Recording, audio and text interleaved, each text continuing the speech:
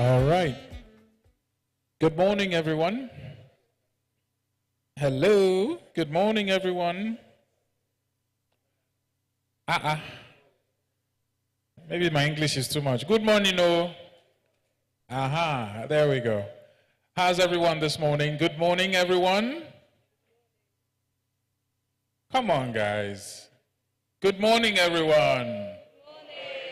Okay, there we go. I love the energy. Give the person next to you a high five and say it's great to be alive. I know this is a very techie event, so we're going to do the opposite of that. I don't want serious faces. I want everyone happy and smiling.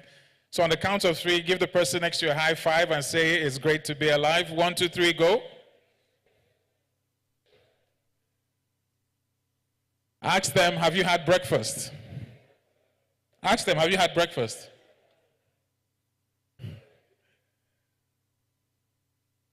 Great to have everyone here this morning. Deshina. Hakim, where you at? Good morning. Please, if you want to clap, let's clap now.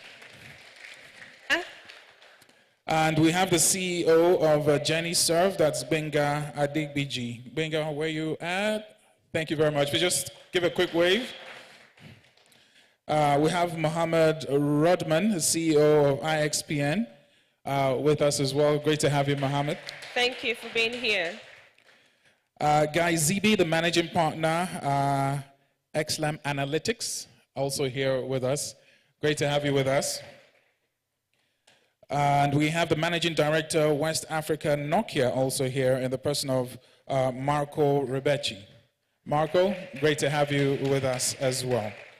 So we have quite a star-studded lineup this morning, as you can imagine. The theme, fostering a digital Africa, connectivities, collaborations, and convergence.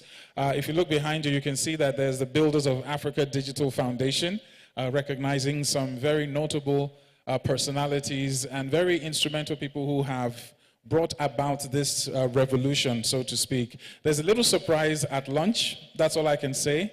You do not want to miss that as well. So it is great to have each and every one of us here. Thank you once again for being part of this. This is Hyperscalers Convergence Africa. And I just want us to take just 20 seconds to give a round of applause to everyone that has put this event together, all the sponsors, the team, the ushers, the technical guys for making this happen. And that leads me to a very important figure. This particular gentleman has taken it upon himself as a personal project, but more importantly, it's born out of the passion and the excellence that he wants in the industry. And if you're going to summarize Hyperscalers Convergence Africa, it will be talking about digital infrastructure and also intelligence platform as well, and everything in between. So I'm not going to pretend like I'm a technical guy, but I do appreciate technology. I'm sure at one point in time or another in our lives, we do interact with technology. But the question is, we're living in a new age, a new time. It's the era of collaboration. Everything is becoming very simplified. And more importantly, the knowledge that you need to acquire is very crucial, hence Hyperscalers Convergence. We also want to give a big shout out to some of the stands at the back, talking about Cedar View, Vertiv, Main One, Equinox, and of course, open access data centers. You might want to check them out during the networking break that we're going to have. Without taking too much of your time this morning, it is a great pleasure that I do call up on the stage this morning the Executive Director, Africa Hyperscalers, the man behind the mission, the general at the front. And if you know generals, they're only as good as their soldiers, and he does have very good soldiers here with him. Ladies and gentlemen, please show some love for the one and only Temitope Oshunride, who is here to give his welcome address. I'm sure we can do much better than that, much better than that. He's very shy, so he needs encouragement. He needs encouragement. He's very, very shy.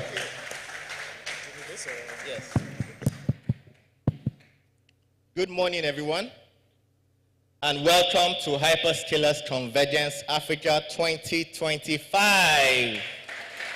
Thank you. So I want to start with a video. So please, let's play that now. Africa's digital infrastructure infrastructure is broken. Despite the recent advancements, our ecosystem is fragmented, giving us a mismatch between surplus international capacity from subsea cables in a few places and inadequate local infrastructure in many others. Why does this matter? 60 years ago, the democratization of subsea cables transformed our internet space and capacity, increasing them by over 1,000%. This leap ignited a tech revolution, fueling startups and economic growth across Africa. Yet, we have only utilized less than 15% of the available capacity, and today we have double the subsea capacity that we had before. To fully harness this potential, we must focus on localizing our traffic and our data. This isn't only about efficiency, though that is a good point. It is also about scalability, sustainability, and sovereignty. The current lack of widespread digital access hampers our progress towards all the inclusions, financial, healthcare, and even economic empowerment. For example, more Nigerians lack financial access than the entire population of Canada. Africa represents 18% of the world's population, but has less than 0.02% of the global fiber optic cable infrastructure and only 1% of the world's data center capacity. With our population set to grow by 70% in the next 20 years, the need for a robust data infrastructure for the continent is urgent. Today, we stand at a crossroad with the opportunity to go forward and change Africa's digital narrative or to do nothing. We must collaborate to build the infrastructure that will enable our thinkers, our brewers, our creators, and our builders. This transformation requires collaboration among operators, among investors, and among governments. With the Convergence Africa, our goals are clear. Foster partnerships, uniting the digital infrastructure industry to bridge gaps and enhance access and inclusion. We want to learn from global operators by engaging with regions that have more mature infrastructure to accelerate our progress. We want to improve trust and collaboration among regulators, among operators, among investors, and other stakeholders to support an environment for innovation. We want to strengthen intra-African collaboration by working together across borders to develop a unified digital infrastructure for all Africans. As the African proverb goes, if you want to go fast, go well. If you want to go far, go together. Let us choose the path that takes us further. Together, we can build a digitally connected Africa that is ready to shine on the global stage. Thank you. Sorry about the audio, but I'll do a very quick recap. For those who were not here last year, we played that video last year. Essentially, that video looked at the Africa situation. There is so much capacity, subsea capacity, but we're using less than 15% of that, largely because of some of the challenges we all are aware of. Metro is low. A lot of indices that should be there are not. We have things that work for us, great population, great youthful population. We have a lot of interest and vibrancy, but we're unable to convert this into actual potential. And that needs to change, because we're in the world of quickly evolving world of AI. If you look around the world now, everybody is talking SMRs, America First, local data sovereignty, and so on. And we also need to get into the play with that. But let's start with what hasn't changed from last year. We still have the abundant subsea capacity. We're still using less than 15%. We still have inadequate terrestrial infrastructure. And we still have 18% of the world's population. In the next 10, 15 years, that number will go up above 20. We hold less than 2% of global data center capacity currently, and I'm sure when Guy comes, he will also share a bit more insights on actual numbers. We produce less than 1% of global compute power. Yet, in terms of population, we're the world's largest, biggest bloc. But what has changed? There's increased advancements. There's increased interest in emerging markets. If you've been to a lot of these international conferences, everybody wants to look into Africa. Everybody has a strategy on Africa. Global data center vacancy has dropped below, is about 1%, and that means there's a strong demand. Collaboration remains a strong theme. There was a strong theme of collaboration at our event last year, and we've seen that happen across the industry. We've seen MNOs, Airtel, MTN, Nine Mobile, Vodacom, Orange move across Africa. They're either sharing infrastructure or they are rolling out joint infrastructure. And then the good part, we're really deepening our digital arteries. Meta, over the within the last few weeks, announced new subsea cable systems. Dulu is expanding Equano.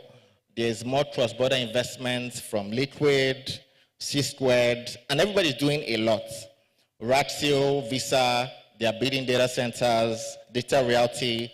They're building a lot. From Lagos to Nairobi, there's so much energy and so much happening. And the world is watching. But we need to do more around collaboration.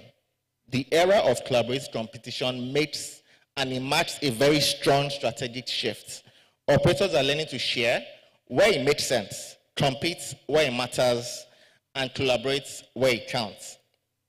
And this is only how we can scale faster, stronger, manage capital better, obviously, and deliver affordable connectivity to the millions of Africans that are still outside the envelope. But this growth brings enormous responsibilities. We still need to tackle the power constraints. Over 600 million people in Africa lack access to electricity. And then we have data centers that consume up to 50 megawatts, 100 megawatts per site across the world. The same as small cities. We need to also manage that. The world is toying, as I mentioned earlier, with SMRs. People like Bezos are talking about space data centers. The challenge is not only to power homes, but to power our digital economy. But we need to resolve the challenges, permits with delays, permits, fragmented policies, weak interagency coordination. They still slow some of the projects that we quickly need to do to get on. And to compete globally, we need to fast-track approvals. We need to improve regulatory and operator and funder alignment.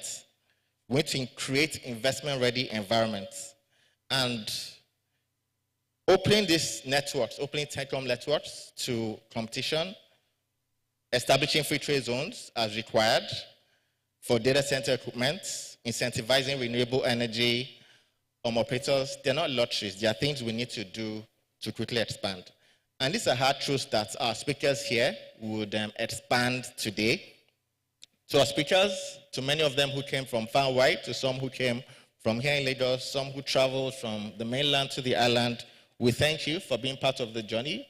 Thank you for braving the elements to be here. Welcome to Lagos. Welcome to the conversation that will shape Africa's digital decade. Welcome to Africa Hyperscalers Convergence. Thank you very much.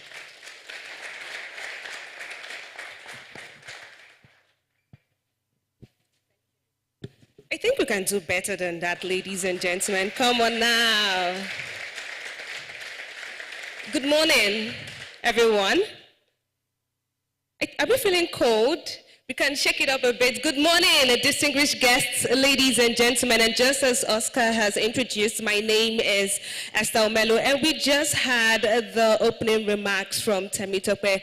Ladies and gentlemen, if you forget anything today, I do hope you do not forget, but gatherings like this give us opportunity to be more educated, to exchange ideas, to be more informed. And so when we're making decisions, we're making those decisions from an informed standpoint. And so today it's all about collaboration, it's about connectivity. Yes, we can do things on our own, but when we work together, you would agree with me that we can scale better. And so the transformation that we are looking forward to, boils down to collaboration. And I do hope today that way beyond the conversation that we'll be having here, we'll take purposeful action to move Africa's digital future to the next level.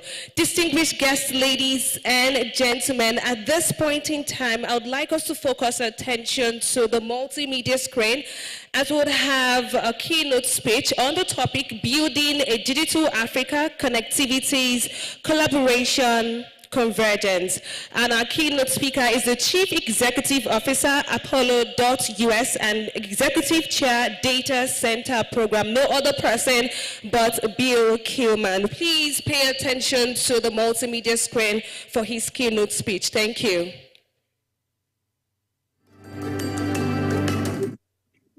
Good morning, HCA. It's an absolute pleasure to be here. And Temi, thank you for the very warm introduction. It's been a crazy market, and I know I'm going to get really excited about this. It's just we're going to talk about data centers and power and bringing all this crazy stuff online. But I'm getting a little bit ahead of myself. Again, I'm Bill Clayman. I am the co-founder and CEO of Apollo.US. I'm also the contributing editor to Information Week, Data Center Knowledge, Data Center Frontier, and the executive chair of data center programs at Informa, which is an amazing company where I get a chance to put on quite literally the world's largest data center programs over the United States, out in Europe as well. And we have an exciting conversation here. We've got 20 very precious minutes together. And by the way, if you have any questions or comments, or if you want to continue this conversation, find me on LinkedIn. I'm easy to locate, and we can certainly continue this. But building a digital Africa, connectivity, collaboration, and convergence. This conversation is actually going to include one more thing to this. It doesn't start with a C, and it's power. And we're going to have to discuss this. I just got back from Data Center World Power here in the United States in Texas, and one of the biggest things that we were discussing is obviously data centers, power, and just how much incredible growth there are that's happening in this space, not just in the United States, but obviously globally, with some of the biggest emerging markets in the world, including things like the Southeast, India, South America, and of course we talked about Africa as well. So as we dive into this a little bit, it's important to understand what's happening in this market. And I know I'm going to go through a whole bunch of stuff. One of the special things that you're going to get a chance to see today is actually the AFCOM State of the Data Center Report, the latest findings. And because this is a very special presentation, you're going to get to see some very curated findings from that report. So these are all new. It's an international report. I'm the one that got a chance to write it. I've written the report for the past 9 years, and we're going to see some of the really cool metrics that are impacting our industry. But before we get into that, it's important to understand data centers by the numbers, what's happening and why it's happening in this space, right? And obviously, everybody knows the acronym AI, but we're going to get into that in just a second. When we look at hyperscale facilities, those big ones, right, the Googles, the Microsofts of the world, there are now over 1,000 of these hyperscale facilities across the world, and more than 3 times as many than there were about 5 to 6 years ago. And despite the crazy supply chain and logistics issues that we experienced from 2020, even through today, we saw more than 52 of those come online. There was a really interesting research from 451, now part of S&P Global, that said that there's more than 10,000 co-location and wholesale facilities worldwide. Now I personally believe that's an underestimate because, we don't sometimes see some of the larger or edge facilities. And one really important point, JLL, Jones Lang LaSalle, who does a lot of research around data centers, has been coming out and saying that vacancy rates, the amount of availability in data center space, is at an all-time low at primary markets, which is the main reason why we're seeing so much happening across the entire world in these new emerging markets. So here in the United States, in Northern Virginia specifically, the vacancy rate, how much infrastructure is actually available, is now at about 1% or less. And in many of these secondary markets, it's now hovering in like the 2%, which is practically nothing, right? So we're looking at these new kinds of markets. Now there's been basically reservations or places where we've hit roadblocks as far as why we can't deploy in these new markets. Well, I can tell you that a lot of those roadblocks are quickly going away. So why Africa? why are we seeing so much conversation? I just got off the stage with folks from NVIDIA, from these large organizations that are flat out saying that we are going to be building these new and emerging markets because connectivity is the lifeblood of people. This is how we communicate. This is how we continue to do great things in this industry, and really how we live, play, eat, and everything else in between. So when we look at places like Africa, we see just take a look at some of these headlines. You got Visa building its first Africa data center in Johannesburg. We see the data center construction in Africa, and especially in investment, hitting the multiple billions by 2029, just a few years out. You've got investment from NVIDIA. You've got Equinix that's actually built out a fairly sizable Africa build out. In multiple locations. Now, what's really neat about that is that phase one is done. It's officially complete, about 700 racks across 20,000 square feet of space, and that is actually going to continue to expand. And then you've got Raxio that launched its data centers in Angola. That's actually their 6th location now in Africa. Now, I know this text is really, really small. Now, if you take a look at this big map right there, at the very bottom, the number right there, the total number of facilities stands at 231. Now, I did some research. This is from datacenters.com. It's a map that shows global data center facilities. That number from last year was 119. So according to these folks, we saw well over 100 facilities come online before the last time I got a chance to do this through today. So we know infrastructure is being built. We know there's collaboration. We know that there's connectivity happening. And we know that we're impacting communities, right? And so there's a massive impact behind all of this. I firmly believe that Africa is one of the faster growing emerging markets. We're going to see more connectivity happening across the entire space, but there's an impact. There's an impact that we have to talk about, and a lot of it is power, right? There's some really interesting research that says that with commercial data center power usage growing by an average of 40% annually over the past 5 years, Africa and the consumption is going to be reaching upwards of 8,000 gigawatt hours, growing by about 20 to 25% annually.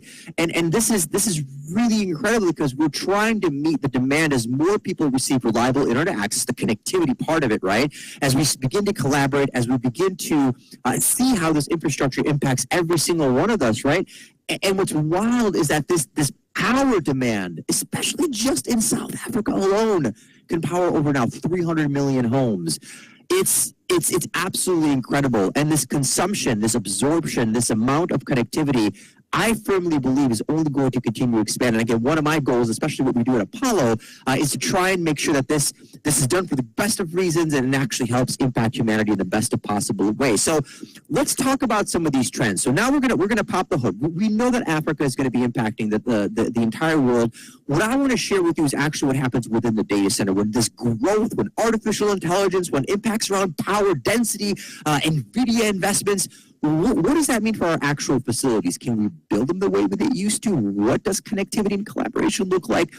How do we ultimately change this? So the trends that are impacting our industry, and I guess going without saying, every single person in this room is a user of generative AI, right? If you've gone on Google or Bing or whatever your favorite search engine is, and you've typed in a question, the first response is no longer a blue link.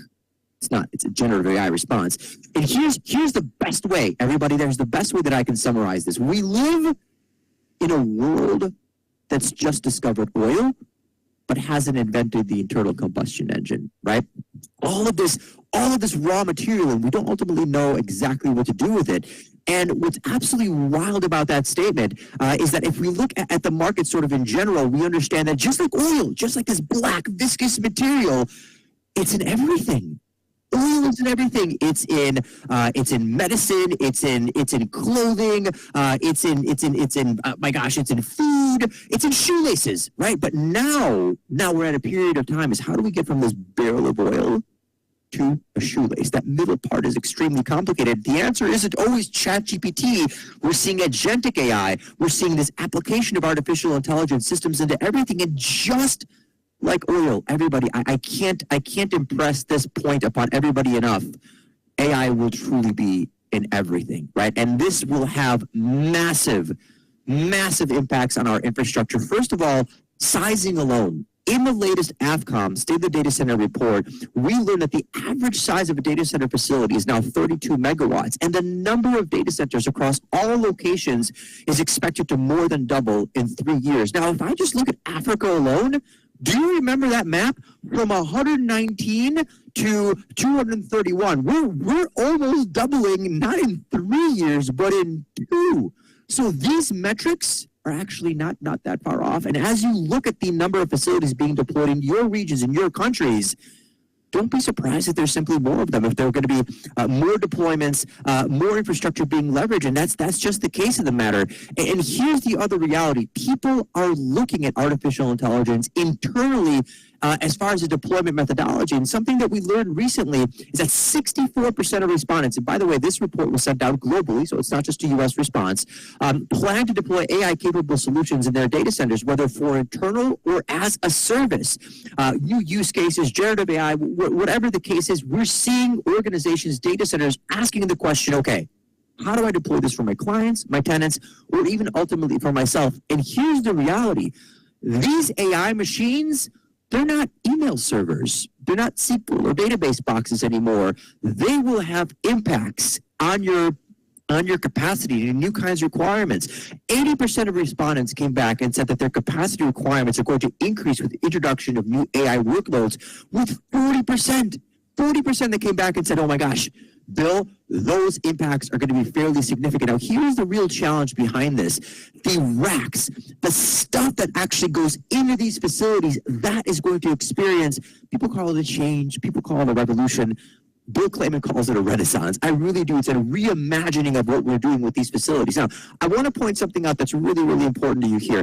My partners that run our Apollo infrastructure, so we have between, let's say, 3,000 and 5,000 GPUs under our management for things like inference, right? We're not out there trying to train the next, ChatGPT or OpenAI. We look at enterprise LLM and inference specifically. But what's wild about this is that the average DGX unit, one NVIDIA unit, consumes about 10.2 kilowatts per rack.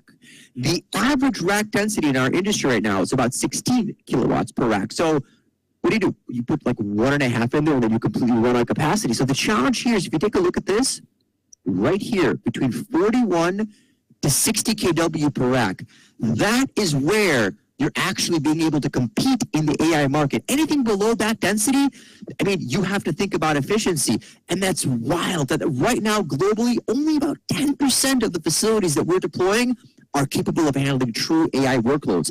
That's all going to change. We're going to see greater levels of density.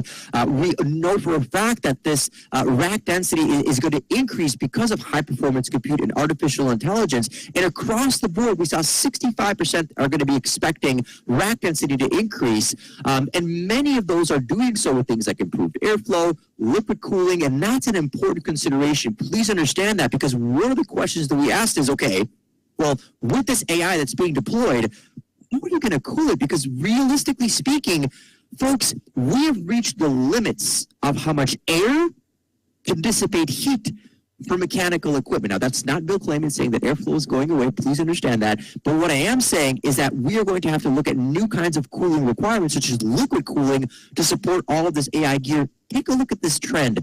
34% of our respondents came back and said that their cooling solutions are failing to meet all of their requirements. And that is going to be an increase year over year, because we need to figure out new ways. Because again, you can't blow hard enough on these servers to cool them, because they're so much more dense and they require so much more power, which brings me to a very important point. And we have to talk about this. And that is power.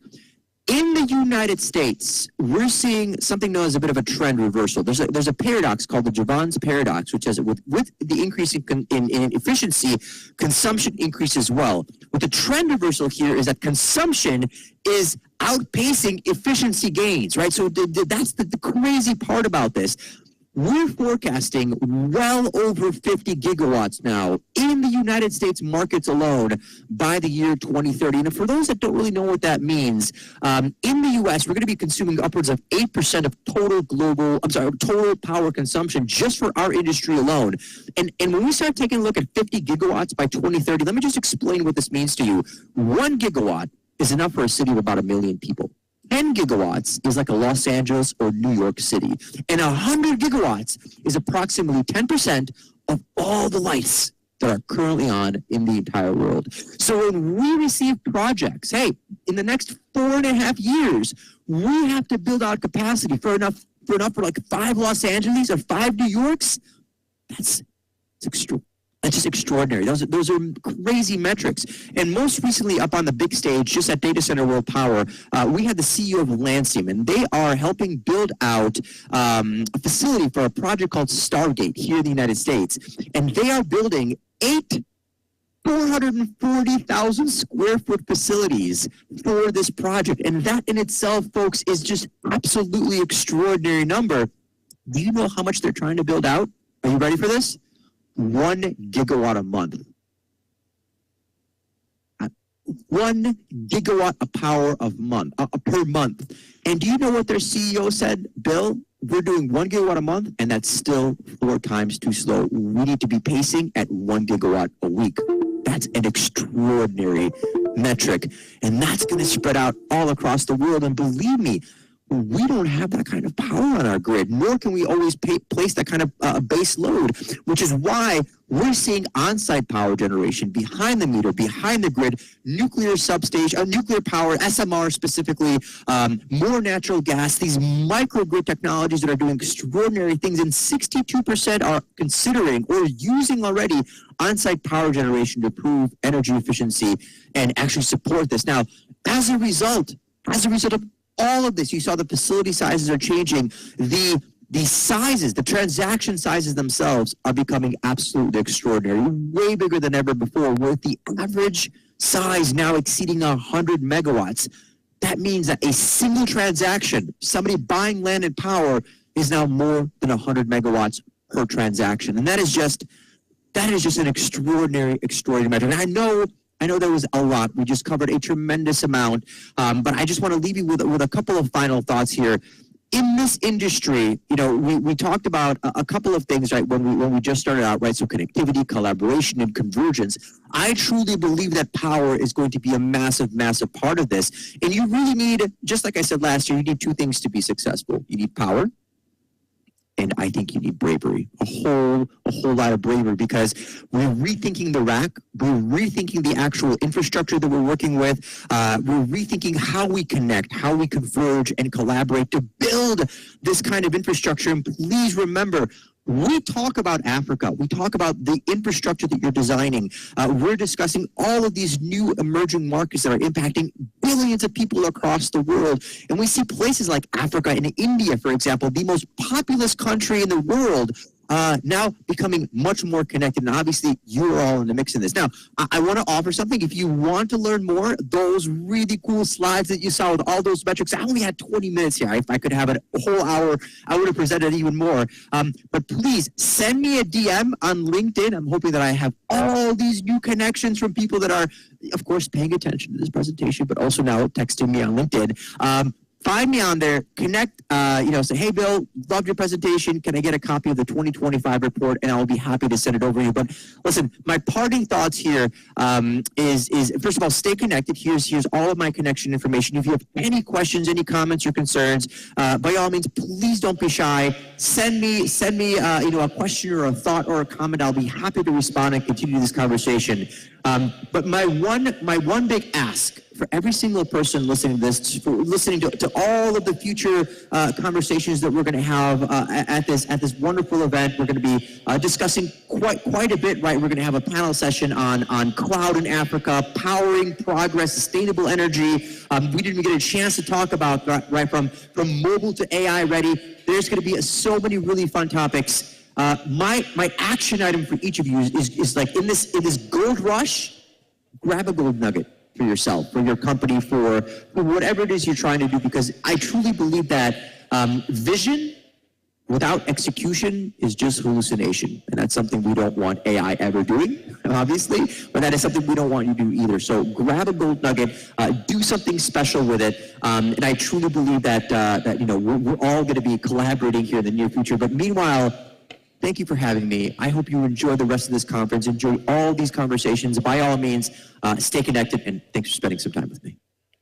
Thank you very much. A round of applause to Bill. That was Bill Clayman, Chief Executive Officer, Apollo.US, and Executive Chair, Data Center Programs in Former. And that was our keynote address talking about building a digital Africa and connectivities, collaborations, convergence, which also doubles as the theme for today. Great to have Bill back again. He was here last year as a keynote speaker as well. So I'll have more people joining us. For those joining us, great to have you with us. And we are ready for our first panel session for today. And this will be talking about data center and cloud in Africa. And there are key trends and highlights for the non-tech people. There have been a lot of improvement. I know for sure, for example, there's a lot of investment in data centers in Africa, in Lagos especially. I know there's been some humongous amounts being mentioned, being used to build data center. But over the past years, there has been a marked increase in data center investments. Since 2022, for example, at least 25 new carrier-neutral data centers have come into service. And there's also major cloud providers that are beginning to look our way. Most of the things we do are outsourced, but now we're bringing it home, which of course is improving the quality of service that we offer. And in terms of the industry, it's also scaling up, which speaks to one of the major aspects of the theme for today, which is collaboration and convergence. I will quickly go through our panelists this morning, and they will be here to thrash out our first session for the day, Data Center and Cloud in Africa, the journey to 2,500 megawatts. We have, in no particular order, they're being mic'd, so I'll just call their names so we can recognize them as they come up on stage. The Chief Executive Officer, Cassie Cloud, in the person of Johnson Agobwa. We also have the General Manager, Infrastructure and Cloud Engineering, MT Nigeria. I mentioned him earlier on, that's Roger Shute. We have also the Chief Executive Officer, IX Africa Data Center, in the person of Snehar Saha. We also have the Head of IP Business, Northwest and Central Africa, Nokia, in the person of Karim Amar. And last but not the least, the Managing Director, Digital Reality Nigeria, Ikechukwu Nnamani. They will be our panelists this morning, so please do give them a round of applause as they make their way. So let's show them some HCA love, as this is their first session this morning. And to moderate this event, we have the managing partner, XLM Analytics, in the person of Guy Zibi. And I'll be handing over, yes, you can clap for him as well. I'll be handing over to Guy to take over this morning. Yes, I'm good. This works? Yes, sounds like it works. Perfect. I do. Okay, I think we have Shahar Shah joining us from Nairobi on the screen. If you can let me know when Shahar is available, that would be great.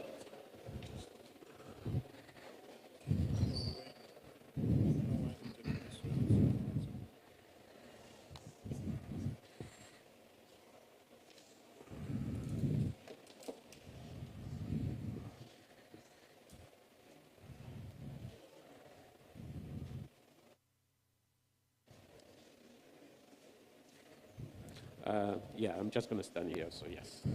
Yeah, probably.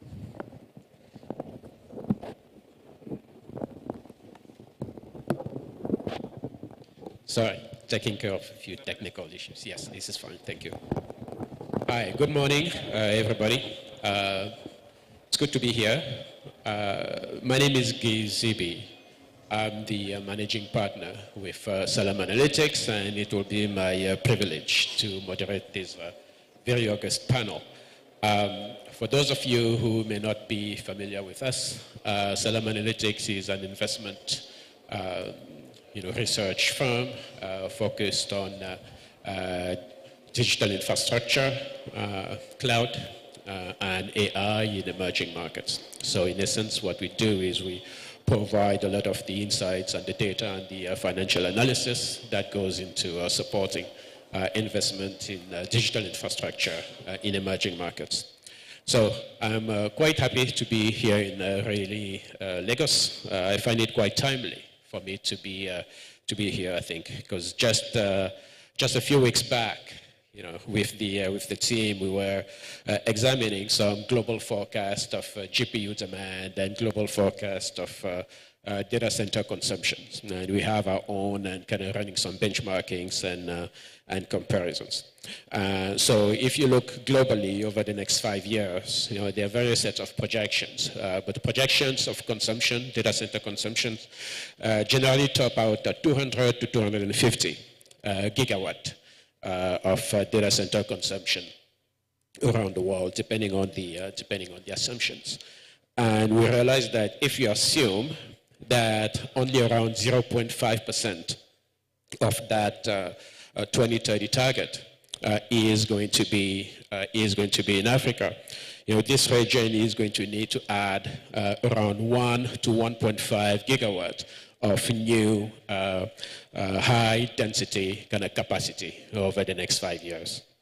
Now you can run different set of estimates, but the bottom line is that there's a substantial amount of capacity that's going to need to be added. So that's a lot of capacity. Obviously, you ask yourself, and we ask ourselves, who is going to do it?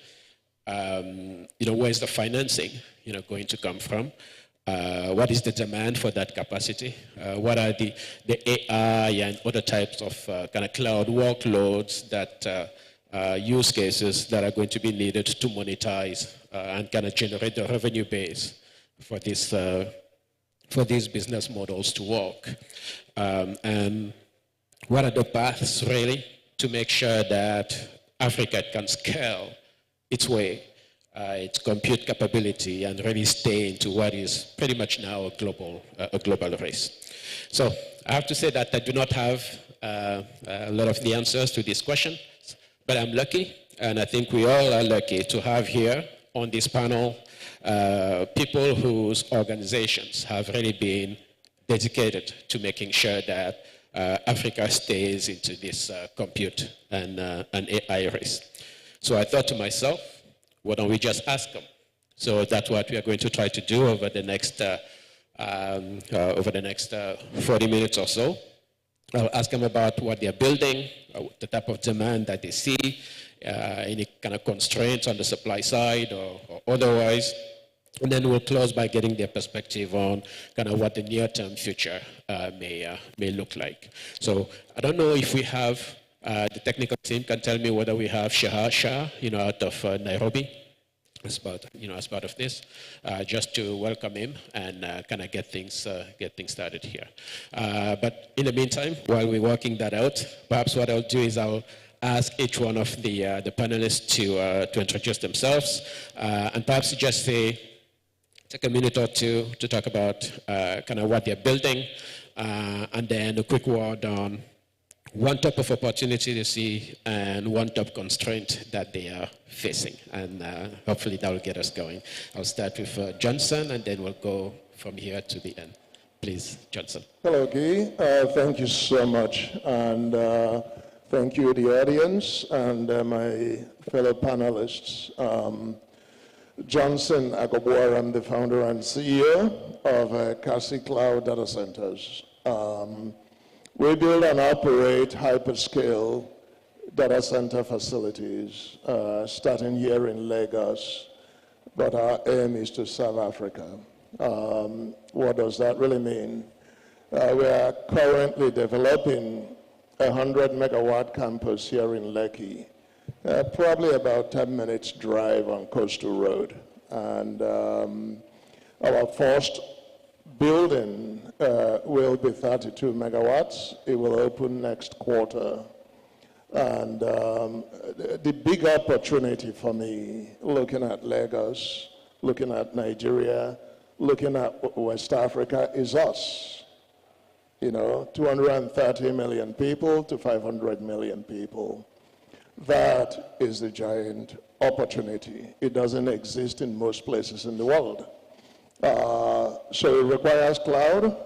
We're going to leapfrog to AI, and they will require all of us to do that. A constraint, of course, the usual power, you know.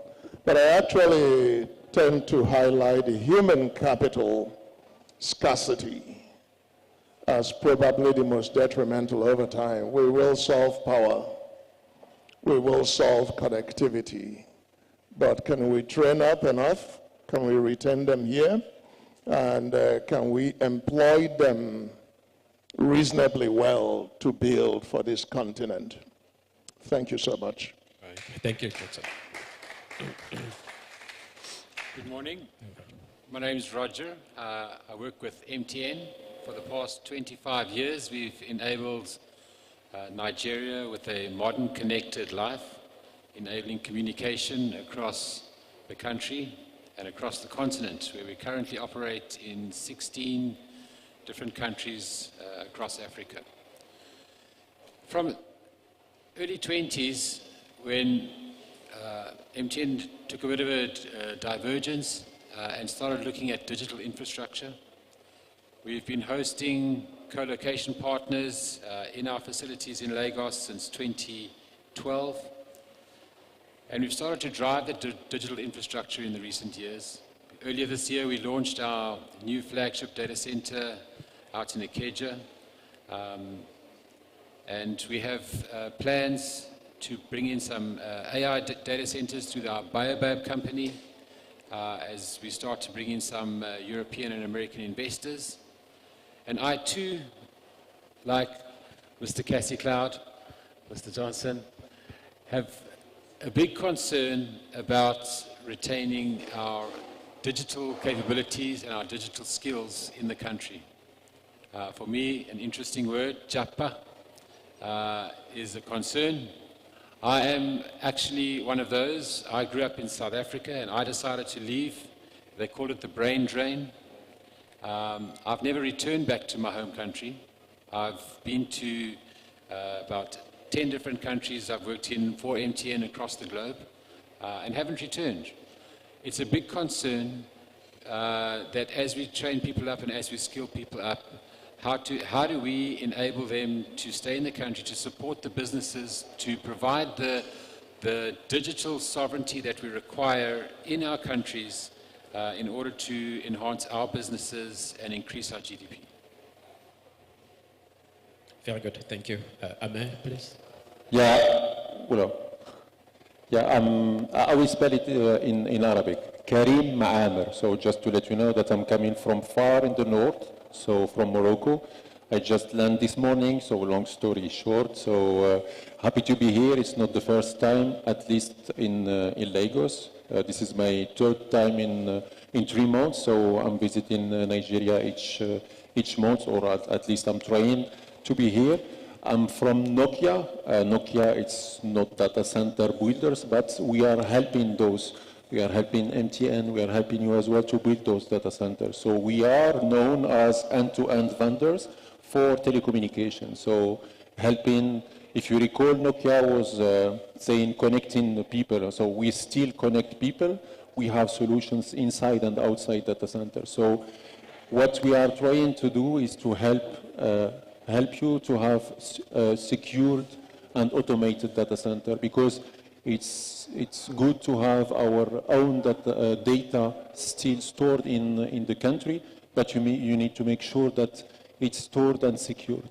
And we have capabilities and solutions that can help you to do so. I'm talking about quantum safe, for example. So we have these capabilities to interconnect 2 data centers, either using IP or WDM technology at quantum safe security. And we have as well solutions to automate the data center itself inside your data center.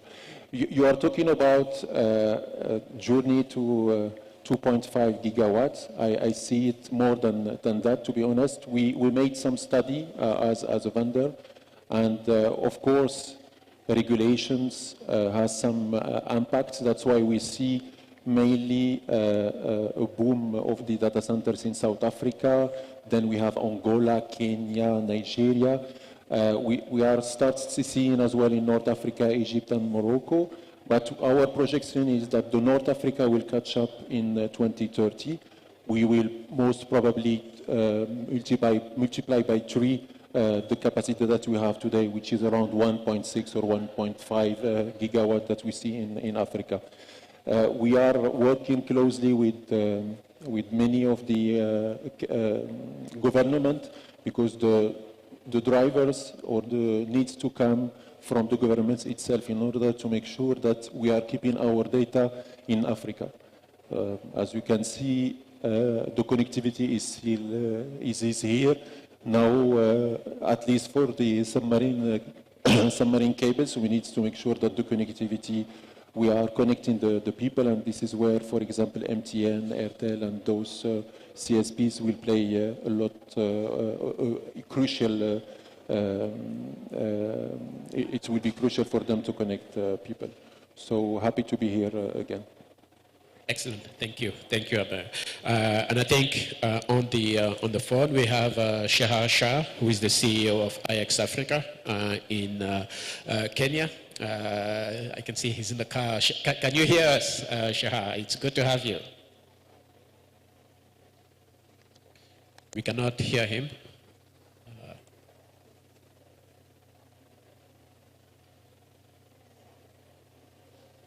Can you try again? Yes, we can see you, but we cannot hear you yet. I don't know if you can hear us. I can hear you. Oh, there you go. We can hear you now. Okay, good morning everyone, and sorry I couldn't be with you guys in Lagos, but hello from East Africa. So yeah, I run IX Africa based here in Nairobi. We're the last entrant in the market. But we have chosen to go big scale. So we're currently building a 22.5 megawatt, our first facility, of which the first 5 megawatts is already live. We've already secured our second site, and actually I'm en route to go and visit a potential third site as well.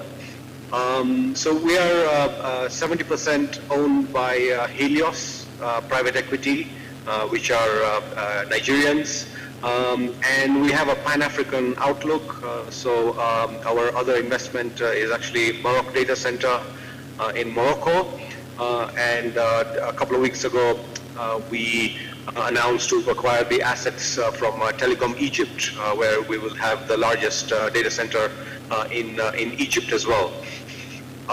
So yeah, after South Africa, which is quite advanced, obviously we see Nigeria and Kenya being the next frontiers. And already in Kenya, there is 2 hyperscalers who have publicly announced to come into this market. The first one being Oracle, and the second one being Microsoft. And we've taken the leap of faith to build the large infrastructure in the conviction that the hyperscalers will come, and we're convinced that it's not a matter of if, but when they come. And in terms of the opportunity that we're currently seeing, even before the hyperscalers are coming, is in AI. In fact, we were already installing one of the AI providers, so doing GPU as a service. And they're putting in racks based on air cooling. They're doing as much as 30 kilowatts per rack. And we're beginning to see end user demand for that, from banks, financial institutions, research, to use this infrastructure to do the AI compute. So that's a great opportunity that we're seeing. I heard our other colleagues talked about the constraints of talent, sort of talent flight out of Africa, but we're actually seeing the opposite here in Kenya. In fact, I'm a living example of that because I was living outside in the UK, having been born in Kenya, but last 10 years I've chosen to come back and be part of the growing sort of tech evolution here. Nairobi is nicknamed the Silicon Savannah. We are attracting, billions of dollars of VC and PE funding, and we're seeing. So Nairobi is even a hub. So, for example, Nairobi is the second largest office for the United Nations outside New York, and we're seeing a growth of those institutions here. We're seeing a lot of foreign talent now come into this market as well. So that's another opportunity that we're seeing and making our country as a BPO destination. The constraint that we're seeing is we are in East Africa. We're a hub for the region, which is access to 300 million population. But what we're really hoping is for the government to fast track the data sharing regulations under the East African community, because once that happens, then our neighboring countries can also use our infrastructure. So that's one constraint that we hope can be fast-tracked. And it's really good to be part of this conversation. Thank you. Excellent. Thank you. Thank you very much, Shah. So quite a good perspective to get from Kenya. Bringing things back perhaps to Nigeria. And I want to start this discussion, talk a little bit about demand first, because all the capacity numbers and all of that we talked about are only relevant to the extent that the services and applications are going to be used on the ground by enterprises and consumers. So I just want to get a bit of perspective from you in terms of in the Nigerian context in particular, and perhaps kind of West Africa broadly, kind of what you're currently seeing and hearing from customers. I mean, you all spend a lot of time kind of talking to enterprise customers, and I want to focus on non-hyperscalers for now. We'll talk about hyperscalers later, but really just kind of enterprise migration to kind of cloud services, adoption of AI, and those types of things.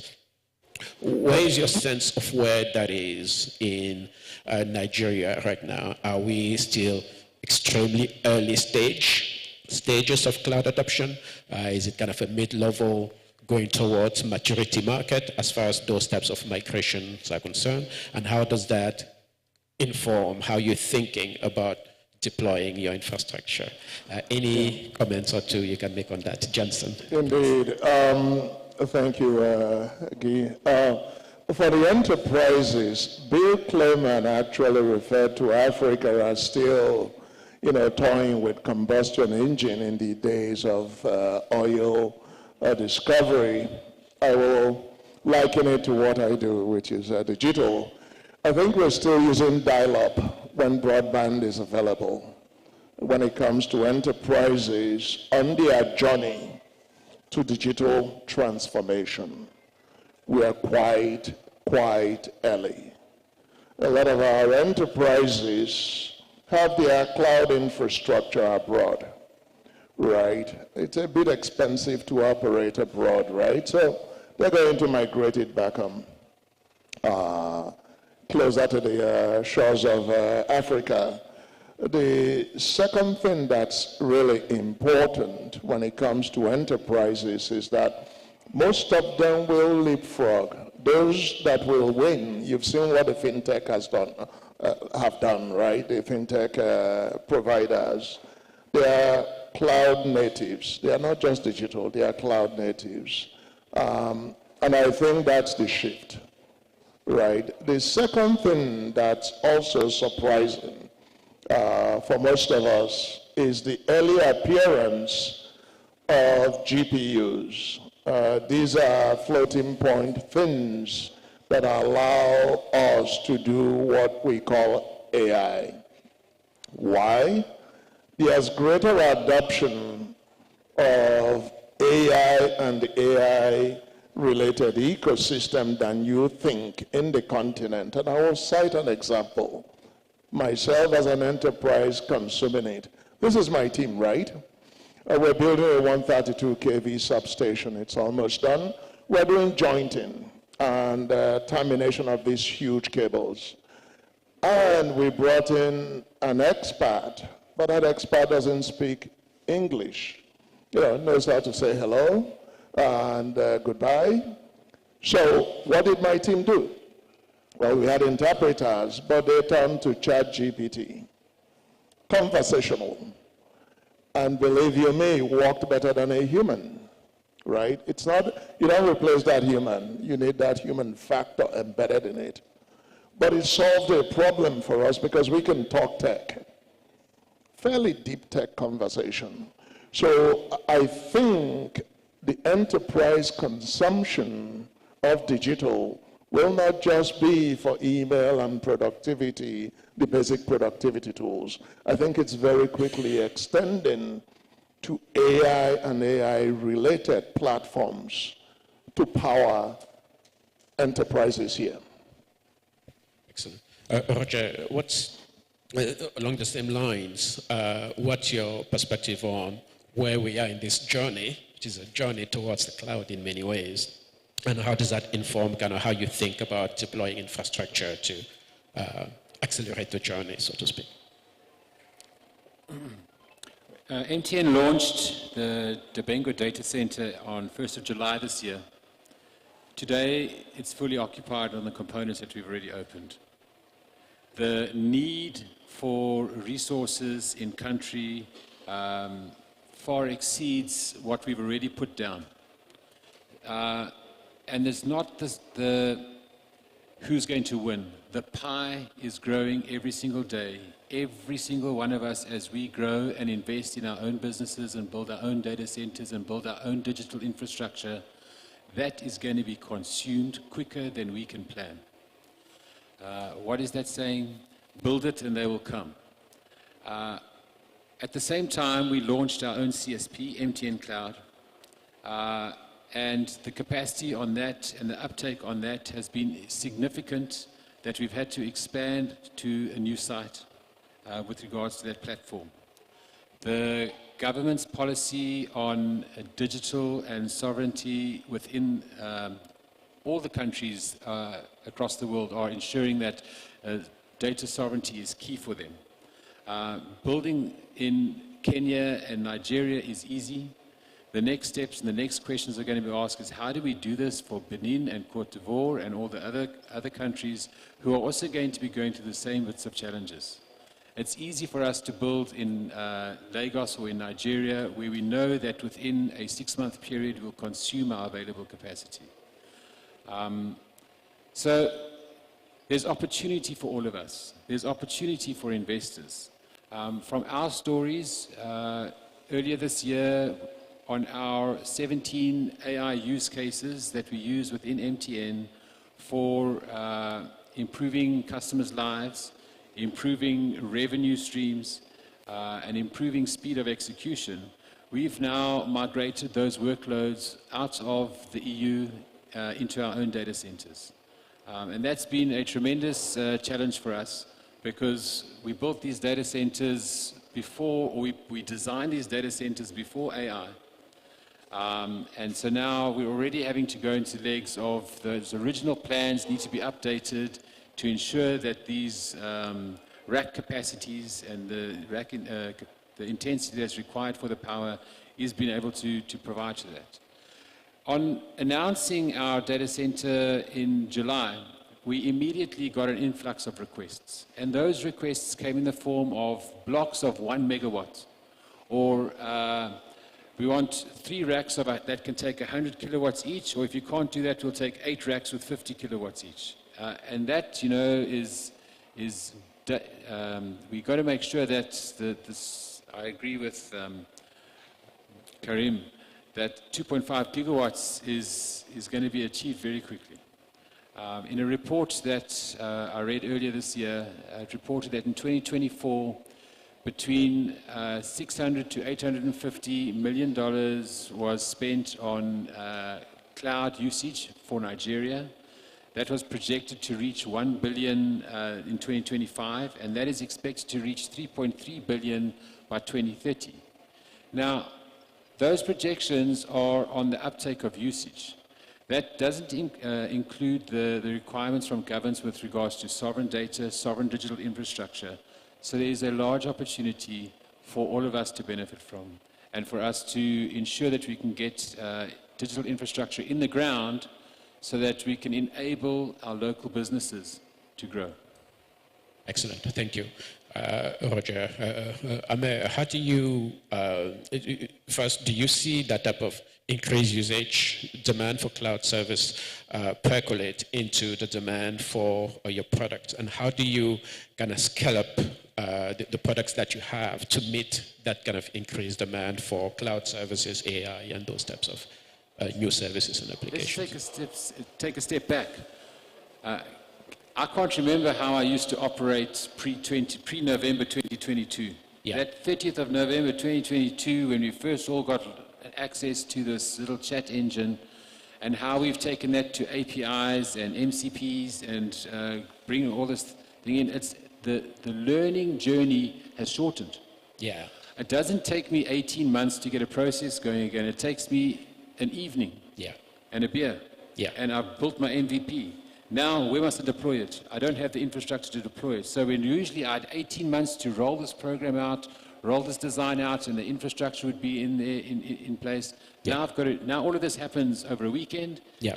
and the infrastructure needs to be ready. So there's challenges on that side. For us, we've put down 4 key platforms to allow our engineers and our developers to get going immediately. Yeah. On MVPs and initial market tests. And then as we agree on some of the solutions that we want to continue with, those then need more structured infrastructure to run. And so then we're having to put down infrastructure before we know what we're going to use it for, and we consume that within a quarter. Yeah, no, I mean, and not to get into that constraints discussion, but would you say we are held back by capacity and infrastructure still, meaning to build scale to kind of keep up with that demand that you're seeing, or no? Do we have enough capacity? We don't have enough meet? capacity at Okay. all. I know that there are companies who are wanting to put down 150, 200, 250 racks, and they're looking for co-location partners to do this with, Yeah. and none of us are ready yet. Yeah. And that's the game we've got to play. And it's not just, okay, am I going to lose the business? Is Cassie going to get the business? It doesn't matter. Whoever's ready first is going to consume. When you're ready, it's going to be consumed. Yeah. Johnson, you wanted to say something? Then Amer. No, he's exactly right. Yeah. I think we are suffering from capacity supply as an industry. And we're also suffering from maturing the supply ecosystem. As you know, when enterprises deploy, they always want a backup. When hyperscale operators deploy, they always want availability zones. And they tend to triplicate those availability zones. Yeah. Compound it with the technicalities of supplying exact, supplying to the SLA and to the requirements, right? That's the service level agreements, SLA. So these are really, really difficult. Yeah. So if you don't plan ahead of time on the overall capacity you're going to supply, you will eventually be constrained. It doesn't mean you deploy all of them day one. Yeah. The key word I heard was velocity. Yeah. I'll hand over to Amer, what do you see? The connectivity itself, it depends on, because what we see as a vendor, so we are not deploying, as I said, it depends on the country and where we are, and depend crucially in the regulation. So the regulation here in West Africa, mainly in Nigeria, are different, completely different from the regulation in North Africa. So let's say, or in South Africa. So if you want to consume more your data center that you build, you need to make sure that the regulations are enough open to give you the possibility to have multiple interconnection to your data center, that allow your subscribers connect and consume your data center. Some of the countries, this is somehow already done, which is the case, as I said, South Africa, Nigeria, Kenya, somehow. North Africa, they are still lacking and they are still behind. Part of the program of those countries in North Africa, we start to see plans for Digital 2030, the one that was launched by Morocco just shortly last year. Part of this program is to change the regulation or to adapt the regulations to make sure that when we are building data centers, mainly for artificial intelligence, we will have these regulations to make sure that this will be consumed. We will not rely only on 1 or 2 or 3 CSPs locally. So this should be open in order to allow not only the consumers to connect and to consume the data center, but as well to the data center providers and hyperscalers to come and invest. And this is what we see as a vendor. But this is what I was saying. This is something I think we will have a shift and the change, and those guys in North Africa will catch up. This is what we see most probably in 2030. So instead of having 46% of, let's say, the data centers sitting in South Africa, we will see probably 25 to 24 in Egypt and another 15% in Morocco, while Nigeria will be below, slightly below, which will be a range of 9%. South Africa will remain at the, let's say, 15%, but let's say 20%, sorry. But our projection is that Egypt will catch up and will be in terms of number of data center in 2030. We see Egypt growing very fast, and we will see them be number one in 2030. And if you see as well the map itself and the connectivity and the geostrategic of the country itself, and they are interconnecting continent, so Asia, Europe, and Africa. So geographically, they are well positioned to attract a lot of investment from hyperscalers. Same for, I would say, for Morocco. We are still, because I'm Moroccan, you understand, we are still lacking, let's say, the submarine cable landing. So, for example, to Africa, we don't have any landing today in Morocco.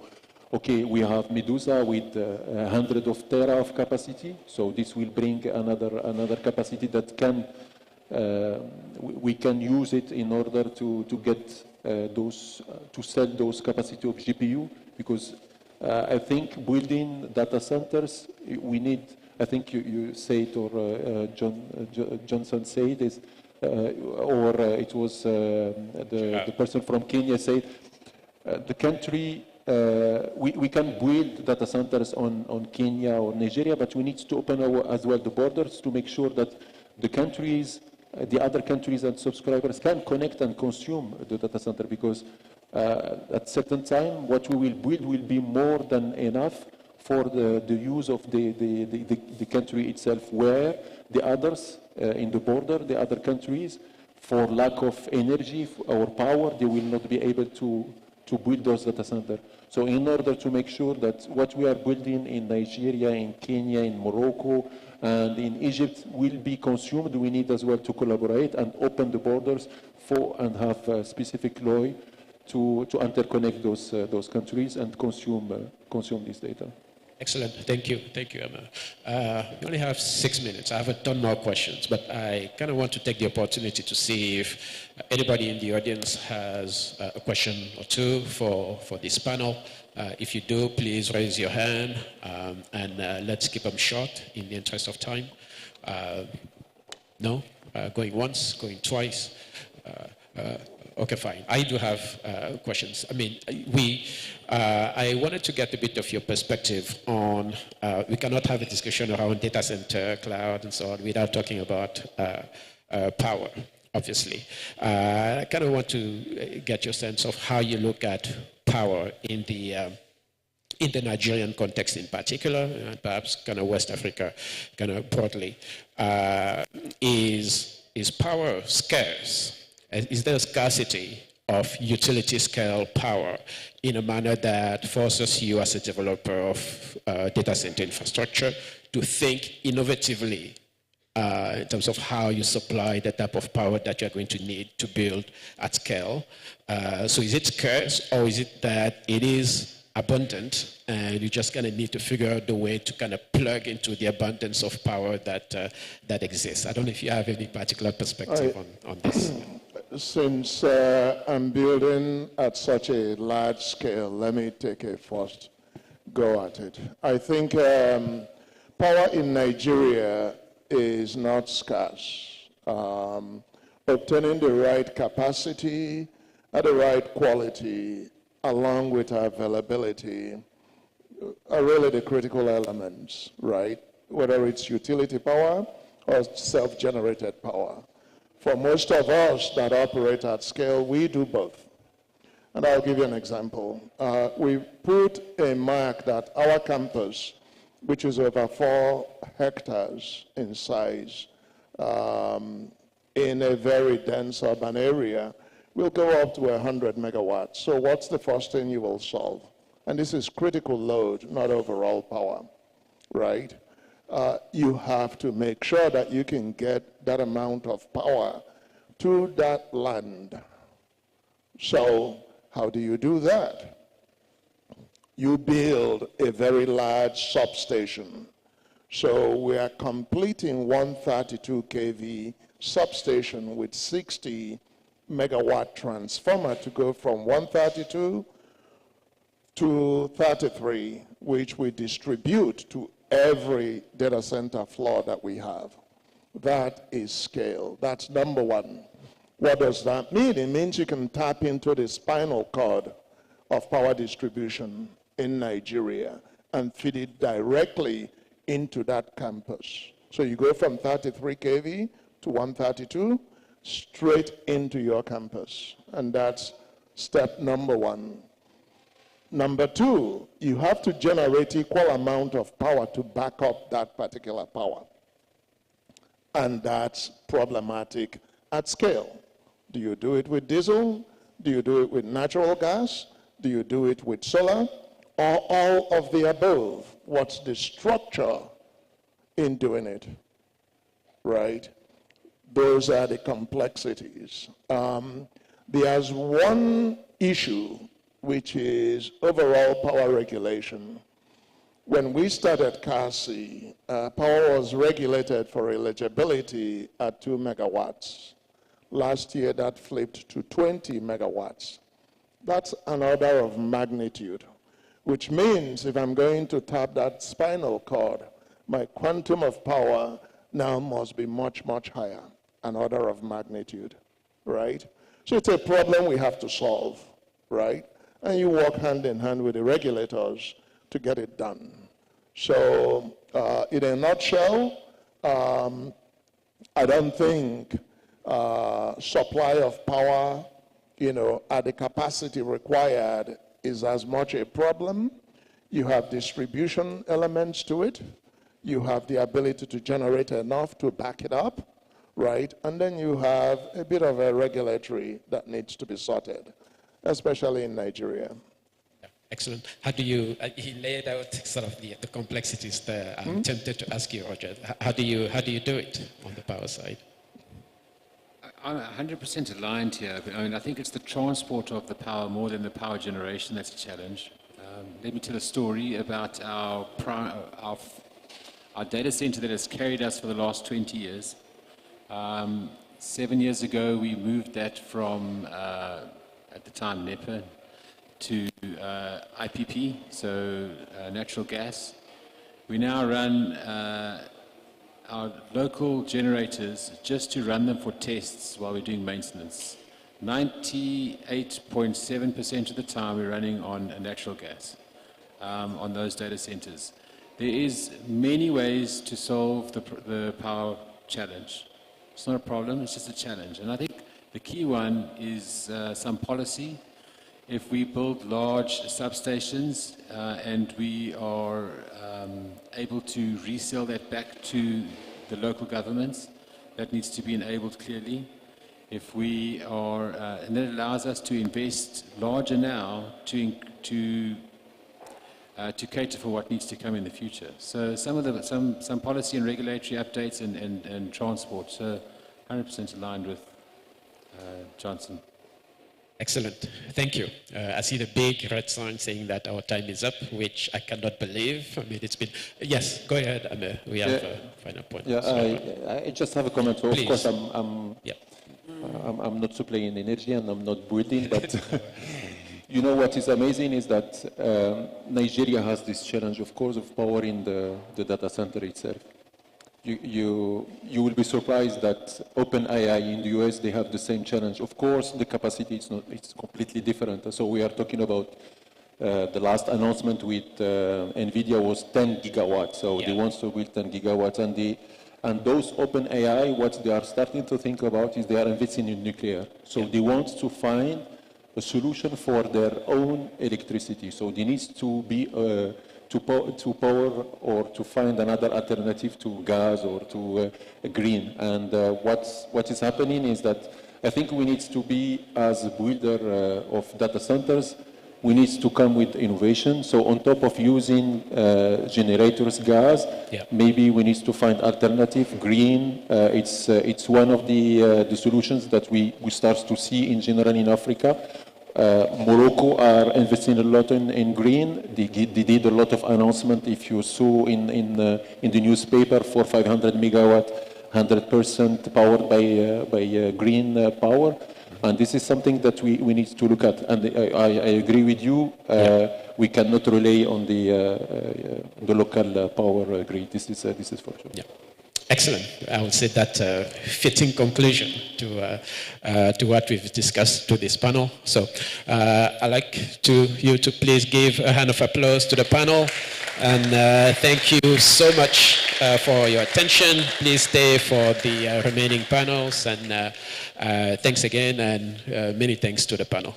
Thank you. Thank you so much, distinguished guests, ladies and gentlemen. Please, once again, a resounding round of applause for our panelists and our wonderful moderator. Please, would have you step forward a bit for a photo session? Okay, thank you. Ladies and gentlemen, it is still Hyperscalers Convergence Africa 2025. And we've been having important conversation fostering a digital Africa connectivities, collaboration, and convergence. Important conversation that we've had right there. Thank you so much to our panelists.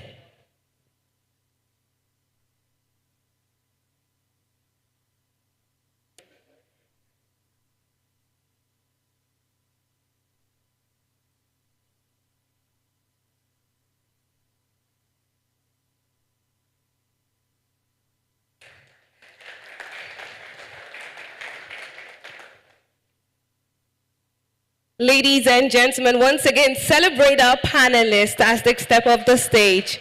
Thank you. The conversation here have been quite revealing and eye-opening. A part that really caught my attention was when Johnson asked the question about human capital. Can we train them enough? Can we retain them? Now, the important thing about conversations like this, it's way beyond the conversation. We tend to also prefer solution and just, take it a notch higher. So whatever it is that we're doing right after here, it is ensuring that by the time we come back next year, would have actionable solutions to the issues and the challenges that have been raised. I think at this point, I would love us to celebrate our convener, Temitope, for, putting together Hyperscalers Convergence Africa 2025 and picking these experienced speakers here today. Distinguished guests, ladies and gentlemen, we'll have a fireside chat, and the fireside chat is on the topic powering progress, sustainable energy as the backbone of Africa's digital future. I'm going to take that again. Powering progress, sustainable energy as the backbone of Africa's digital future. Ladies and gentlemen, our panelist is no other person but the Senior Associate George Etomi and partners, no other person but Diana Abasi. Please, a round of applause as she comes up on the stage. I think we can do better. Come on, let's make our panelists feel good. Thank you so much. Thank you. I also have on my list I also have joining Diana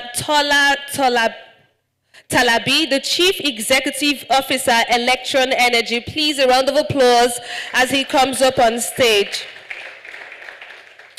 I also have on this list Oluwole Adeote, the Head of Operations, Digital Realty in Nigeria, who would also join them right here. Ladies and gentlemen, this particular fireside chat will be moderated by the Chief Executive Officer of Journey Serve, no other person but Benga Adebiji. Please, a round of applause as he comes up on stage. Thank you, distinguished guests, ladies and gentlemen.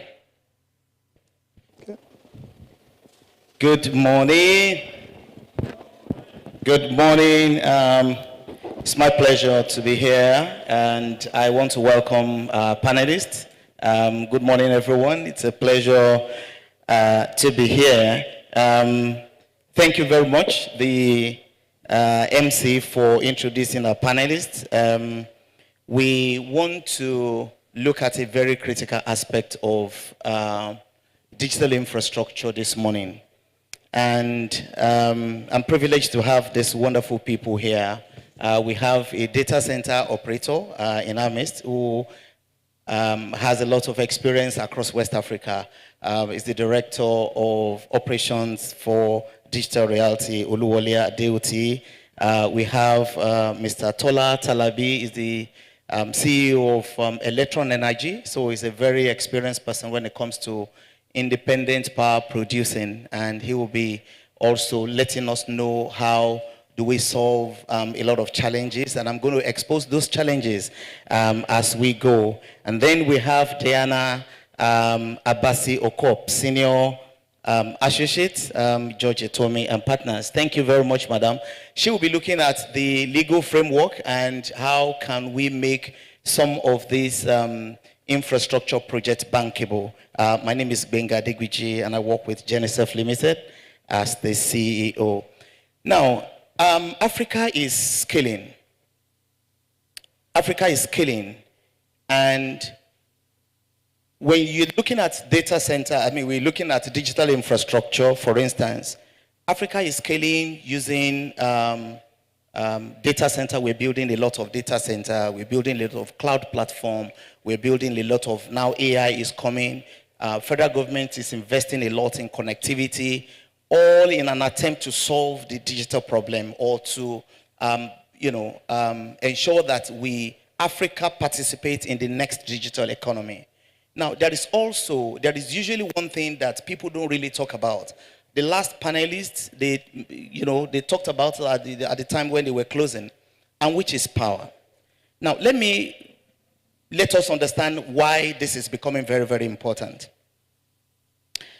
In the last 5 years, there have been about 60 new data center, co-location data centers that has been, across Africa. And it is estimated that another 500 megawatt of capacity will be built between now and 2030. Now, the question is, operators, when you look at the likes of mobile operators who used to be mobile operators, telephone operators before, everybody is now looking at being a digital service provider. So everything is moving digital. AI is becoming what everybody is used to now. And AI will continue to be power hungry as we go, because these machines actually will be more intelligent in the next 5 years than they are today. Now, in the last 5 years, 10 years thereabout, data centers that were built in the last maybe 2015, 2014, thereabout, an average power is about 3 kilowatts, 5 kilowatts. When you have 5 kilowatts, you look at 5 kilowatts then as high density. Today, when you have a GB200, NVIDIA GB200, and I'm telling you because I've seen it before, NVIDIA GB200 in one rack, 4 of those in one node of a rack can consume between 60 to 70 kilowatts. And a GB300 consume much more than that. The question that we have is, we have a lot of efficiency that we have to worry about. We have a lot of sustainability pressures. How do we bridge this digital gap? And I'm happy to have the lady and the gentleman here in the house. Thank you very much. And I will sit down since it's a fireside chat, so we can be side by side. And I'll start with Mr. Tola Talavi. It's a pleasure having you. I want to ask you, Temi, the convener, in his introductory speech, was talking about over 600 people do not have access. Let's even start from there. Access to electricity. What does that mean to you when you look at how you think Nigeria will solve a lot of this digital gap in the future? What does access to electricity mean to you as an expert in this area? And how do you see that if at this point we have over 600 million Africans still don't have access to power? How do we then, solve these issues, of how do we address this issue, number one? Right, thank you. So just a little bit of background. So Electron Energy, our company, we develop independent power plants that primarily focus on commercial and industrial clusters, either as embedded power plants in partnership with distribution companies or as captive solutions. Today we power industries. We also power data centers such as rack center, glow data centers, and telecom infrastructure for the likes of IHS. Now, I think what's interesting, and I think will become more apparent, is that the power sector in Nigeria, and I think consequently across Africa, is undergoing a transformation. And what underpins that transformation is a viable commercial framework for investment in power, in reliable power and availability across the board. Now, I'm really excited to be here to speak to data center practitioners. And the reason is this, is that I think the key message that I would like to put across is that power, which really is spoken of significantly as a challenge, actually is an opportunity for data centers. And I say that because when developers, investors in the power sector are looking to deploy capital, we're literally looking for data centers as the primary consumers of the power that we generate because of the criticality of the power as a service for those data centers and looking at them potentially as the base load for the data center. So your needs for power across the board are actually an opportunity. Now, the question is, we need to position ourselves and data centers need to be available for that to become a reality. Now, in providing, for example, in Victoria Island, where we currently have under construction a $50 million independent power plant that would take most of Victoria Island off the national grid and provide embedded power here. So even this building where we're in would be on that IPP, but so will be several data centers in Victoria Island as their primary source of power. Now, what does that mean? In solving for customers such as data centers, who are the compelling customers, you also, as an embedded power plant producer, provide power to a wider customer base. So it is critical that, and it is really exciting, when we hear about the demand that data centers are going to have, it actually makes the commercial case for power to the wider customer base and even, the underserved customers who can't by themselves provide a commercial base. So we're at the beginning of that transformation. Data centers are critical. That's why I'm here, because it's so important that that message gets across, that this challenge that data centers have actually is a compelling business case from the standpoint of power producers. Thank you. Thank you very much, Tola. That's very insightful. And very insightful because some years back, like 10 years, maybe some between the last 5 years and 10 years, for instance, the thinking is always that, yes, because if you bypass the distribution network, you are going to get reliable power. And we demonstrated it before, some times ago, when we had to do direct connection to ECO electricity, we did, to the national grid through the ECO Aja transmission. So you have some. But the truth of the matter is, even the transmission, if we're talking about, and we need to really look at the reality on ground. I was given an example of one AI node will consume 60, which used to be like 30 racks in those days. So the truth of the matter is, even the grid does not have the kind of power that we will be looking at in the next 5 years. So I think having a solution where you have a captive IPP and having data center, serving even the data center. In some other countries, I think Ireland, they have to also just stop the people from connecting, from data center from connecting to the national grid. So I think that's a very good solution that operators should be looking at. Now, Wally, let me come to you. Across West Africa, now we talked about the issue of the grid. Even when you have the direct connection to the grid today, which may be solving the problem of today, it doesn't solve the problem of tomorrow. The grid is not reliable. You have to be efficient as a data center, otherwise you're going to be losing a lot of money. Now, there is also the third constraint of sustainability. So if you want to run your own generator, you are not going to be sustainable. Now, as an operation expert, how do you balance this efficiency, sustainability, and cost of operation? Yeah, thanks, Mr. Adegbiji.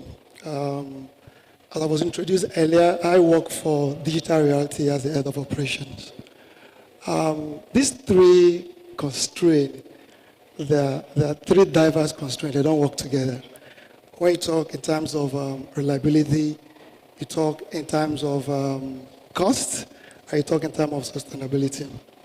Now, we know, like you said earlier, that our grid is not that reliable. And for many data centers today, the alternative you have, it's your generator. And when you try to run your generator, sustainability issue comes up, because you running generator, you are, it's not, it's increasing your carbon footprint, your carbon burn, and as a result, you're not doing efficiently sustainability.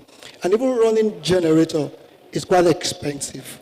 It's not cheap running your own personal generator.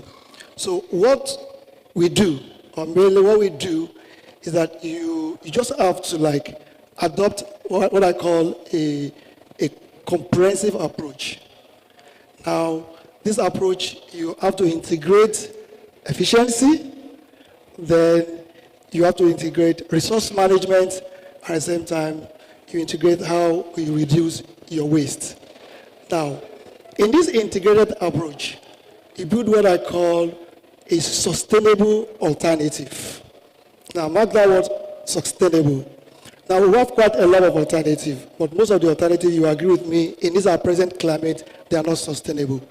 Now, I heard my brother from Morocco talks about maybe green energy, solar, and sort of.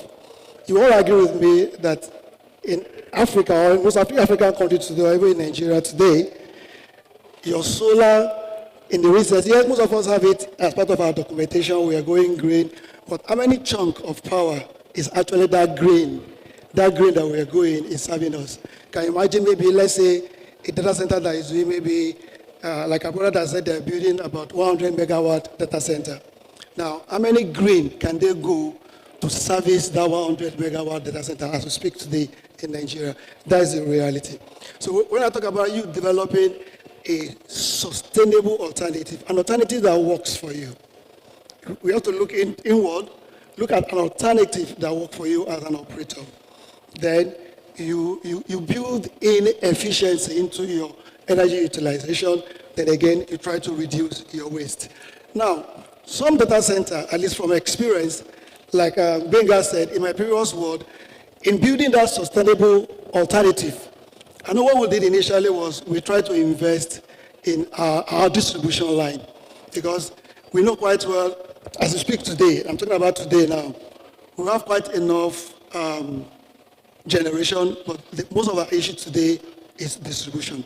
So you investing in distribution, that could be one alternative, and that could help improve your maybe availability. Yes, when we did that, we have quite a number of improvement in our availability.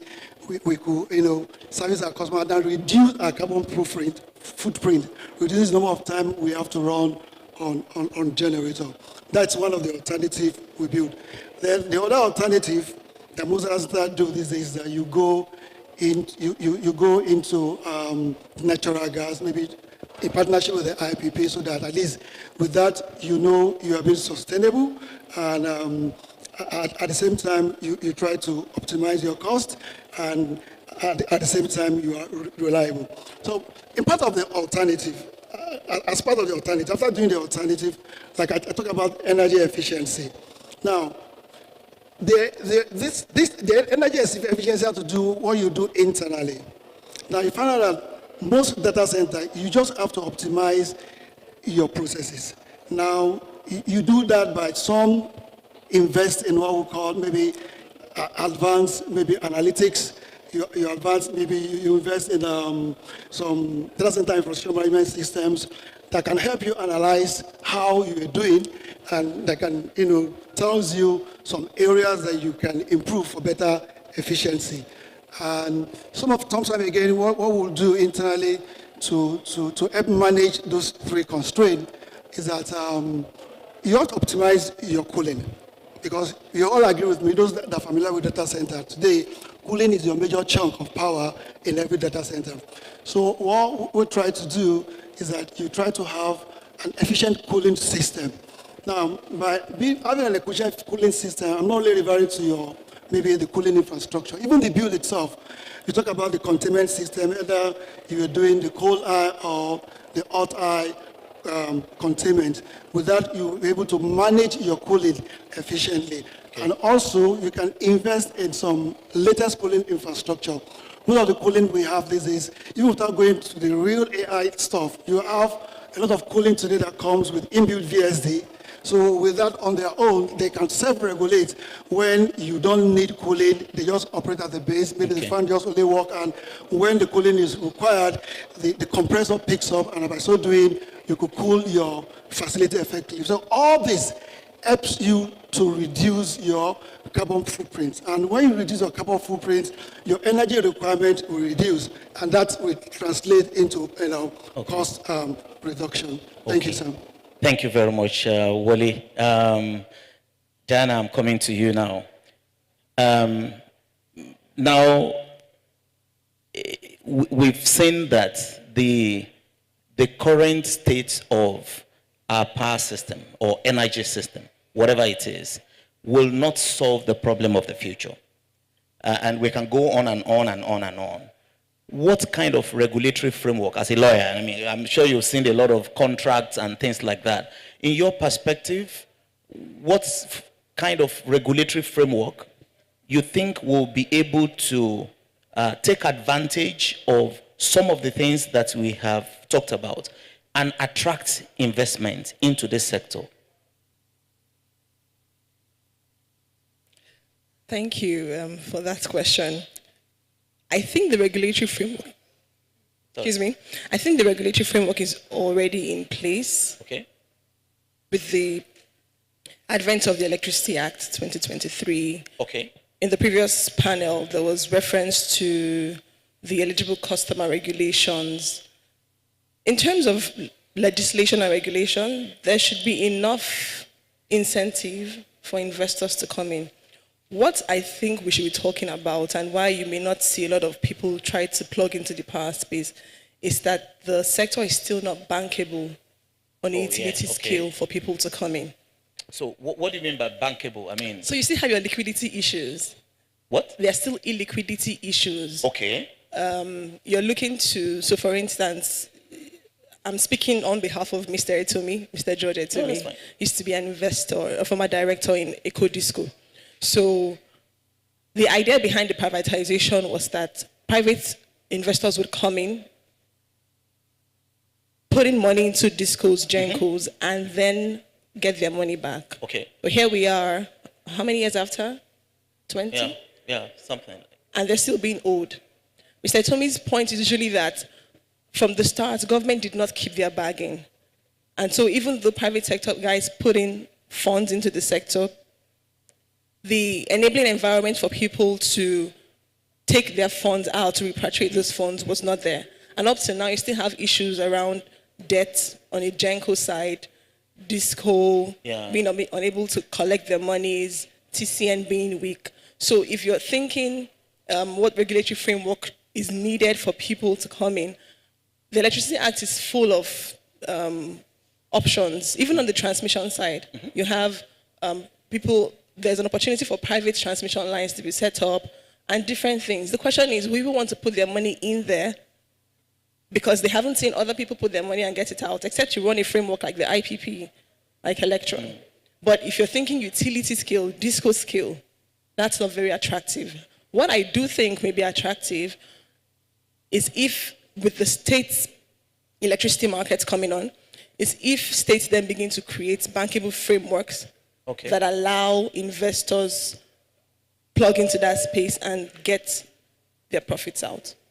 That's very interesting. Thank you for bringing that up because I know, and Mr. Tola Talabi, I know you are in that whatever. What do you want to say? You seem to have something, a response to what she has said. I think Diana is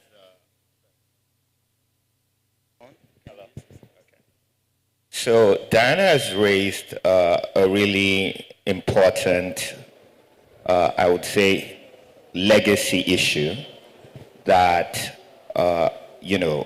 plagues the industry, which is the issue of bankability. Now, I will go back to the point, I'm going to repeat this a few times, is the opportunity that data centers represent because they are unique in the significantly large amounts of power they need to consume, right? And the opportunity there is that data centers actually help create that bankability for investment in power.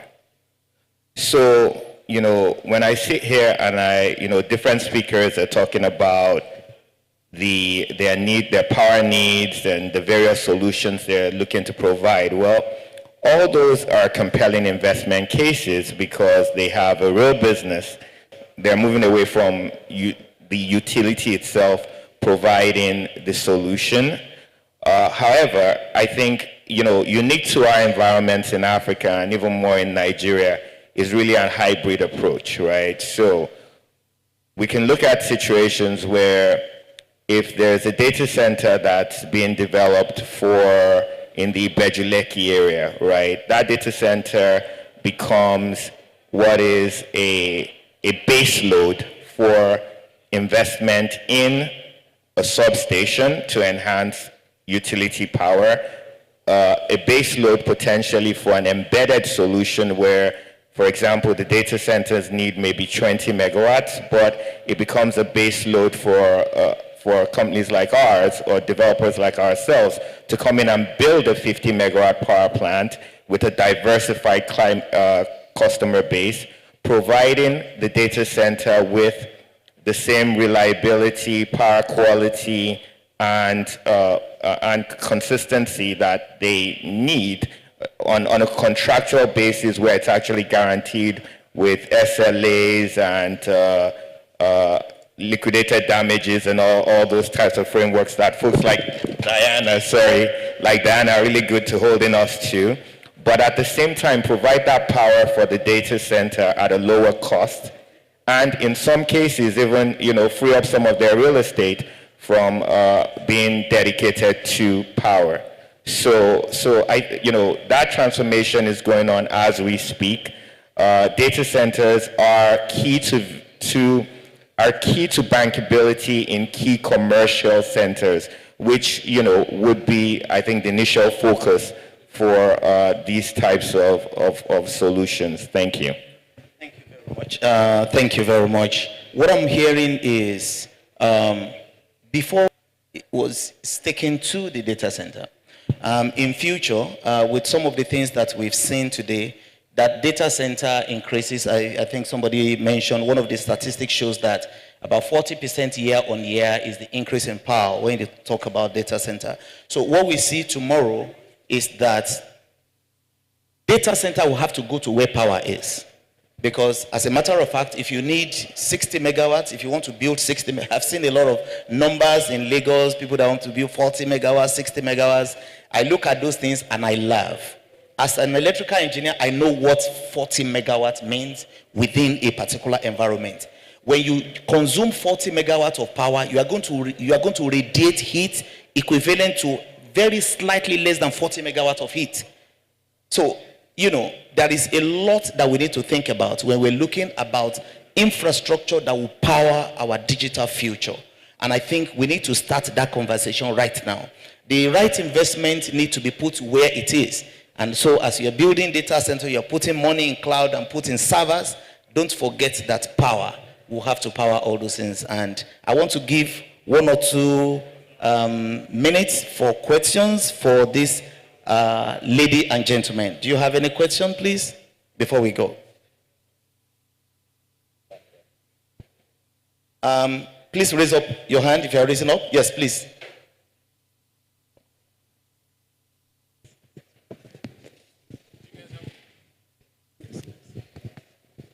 Hello? Okay. So please, your name, what you do, and indicate if you have a data center in your house.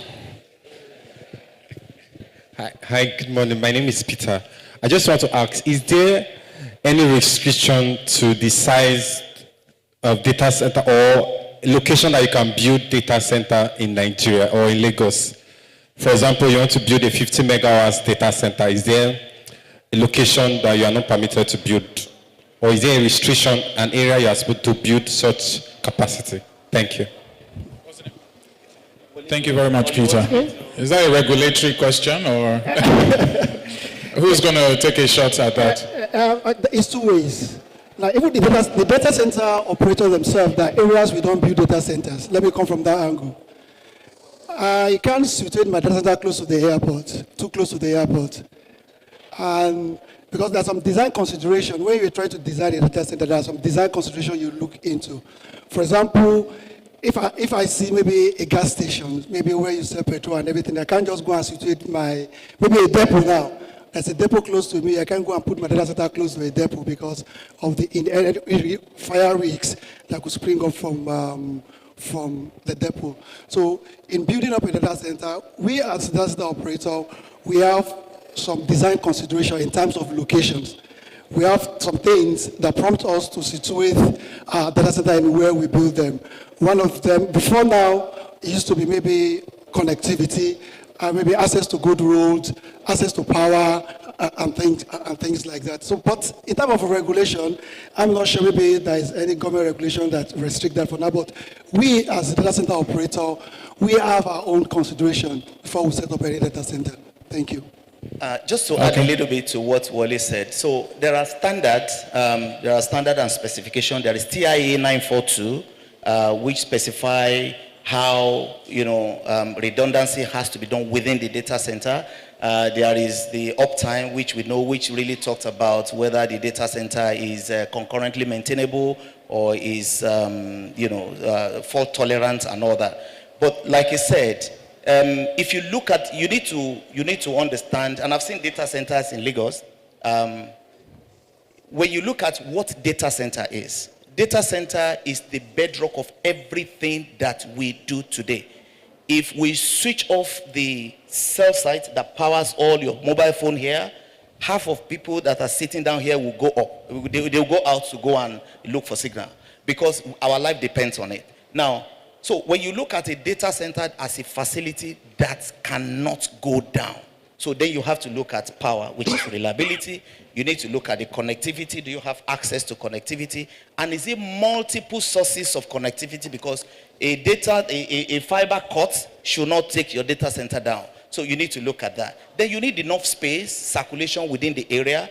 When fuel is coming, because you still need to have like generator in any case as a backup. So when a diesel truck comes to your facility, it should not catch fire. And if it catches fire, it should not catch your data center. So all those things within the, you need to look at space, requirements, and all that.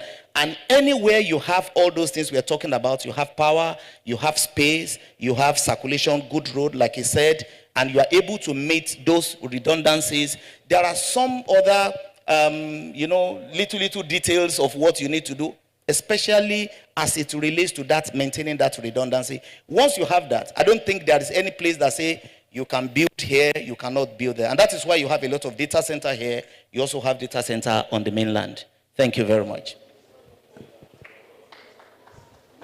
All right. Good afternoon, panelists. My name is Sobari Siri from IHS. My name is Sobari from IHS Towers.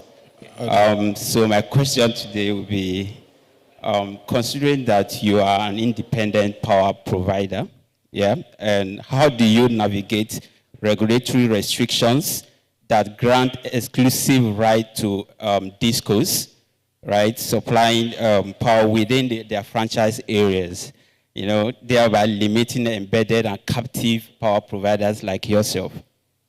So I'm going to be very careful how I answer this question, because IHS is one of our prized customers, and if I reveal all my secrets, I might not have business from you again.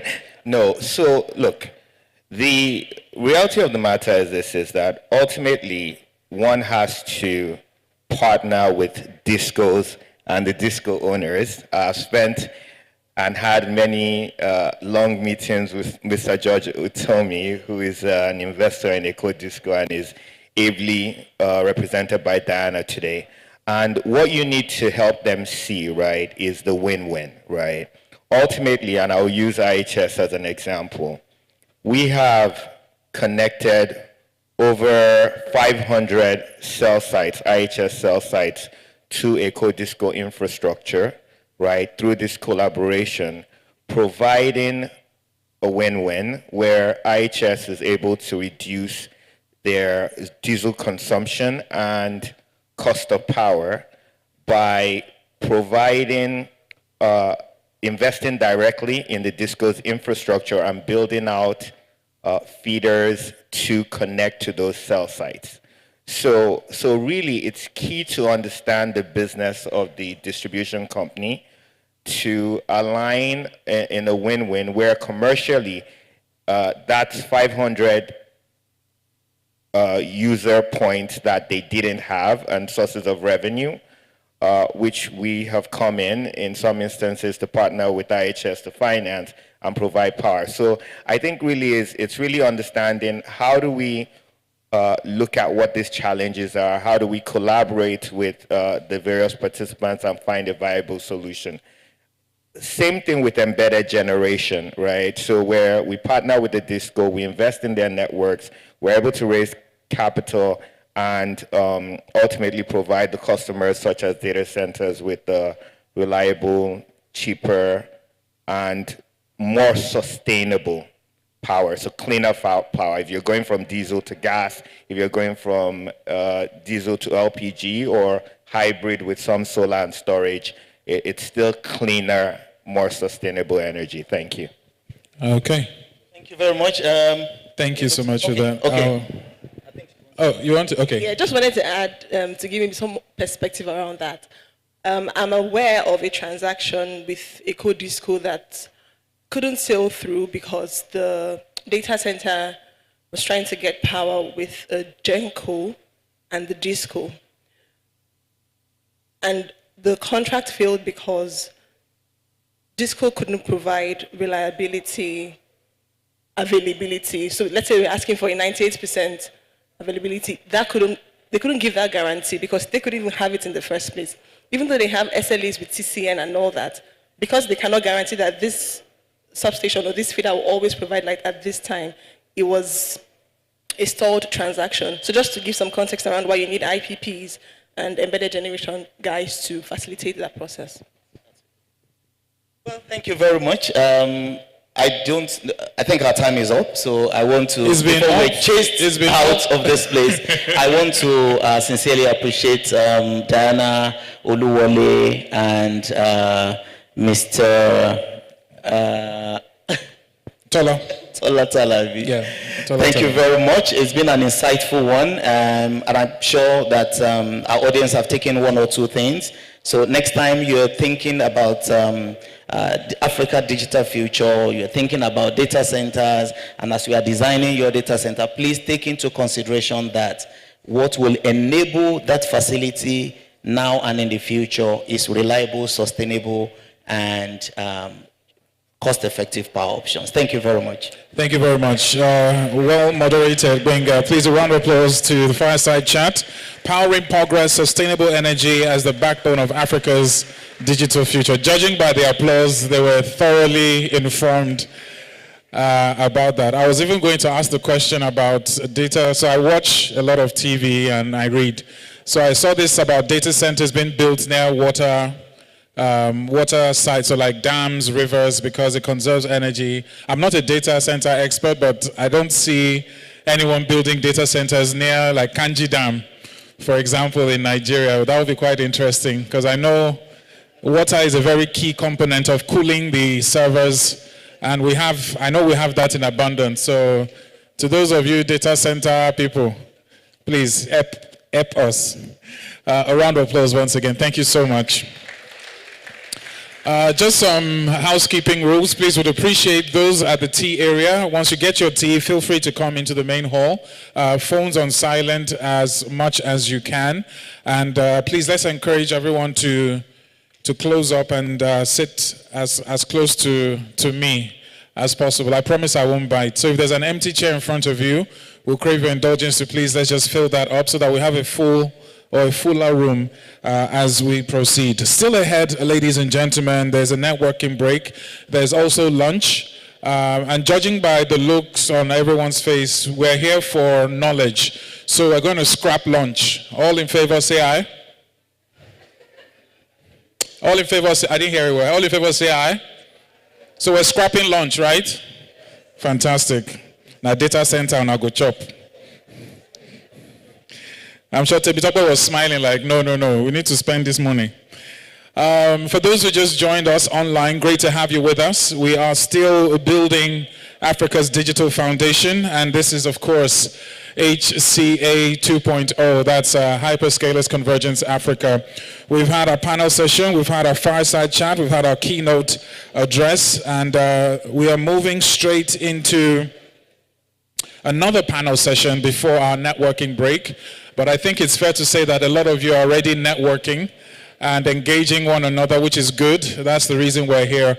We're looking for conversion, all right? Not just us assembling, looking into our phones, and so looking into our phones, watching movies. Some people are watching movies. I'm not going to mention names, but you know yourself. If you quickly turned your phone down, it was you I was talking about. So please, let's try as much as possible to network and interact. The theme for this year is fostering a digital Africa, connectiveness, collaboration, and convergence. The collaboration part is very, very important. The next panel session is on connectivity for Africa's future, building digital arteries, capillaries, and veins. There was mention about the backbone, tapping into the backbone of the power infrastructure earlier on by one of the panelists, and this speaks to that as well. So when you look at the whole entity as a body, there's the head, there's the bones, there's the nervous system, and then there's the network that carries the blood all across our body. And when you juxtapose that with the structure required for the infrastructure that we're talking about, then you understand why digital arteries, capillaries, and veins are very important.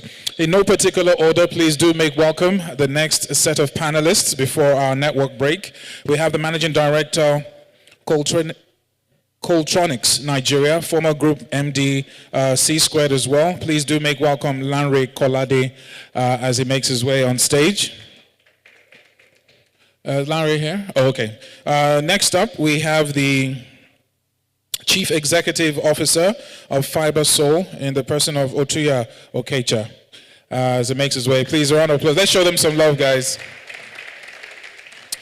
The Director Legal, Equinix West Africa, Abayomi Adebanjo.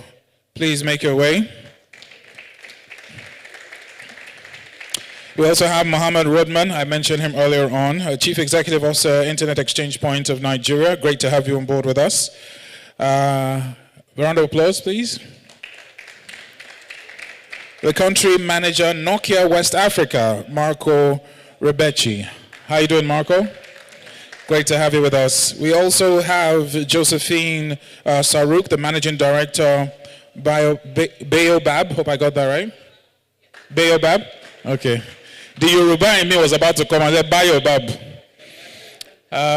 Baobab, so fantastic. Thanks for being here. And of course, to moderate this session, we have the Chief Commercial Officer, IHS Nigeria. There's been a lot of reference to IHS today, in the person of Hakeem Adeshina, who will be taking over this session. And for some reason, the applause is a lot louder for him. Is it because there are a lot of IHS staff in the house? Over to you. Thank you. Good afternoon, everyone. And it's my pleasure to be here with you to moderate this important session with the panelists. The theme, Africa connectivity, building the digital arteries, veins, and capillaries. I mean, when you look at the connectivity itself, it's about the people.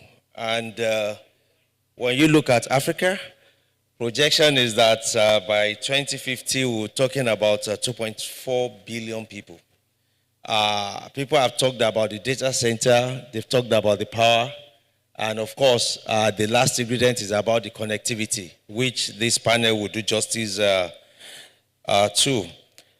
Today, we see a situation whereby about 40 to 45% of the continent actually have access to the internet. That leaves about 800 million people that still need to be connected in terms of rural, underserved communities. In terms of the backbone itself, Africa is looking towards about 110 subsea cable landing here. And the concern is, how do you get this to the last mile, to the users, and to actually deepen connectivity across the continent? In terms of mobile connectivity, I think that the continent has actually leapfrogged by looking at about over 200,000 mobile cell sites across the Africa, 4G, 3G, 2G, and still growing. And when you look at all these, you begin to wonder, how do we close this gap? This panel would have to look at how do we bridge this gap, examine the neglected fiber corridors, and also how do you see the intersection of fiber, wireless, and even satellite in doing this. Along the regulatory, so when you see that 6% of this capacity that gets to our continents actually get deepened into the people, we need to actually look at how do we get broadband, fiber connectivity, meaningful access across Africa.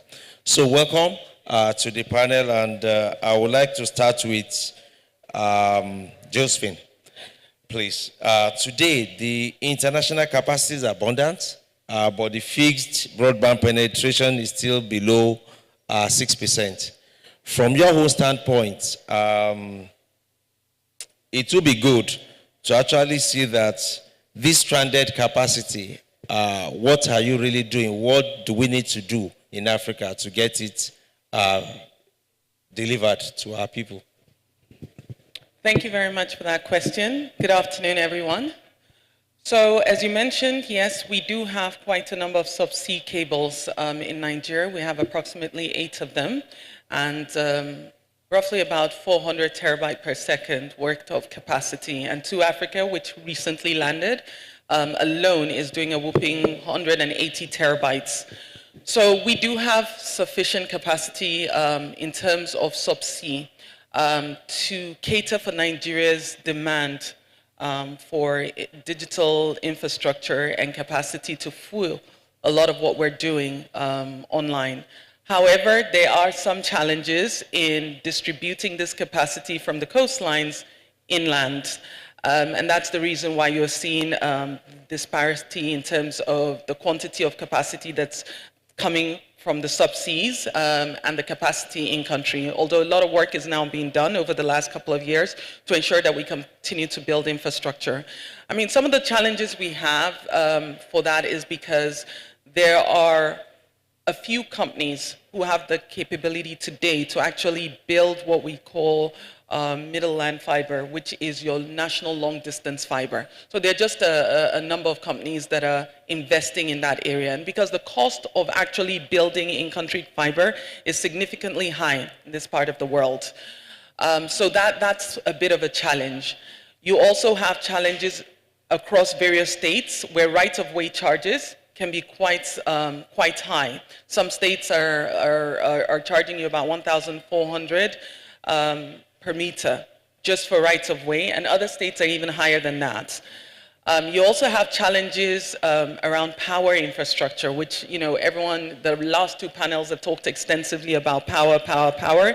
You needed to fill data center, you needed to fill almost every type of infrastructure that you have in country, and that also includes the infrastructure required for your broadband services as well, your sites that are going to feed that, your CPEs, you do need a lot of power. And as we know in this side of the world, a lot of investment still needs to go into power.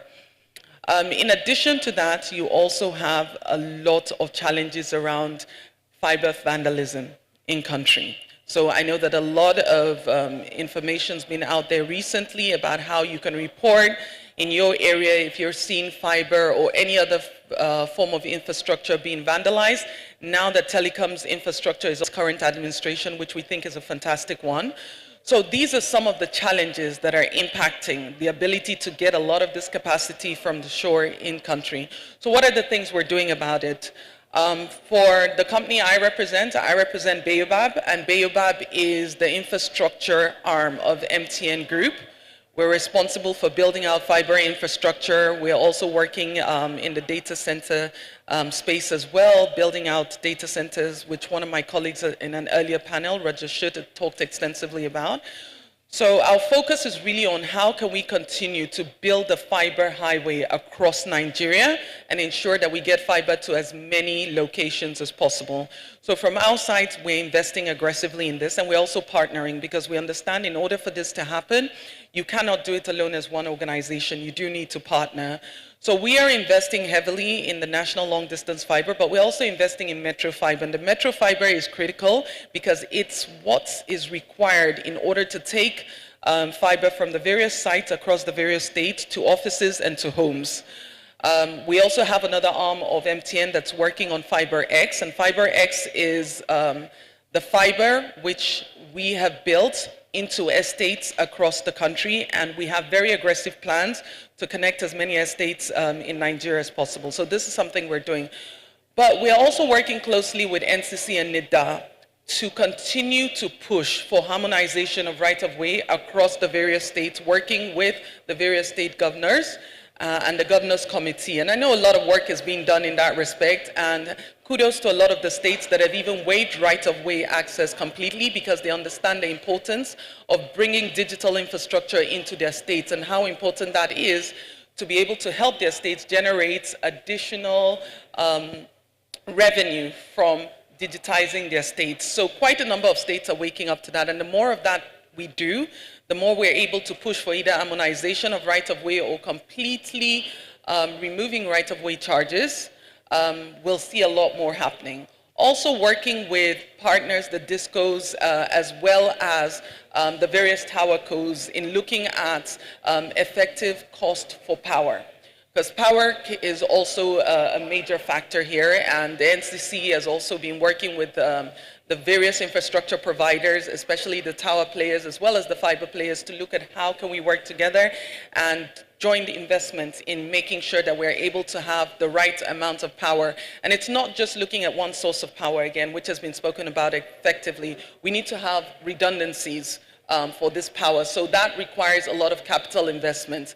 So I think the capital investment required in order to be able to fiberize most of the country in itself is one of the biggest challenges. And how can we do that? Again, working hand in hand between government and private sector. And I know that Larry's not here yet, but he might be the best person to speak extensively into Project Bridge, which is something that the minister is currently working on, bringing private sector and public sector together to look at how we can build 90,000 kilometers of fiber across the country over the next 3 years or so. So if we are able to continue to invest in these sort of projects, we should start to see significantly more capacity coming in country from the subsea cables. And I think Two Africa Landing in itself is also going to spearhead that, because it's the first subsea in Nigeria that's landed on 2 coasts. So most of the subsea cables today are only in Lagos, but Two Africa is in Lagos and Kwaibo, which means that from 2 parts of the nation, we're able to push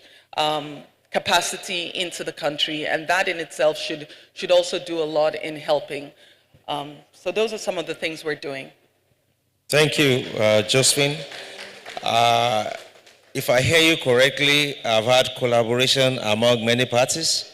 I've had investments, we've had regulatory, and also a bit of politics around the right of way.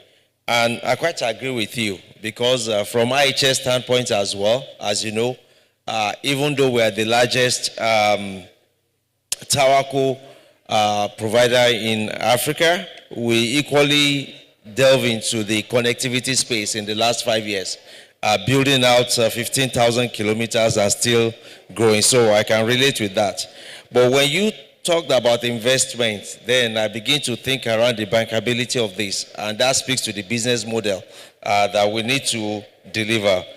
Yomi, please. Considering what you've just said, there's one other area that is also very critical. We need to start looking at infrastructure sharing, right? So you're building out 15,000 kilometers. We've built out over 30,000 kilometers, and you've got the Phase 3, the Galaxy's main one as well.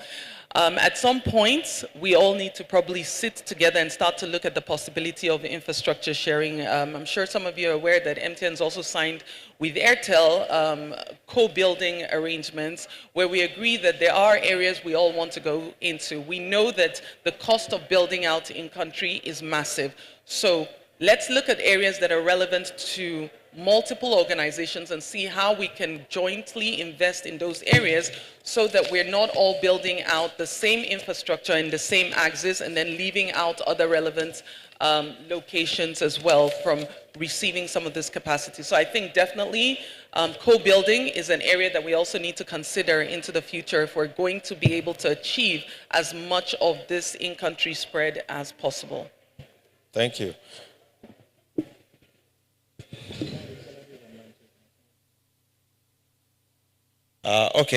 Thank you. I would like to acknowledge Larry Kolade, the CEO of Quotronics, is joining us online. Larry, good afternoon. Hi, good afternoon, everybody. Can you hear me very well? Yes, we can. Okay, thank you again for the opportunity, and congratulations to Timmy for setting this up and for the entire team. I think the bulk of the questions that you asked, Josephine has already done a lot of justice to it. I would just want to add a couple of points, kind of buttress what she said. And I actually was taking notes down when she was talking. Okay, she mentioned the fact that the cost of deployment is a problem. Okay, part of what the Honourable Minister, Dr. Bosun Tijani, is trying to do with the 90,000 kilometers of fiber is to kind of de-risk that cost. Okay, so government is practically bringing in capital that would de-risk the investment that's going to be made by the private sector. So the Project Bridge and the 90,000 kilometer fiber initiative is actually one that we expect to increase the issues that we have right now with last mile and backbone connectivity. It should also increase and make complement existing infrastructure. So the idea is not to build, like she rightly mentioned right now, to duplicate assets, but to complement what currently exists, so that what she mentioned about Two Africa having two landing points becomes an advantage and not a disadvantage. Okay, so you can actually have, if there's a cut, say in Lagos, You can actually pick capacity from Kwaibo and still distribute the entire country. The entire design currently of Project Bridge, the network that we've put together, or that is going to be provided, is one where the current layout that you will have will be only a 40% overlap, okay? That overlap will be necessary because it will increase capacities and capabilities across this route, and like I also mentioned, redundancies.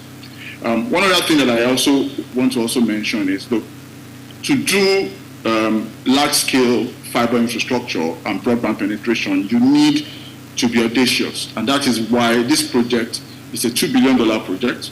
The government of Nigeria is bringing in $900 million of this money, and this is going to be we're going to get this patient capital from the private from DFIs, okay, World Bank, Africa Development Bank, the European Development Bank, and the likes.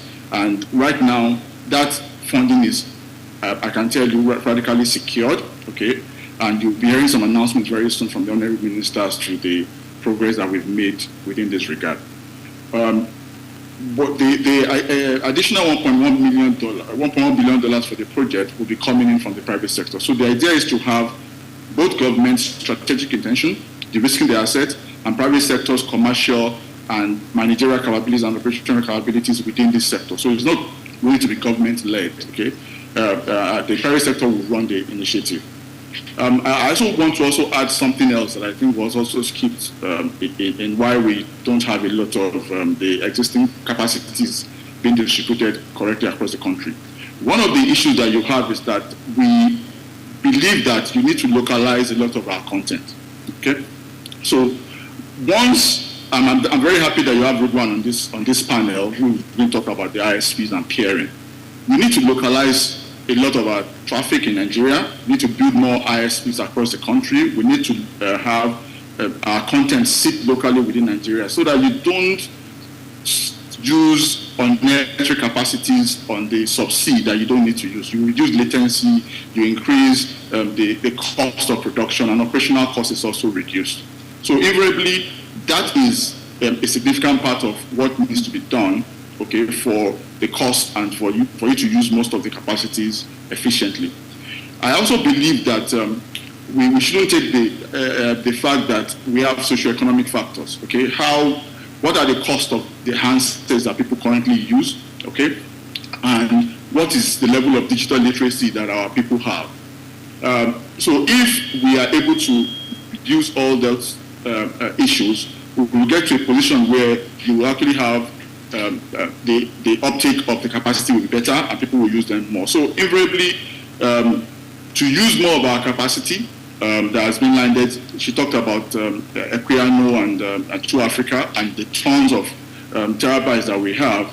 We need to be able to de-risk these investments. We need to increase capillarity. We need to make sure that we have open access wholesale infrastructure that is not monopolized by anybody and that is used in such a way that increases redundancy and capillarity increase within the country. And invariably, I think the bulk of it is data center growth and local peering. So I think in a nutshell, that's all I can add for now. Thank you very much. Thank you, Larry, for the insights. Still staying on the bridge, because I know that Otuya, you need to weigh in here in terms of the last mile access and the economics of it. And I know you are part of that program. How do you think that we can model this and to work best for the continent? Thank you very much. Can you guys hear me? Right. Thank you, Akim and everyone. Yeah, I think that the way to go about it, I think Larry has dropped some hints. You cannot have pervasive fixed broadband infrastructure in Nigeria without the collaboration of the subnational. Very critical is also looking at the socio-economic balance. We need to have improved healthcare, leveraging digital infrastructure. We need to have, improved e-learning, leveraging digital infrastructure. And it's important to also understand, that in trying to work towards the model, it has to be a public-private partnership thing. PPPs have worked in some cases around the world. They've also failed in some cases. But I think in our case, where a lot of the infrastructure has been deployed prior to now from a commercially viable perspective, I think we need to see the future now by saying, yes, the current areas where we have pervasive fiber infrastructure linked to probably most of our urban centers, but there's also potential for fast-growing towns, the next highly populous area. And I think that I'd say the Project Bridge does justice to it in terms of the design. It's been designed in a way that it caters for most of the things I've just said, extending the middle mile, which is 60% of the 60% of the infrastructure being planned, actually speaks to that middle mile gap in terms of connecting cities to towns, local government headquarters, and to ward towns around the local government headquarters. I think that a public-private partnership will help address this, especially in the areas of where there's lower viability. But most times where you see most of the advanced economies, talking about Germany, USA, and you see them have internet exchange points that have peak volume traffic at 18 terabits and 46 terabits. You also see that when you look at the Fiber Development Index ranking, you find that the level of fiber fixed broadband penetration is about 40% in most cases. So we are still struggling to get to 1% here in terms of fixed broadband. So I think that, the question is not whether the 90,000 kilometers is realistic. It is realistically desirable now to bridge those gaps. But like Josephine said, collaboration. So PPPs are the way to go. Thank you, Chair. From the policy, regulation, and interconnection, Yomi, you need to weigh in here. What are the changes needed in country for this kind of fiber projects to be more bankable? Yeah, thank you very much. I think a lot of people, I think Josephine really laid out the context for this, and thanks Otuya also for bringing your own insight, as well as Larry talking about Project Bridge. I think from a policy side, Project Bridge is one of the most audacious policies that we're trying to make sure that comes to life, and I think a lot of work has been done in terms of making sure that it's bankable and also that it is sustainable, right? And the bill design also takes into a number of things into consideration, and obviously it's helping solve one of the biggest issues that we as fibercos have, which is the fact that the cost of build is extremely high, and also from a regulatory point of view, because subnationals are very key in terms of fiber rollout based on land law, the way the land law is designed, the right of way that is essentially a state's right makes it difficult in some instances to roll out as fast as you want. So where do I think, and also one other thing to point out, even as audacious as Project Bridge is, from the point of design to implementation to execution, I think realistically it's going to take a while. So what do we do in that interim period now? I think a couple of things that we can do is that, first and foremost, I think, yes, there's been a lot of work in terms of harmonizing right of way, but we are not seeing as much traction yet in terms of that. I think one thing I'm going to harp on, I think, is something that Josephine talked about, is in terms of collaboration, all right? Infrastructure sharing is one area of collaboration that we need to, and I know there's already policy around that, and also regulation by NCC, in order to foster that integration or that partnership between fibercos and look at areas where you have assets and where we can leverage on that. I think one other area that we need to think about is in terms of more proliferation of data centers, right, in country, in order to enable, I know Mohammed is going to probably talk about a lot about peering and IXPs, and Larry Collade has talked about that. What we have done, for instance, is we partnered with Two Africa Consortium in order to not only land the submarine cable and create redundancy path in landing it in Kwaibo, but also we are extending and we're building out a data center in Port Harcourt, right? Which, to my mind, data centers where you have and where you are making sure that there's local peering and content is resident here, the more you're able to ensure that the consumer is able to access that content. And obviously, because that content is resident in where they are able to easily access, is obviously latency is also to that, which is, and it's something that we are quite passionate about and we've been working on from a policy standpoint that ensures that that content is resident here in Nigeria, and that's the issue around data localization or data residency, right?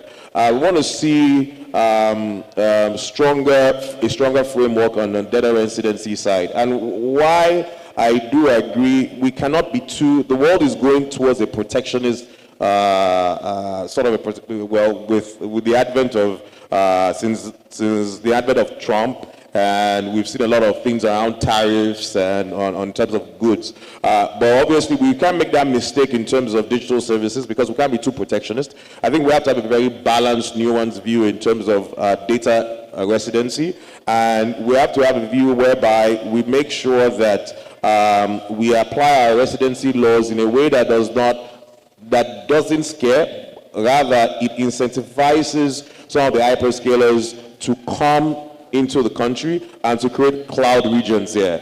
And when they have cloud regions, when you have those hyperscalers creating cloud regions and you have strong local peering, it means that more content is resident here. It means that the fiber codes like we are putting on the ground, and you yourselves are fiberizing your towers, and Josephine from an infrastructure side is creating more fiber networks. It means that they're able to connect to data centers that have some of the content players, that have the financial institutions and all the other people that are ecosystem builders, and that way the last mile consumer is able to get the best out of that. So that is what I think that we need to see a lot more in terms of either is data residency, either in curing some of the right-of-way issues through infrastructure sharing or partnership models that work. Yeah. Thank you, Oyomi. I've heard around these interconnection collaborations, and that brings me to Mohammed, IXP. You are actually the veins of this digital body, and from your perspective, what role can a stronger interconnection and traffic localization play in lowering this cost and actually improving the experience for our teaming users? Okay, we're not actually the vein, we are the heart. The vein of the networks is the transmission capacity across Nigeria, where the capillaries are the metros to connect end users. So we interconnect. For those that do not know what is an internet exchange point, it's a point where a physical facility where networks interconnect with each other to exchange traffic. When you say the word internet, means the shortened of inter-network, different networks coming together. So when you look at the investments in terms of submarine cables trying to reach somewhere is in millions and millions of dollars, trying to reach data centers that are massive, that are mentioned in the earlier discussions, that are massive across the world, substantially in the US and Europe. And we're trying to reach what there? Content networks. So with what IXPN is trying to do in Nigeria is trying to see how we can attract those content providers to come into Nigeria to domesticate their content. So with the coming of the content networks, because before now, substantially the networks that we have in Nigeria are all called access networks. You try to access the internet using access networks. And those access networks give you access to the internet. And we are trying to reach content networks. So we, at IXPN, we are trying to see how we can bring those content networks into Nigeria by virtue of what we are doing in towards domestication of data, we have seen emergence of data centers. When we started operating, I can assure you at that time there was no single carrier-neutral data center in Nigeria. In fact, the first one that started evolving at that time was Medallion, now Digital Realty. And there was only one submarine cable. At that time, Sat3, and almost all the remote sites are using satellites. So with what we are doing is to ensure that the content that internet users are using is as closer to them as possible, and therefore that enhances the efficiency by dropping the latency, so it becomes faster. And because it's closer to the end users, it's now way, way cheaper. So the challenge we are having right now in Nigeria is that's why you have the Project Bridge. The challenge is that the transmission capacity across Nigeria is really expensive. I think he mentioned around 15% of the capacity that landed in Lagos is being utilized. The rest is unutilized, all because of the transmission capacity. Because, for example, I was in Ibadan last 3 months. The cost of transmission capacity between Ibadan and here, which is 130 kilometers, for a 1 gig capacity is 2.5 million naira. The cost of internet access in Ibadan for that same one capacity, 1 gig, is less than 2.5 million naira. What that tells you is that the capacity between Ibadan to Lagos is more expensive than Ibadan to London. Why? Because that is going straight through the providers of the link. And that's why the Project Bridge is really critical for Nigeria. Nigeria has attempted to solve that problem before through Galaxy Backbone.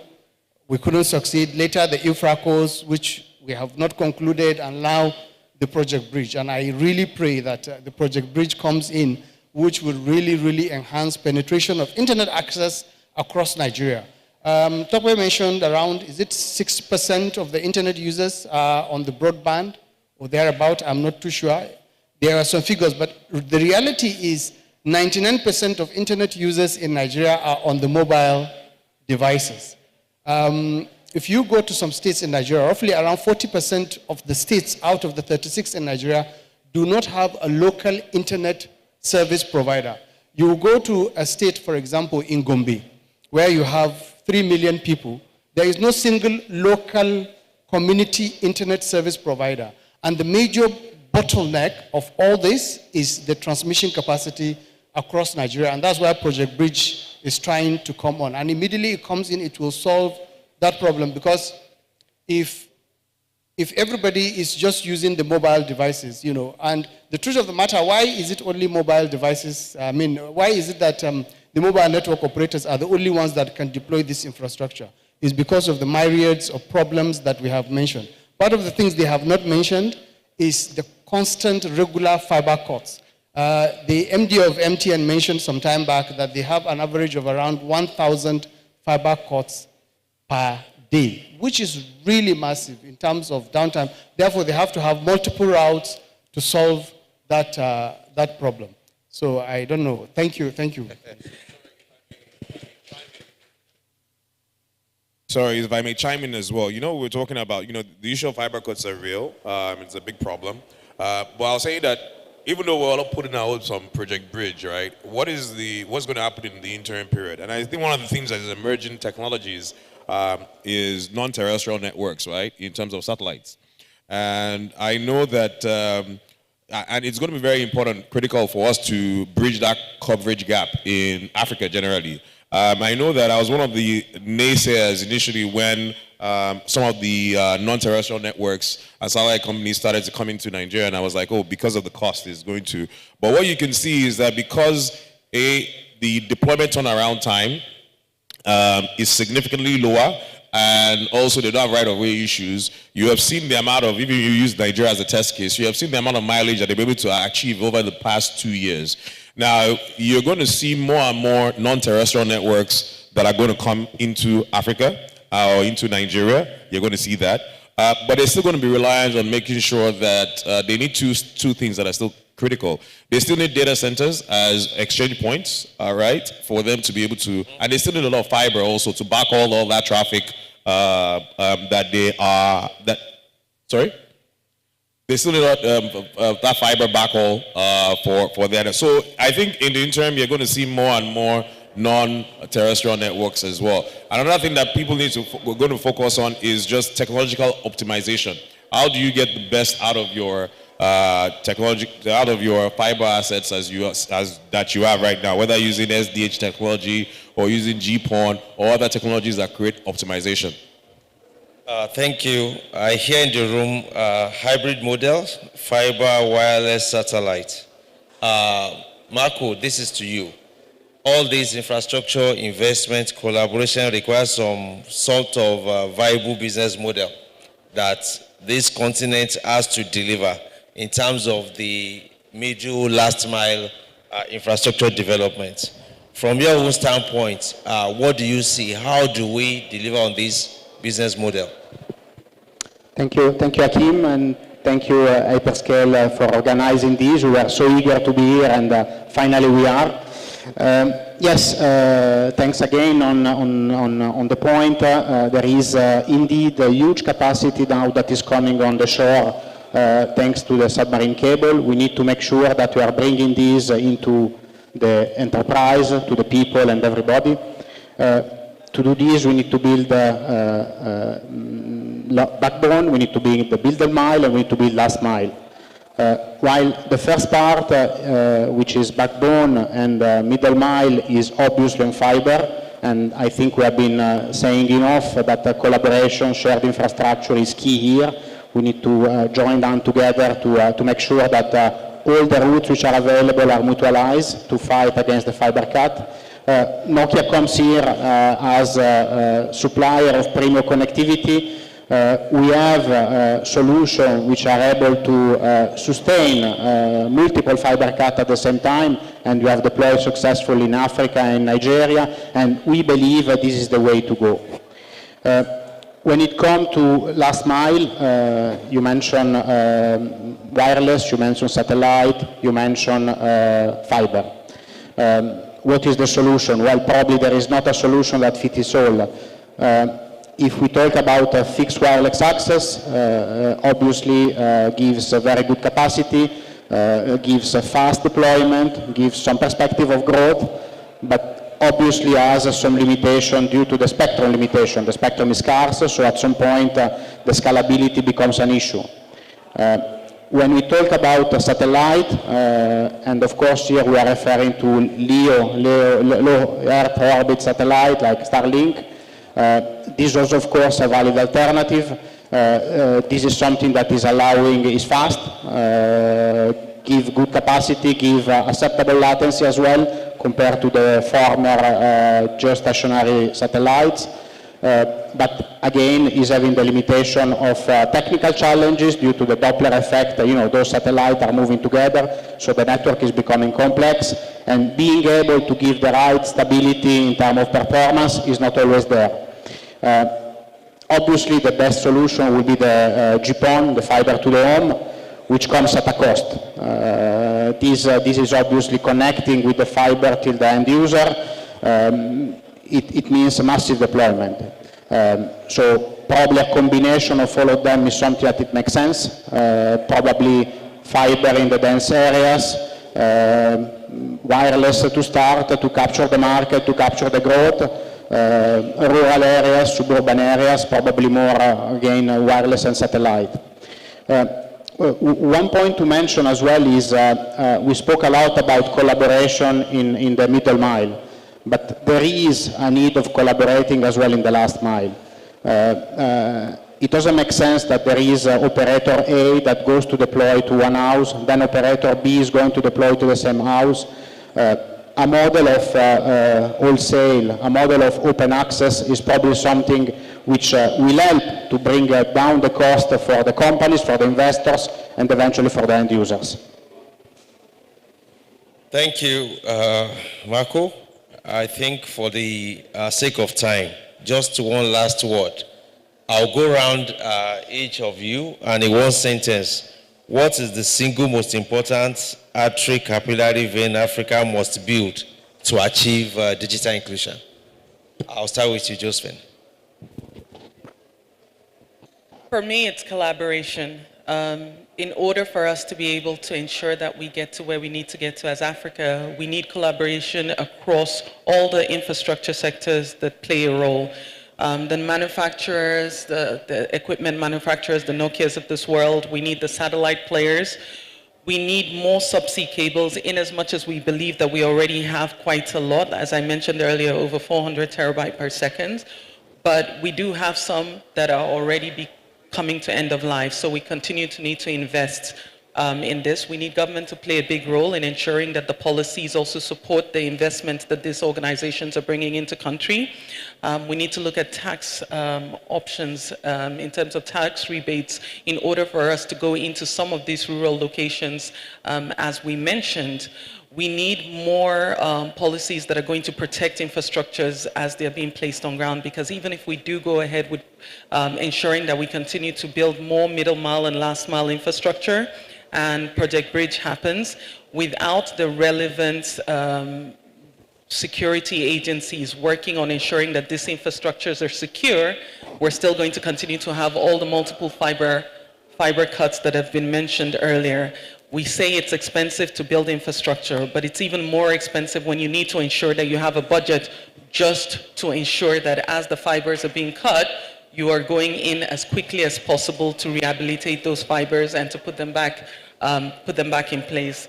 I mean, I've never seen it so bad as I've seen in Nigeria, and I've worked in other countries across the world. So just having to have such budgets in place just to make sure that these are all in place, it's a problem. So I think it's a collaborative effort, and if we're able to all work together to ensure that we're able to build a relevant amount of the infrastructure together across all the various segments that are responsible for this, we'll do a great job in making sure we build Nigeria's digital infrastructure. Yeah, thank you. Larry, from your side, closing statement from you.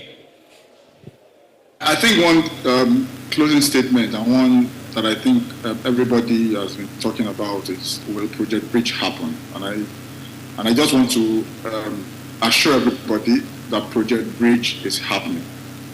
That 90,000 kilometers of fiber will be built. There is significant institutional support from the president. There is the leadership from the Honorable Minister Bosun Tijani. There is a collaboration from DFIs in terms of funding. And there is also significant interest from strategic partners and private sector participants. So in my view, the 90,000 kilometer fiber for Nigeria is actually something that will leapfrog into the whole of Africa. The current design is to connect the entire country, the nooks and crannies of Nigeria, and have an open access network that's going to connect to neighboring countries. So invariably, once Project Bridge succeeds in Nigeria, the effects in terms of the model and will be replicated across the continent. And we believe that this is a very big deal and one that will change the dynamics of our beloved country. Thank you very much. Thank you, Larry. Otia, over to you. Yeah, thank you. Thank you. So I think for me, it's important that as Africans, we look to the past in terms of how our ancestors did things. Today we have urban centers, which are more like centralized areas of activity. But for us as ancestral Africans, the communities were always our core. They were the heart of our existence. It's important that we consider, community networks. And by this, I think that the design of Project Bridge has catered to the middle mile in that respect, where there's connectivity to the 774 local government headquarters and the ward towns around the local government headquarters. I think that in as much as there may not be so much high commercial viability in taking infrastructure to the rural areas, all of us here, in the urban areas, we have relatives in these rural areas who also need some type of service. So I think for us to have the socio-economic mindset in approaching the digital infrastructure development issue. Thank you. Thank you. I've been told that our time is up, but just one last statement. Yomi? One last statement. I think regional integration, data residency, stronger local peering. I believe in Project Bridge, but also we need to think about what happens before Project Big happens, because I think Project Big is I'm being even optimistic here. It's a 3 to 5 year plan. So what needs to happen in that interim period, right? We need also to start thinking about how do we do more optimization. That is the focus, I would say. Thank you. Mohammed? Okay. What ties everything is the human resource, and I think in Africa we need to really focus on building human capital. Really invest in education the way India invests in education, where you see all the IT guys coming out of India, is for us to really focus on that. Thank you. And Marco? So we are talking about vein and capillary. I think we need to think, as you said, about the heart. And one of the key things that I believe is important for Africa is realize that we need to have a proper digital sovereignty. We need to have not to be dependent from other countries, other continents. So making sure that this traffic and the full digitalization is happening here in Africa. And of course, we need to build the proper redundancy to the submarine cable which are there. Thank you, everyone. We are grateful to the...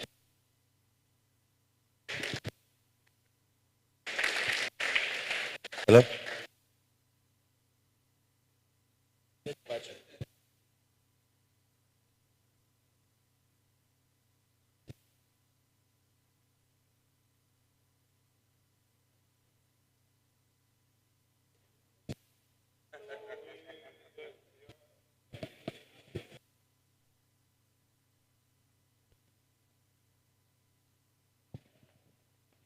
Hello? Okay. So thank you so much. A round of applause, ladies and gentlemen. Hakeem, thank you so much for a wonderful moderation. How's everyone doing? Hakeem, thanks for the phone. No, you can take the paper. I'll hold on to the phone. Is this yours?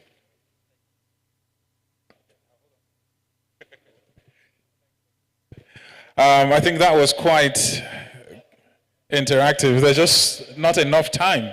But that was fantastic. Well done. Thank you so much for that. A round of applause once again, ladies and gentlemen. For those who just joined us online, great to have you with us.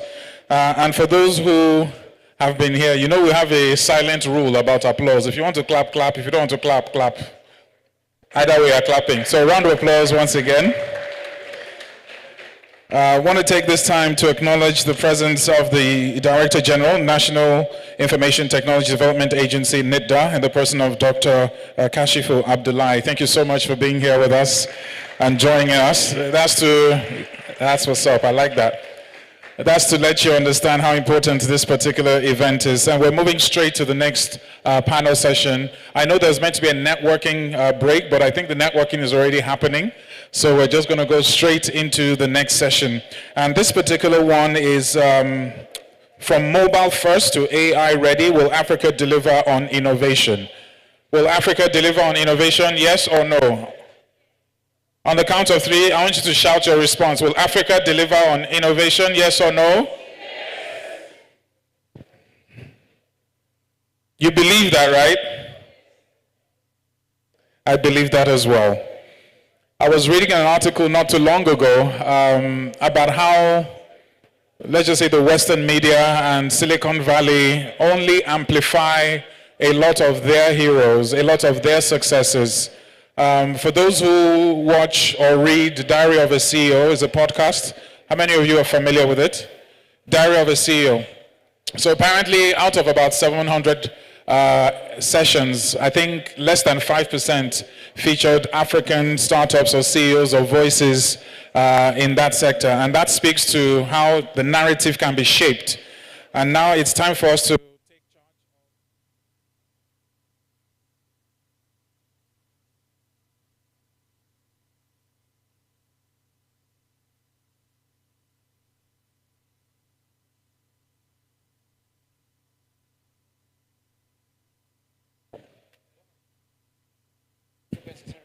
Okay, all right. So it's very important that Africa takes charge of the narrative. And this particular session, I am excited to introduce, as we talk about mobile first to AI ready, will Africa deliver on innovation? First up, I would want to welcome on stage the Trade Councillor West Africa Business Finland in the person of Eero Tauvanen. Hope I got that right. Thank you so much for being here.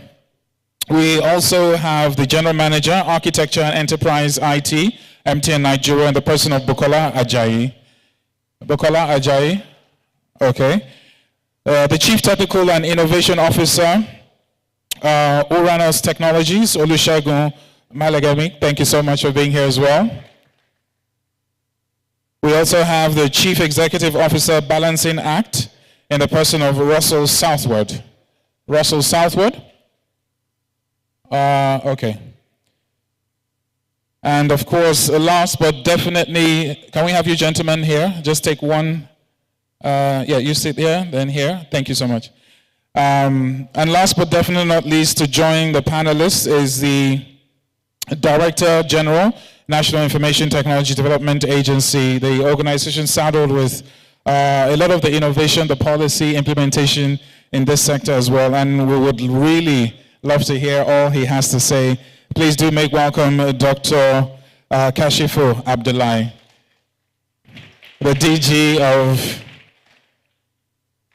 the National Information Technology Development Agency. And to moderate this session is a man who needs no introduction. If you're in this space, you know him very well, very astute, and more importantly, a voice that you do want to listen to in this sector as well. He is the Chief Executive Officer, Open Access Data Centers. Ladies and gentlemen, to moderate the session, please do make welcome Dr. Ayotunde Koka.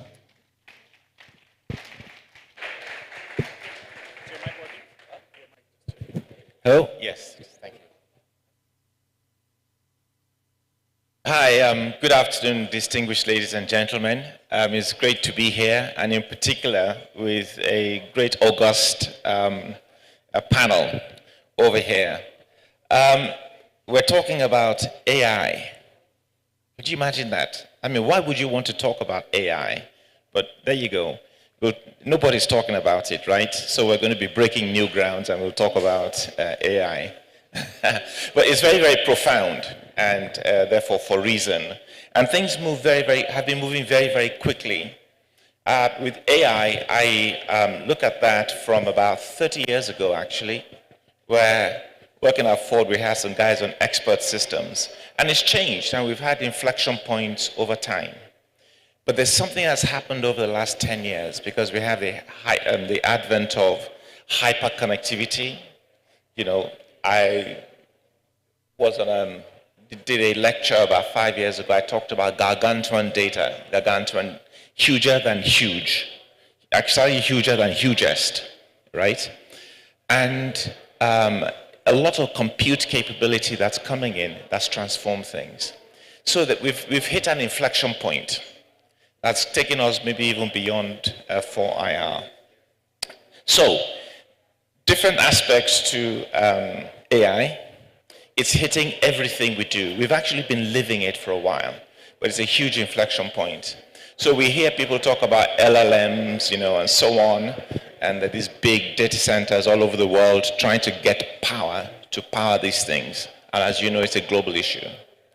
And that happened for quite a while we had some other things going on with how artificial intelligence of sorts affects our lives. But it's getting to another level now, in that what initially somehow didn't think to be the case, and I wondered why, that we're not latency sensitive with AI has really emerged. So you have the inference part of AI that's closer to the point of use. And the actual interactive part of AI, it could be this, it could be this, it could be machine-to-machine, IoT, all of that stuff. But there's another end point of the businesses, the absolute end impact points in healthcare, government, in business, different aspects of business and enterprises. And that's what we've been looking to put into perspective this afternoon. So we've got an aspect of looking at, sort of the policy ecosystem. There's some great stuff that's been happening over here. Nigeria is actually one of the leading actors globally, and certainly a leading actor in Africa. We've got the aspects of collaboration as well, international collaboration, international investments. And we have other aspects in terms of how we look at cross-cutting challenges and opportunities for Africa within the context of what's happening globally. So without much further ado, I'll go into engaging with the panel. And they've been introduced by just a brief context before going into the questions you have, and then we then get a move on that.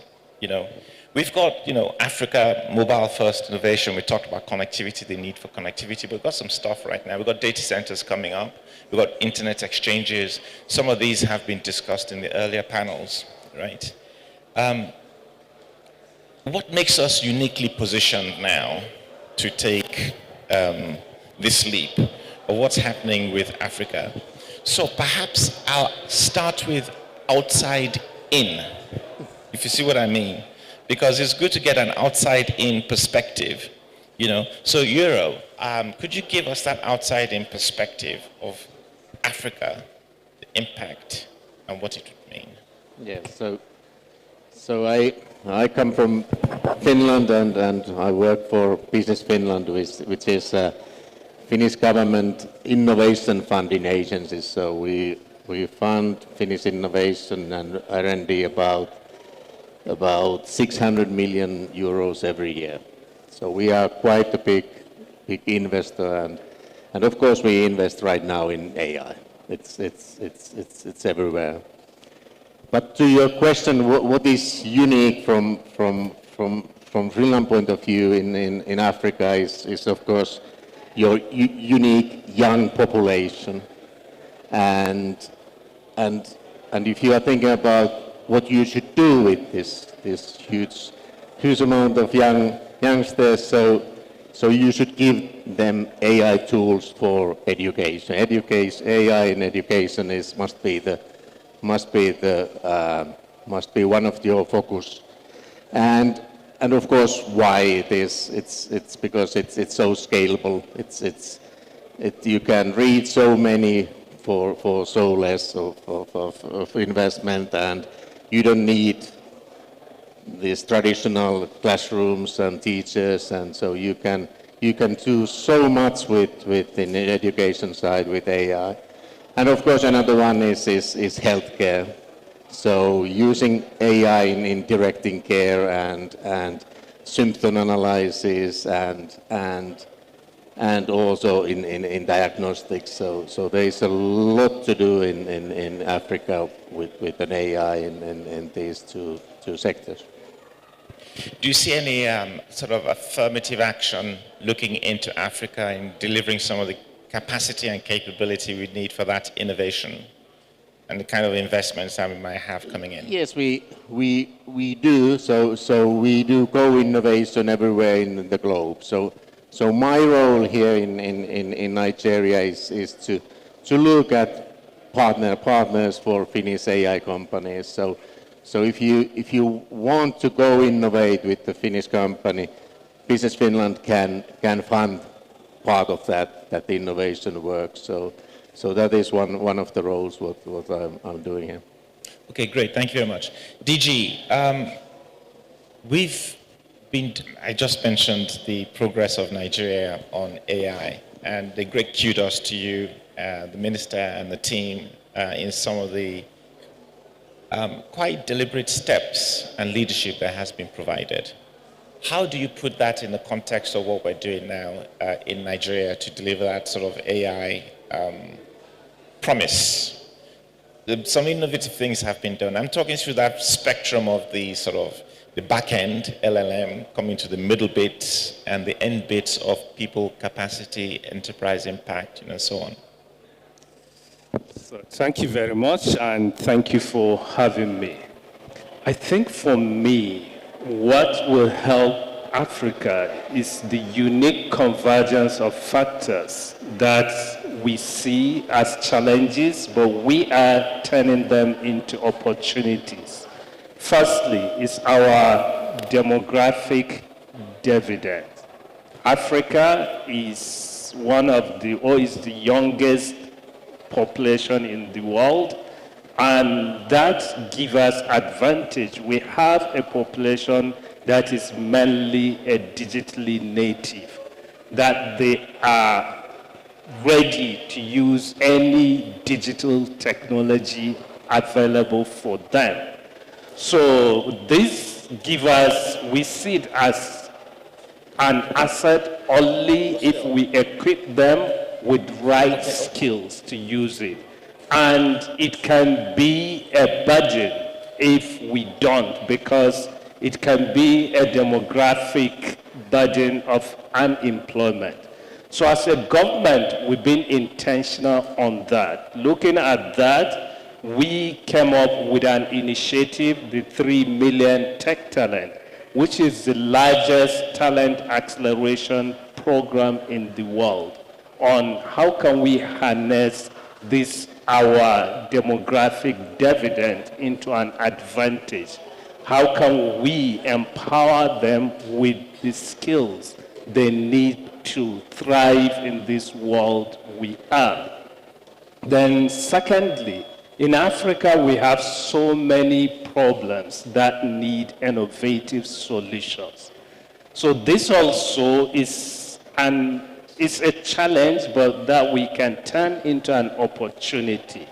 In many developed countries, they use AI to optimize already efficient processes. But in Africa, we can use it to solve real-life problems. We can use AI to help SMEs to achieve 10x leap in productivity, in efficiency, and in cost savings. We can use it to deliver quality health care services to remote locations. We can use it to empower our subsistence farmers to become a data-driven farmers, whereby we can use this technology to give them information about the soil, about the weather, about even the crop health. So all this can help them achieve 10x in productivity, efficiency, as well as to cut running costs. And lastly, but not the least, the greenfield opportunity. Africa just has less than 1% of the world AI infrastructure. And we need to build this infrastructure. So as we are building today, we don't need to build legacy. We can build AI-ready infrastructure. We have done this with mobile technology, where when we started, I think in early 2000, there's this said, I don't know whether it is true or not, there were more landlines in Manhattan than in the whole Africa. But in 2010, there were more mobile phones in Africa than in the Northern America. So you can see how we leapfrog, because we don't have to bother with the legacy infrastructure. We build on just mobile infrastructure. The same thing with AI. As we build our compute today, we must build AI-ready compute power. Thank you. Yeah, it's interesting what you say about leapfrogging, and we've got quite a few examples. You mentioned mobile telephony. I think fintech is also where we've leapfrogged significantly. I remember when I was CIO for a bank, I'd say to the board, we're actually way ahead the Barclays Bank and the NatWest, someone says it's not possible. We're an African bank. Well, it played out because typically our banks here were way ahead on technology. So we have some track record that shows that that is a possibility. with the determination. I'd just like to mention that we have Russell Southwood of Balancing Act joining us online. And Russell, welcome. Hi, Gunnar. Good to see you. Great to see you too. Looking at, you've done quite a few things on the studies on digital technology in Africa from different sets of perspective. How do you assess that readiness? Looking at, you could actually look at Nigeria, build out from there, because you've done quite a few projects around here. How do you see that level of readiness to really take this opportunity, innovation, leapfrog, go beyond, and all of that? How do you see it? I think we're in a situation where nobody really knows anything, and at the moment, the conversation sort of veers between grand scale discussions about policy and enterprise level, people implementing things like AI for chatbots, for loans, for things like that. So there's not much sense of a roadmap, really. It's an expensive thing. I was listening in Dublin to a variety of different countries in the Gulf pitching themselves as regional centers for AI, and what you realize is that the minimum ticket often involves hundreds of millions of dollars, maybe even billions of dollars. So we have to think very strategically, what is it that Africa has? Because Africa doesn't have hundreds of billions of dollars to be able to participate at that level. I think the interesting thing is that the LLMs, the language learning models, the big critique at the moment is that there's no African content in there. So I think we need to think through how local content would get into a into an LLM in order to be the basis for the ability for people to build interesting applications out of that.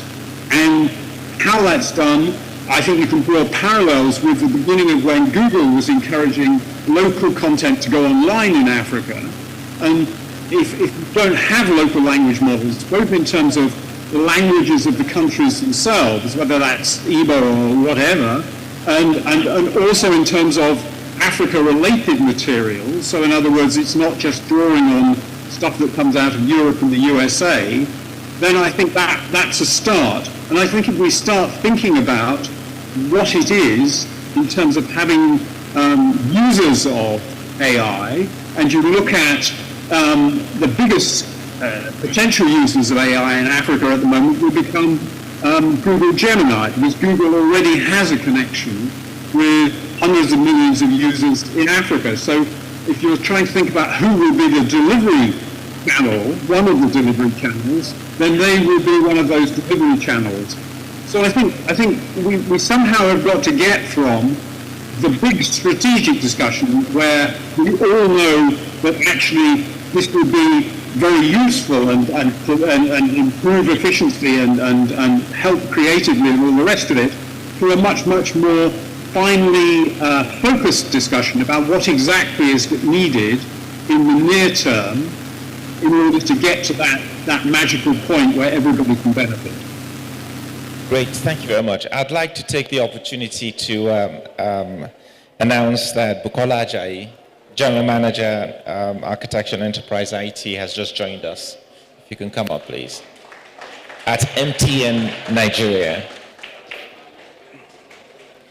It's quite timely because I was going to then move into some of the enterprise aspects of what we're doing. How are you doing?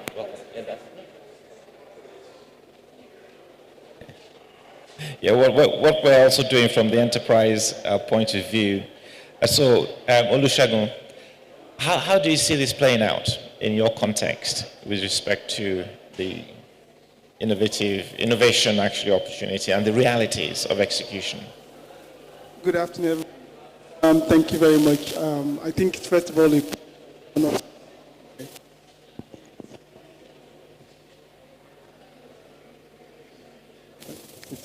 works fine. Good afternoon, everybody. Okay, I think this is much better.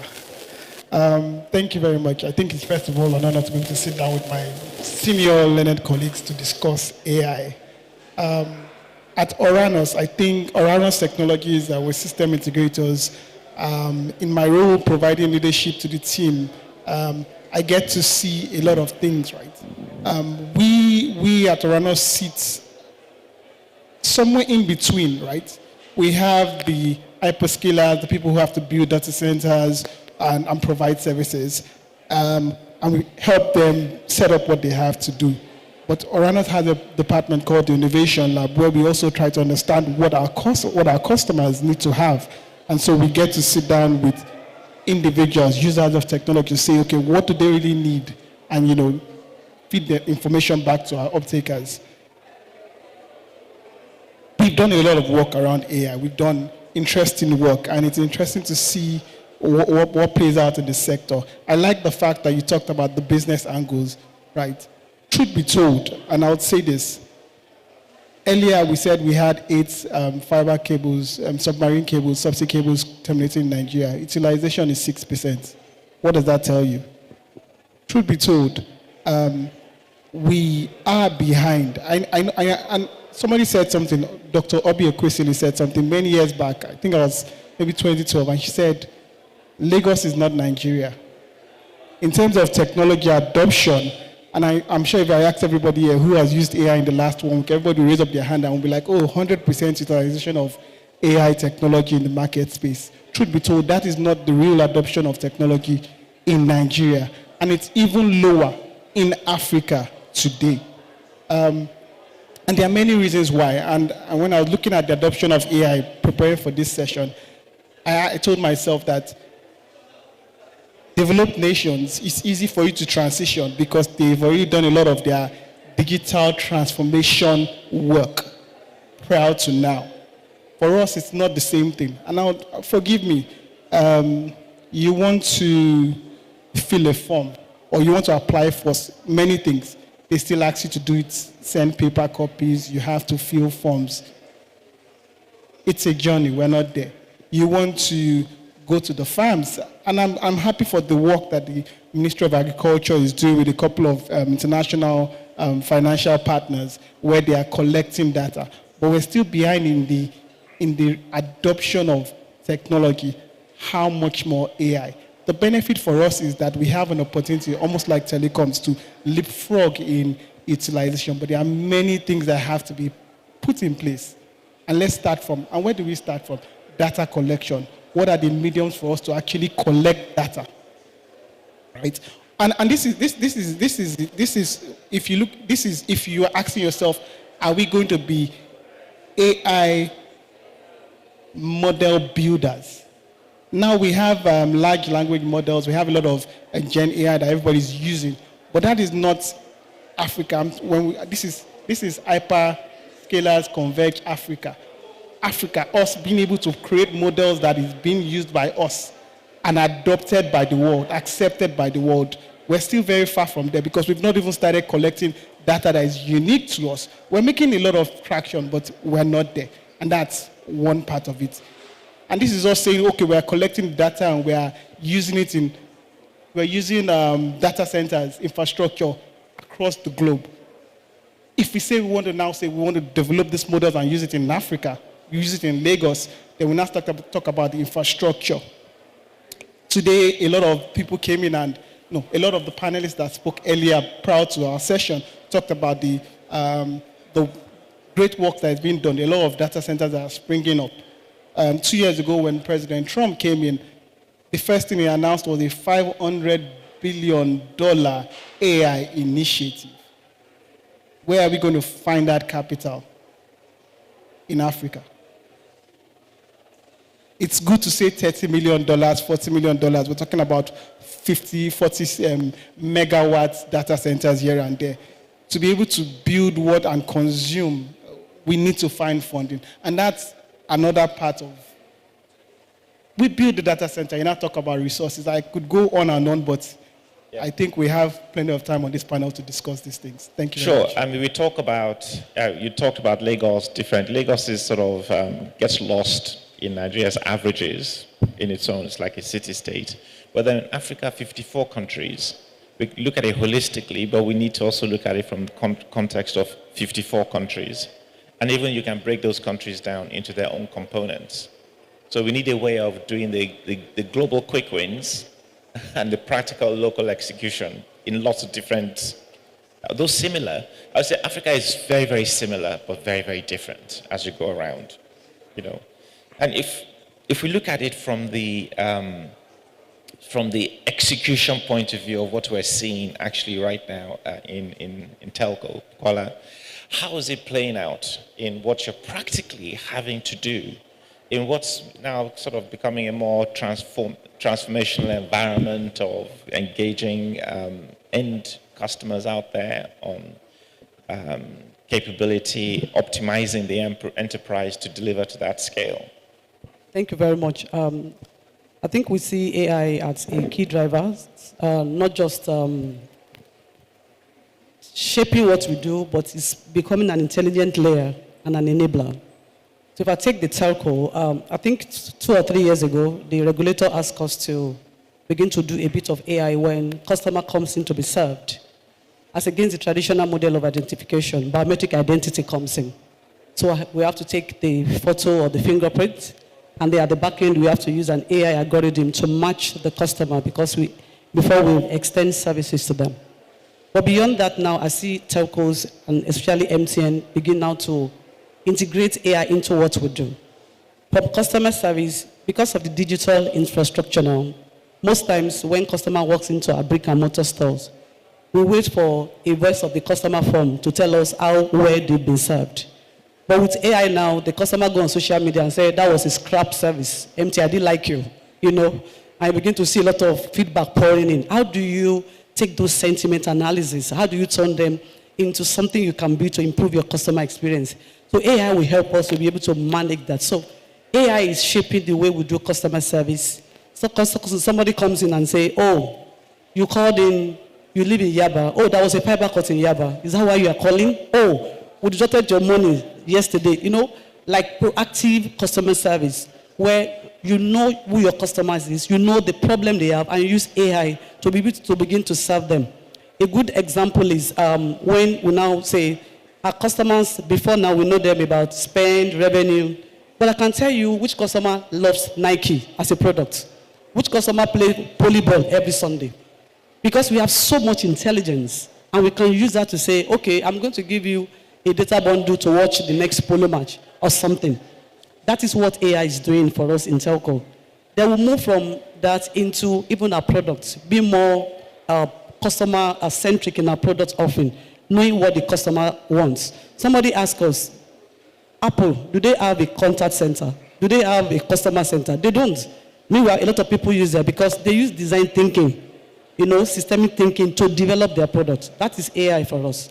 And on the network side, a whole lot of intervention for network optimization.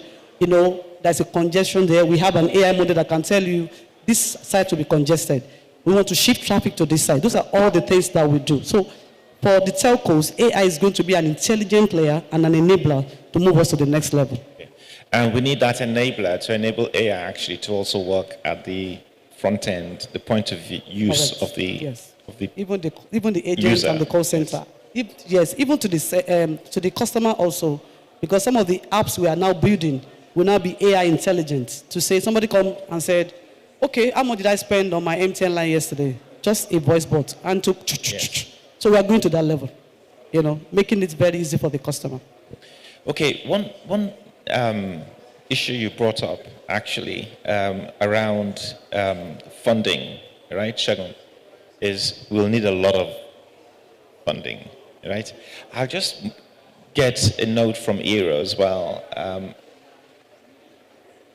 Where do we have a hope of getting this level of funding from? So we can do like what Donald Trump did and say we're going to do $500 billion investments. How do you see the investment environment shaping up for us now? Yes, so if we start from the combining this kind of your pool of talent with the digital public infrastructure. So how to do that? How to provide services for all the citizens? So how we have done that in Finland is that we use X-Road, which is a single messaging system for all the ministries, all the agencies and everybody. And it makes everything much simpler. So EU is perhaps going to fund for Nigeria to build something similar here, because that is the base for all AI applications and all how you can grow, how you can scale these things, is that you have this digital platform on place somehow. And I think Finland and Estonia has implemented that, and I know that Nigeria has had a look at that, and perhaps that could be one step. But of course, it's also about all the AI ecosystems where developers and companies and researchers can share knowledge and build together. And this Nigeria, Science Nigeria or something, they are quite a good example here who is trying to build that. So having all the education parties and universities and that kind of innovations hub trying to do the same thing, and so educating about AI and then perhaps building this core part where information is shared in a similar way everywhere here. Good, thanks. And DG, just moving on a little bit to some enabling sort of policy areas. It's not, say, about government, but that is a key catalyst and context setting for what the private sector does as well. What are the key sort of policy shifts and initiatives do you see happening for us to enable the kind of execution and innovation that we require? So, thank you. Firstly, on the area of funding, the government is becoming more intentional to make sure we have a mechanism whereby we can bring the public and private funds, put it together to build infrastructure.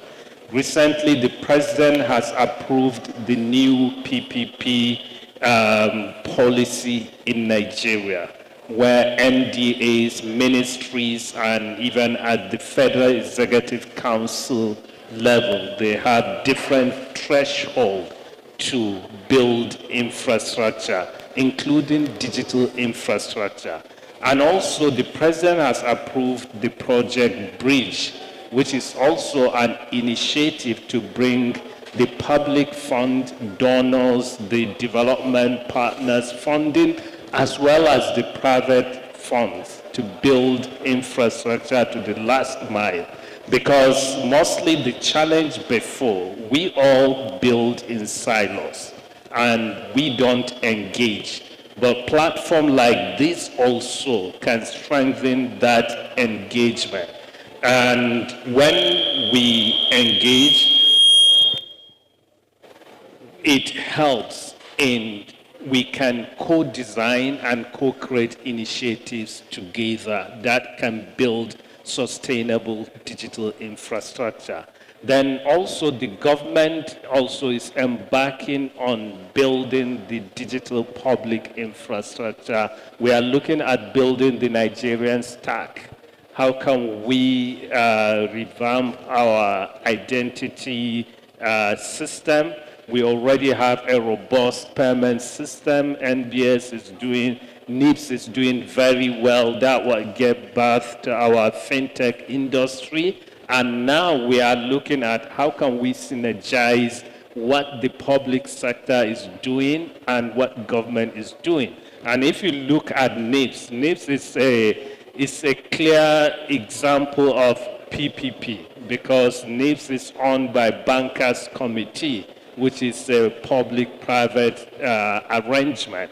So we are looking at how can we use similar approach to also build a data exchange platform So when you have the identity, you have the payment system and data exchange platform, that will help us to consolidate our national digital public infrastructure and have a solid stack where innovators can build different digital offerings to deliver services to people, including AI native solutions.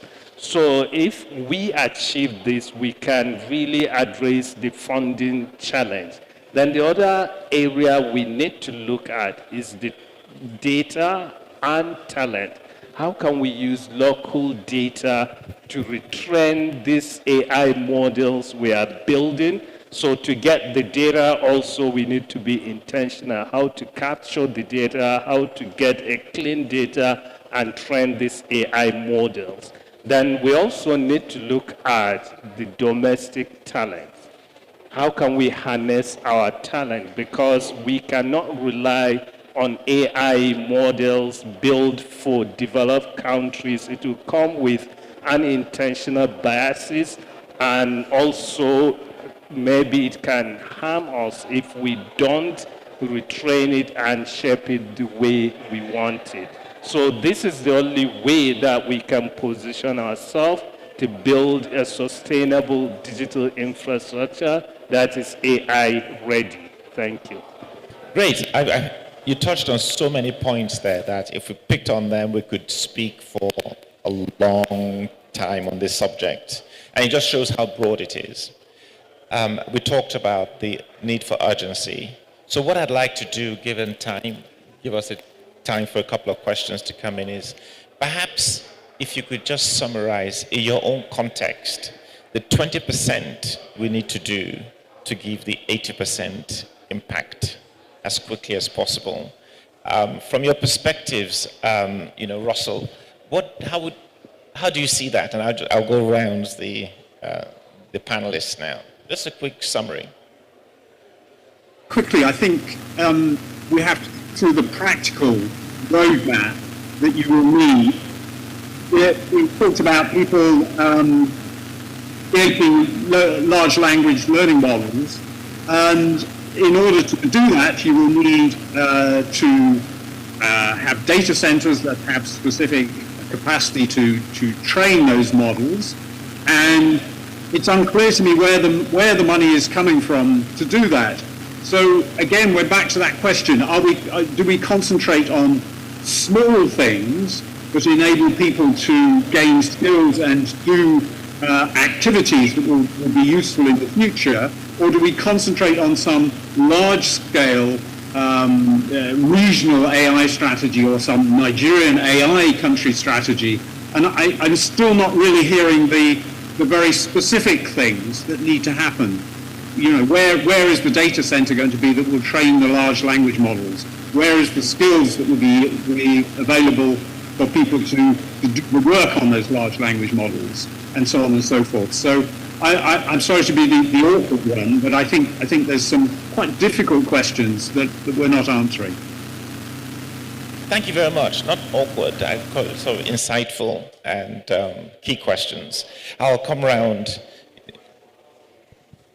I think for me, it must be that Africa must invest in its AI, data, infrastructure, and talents.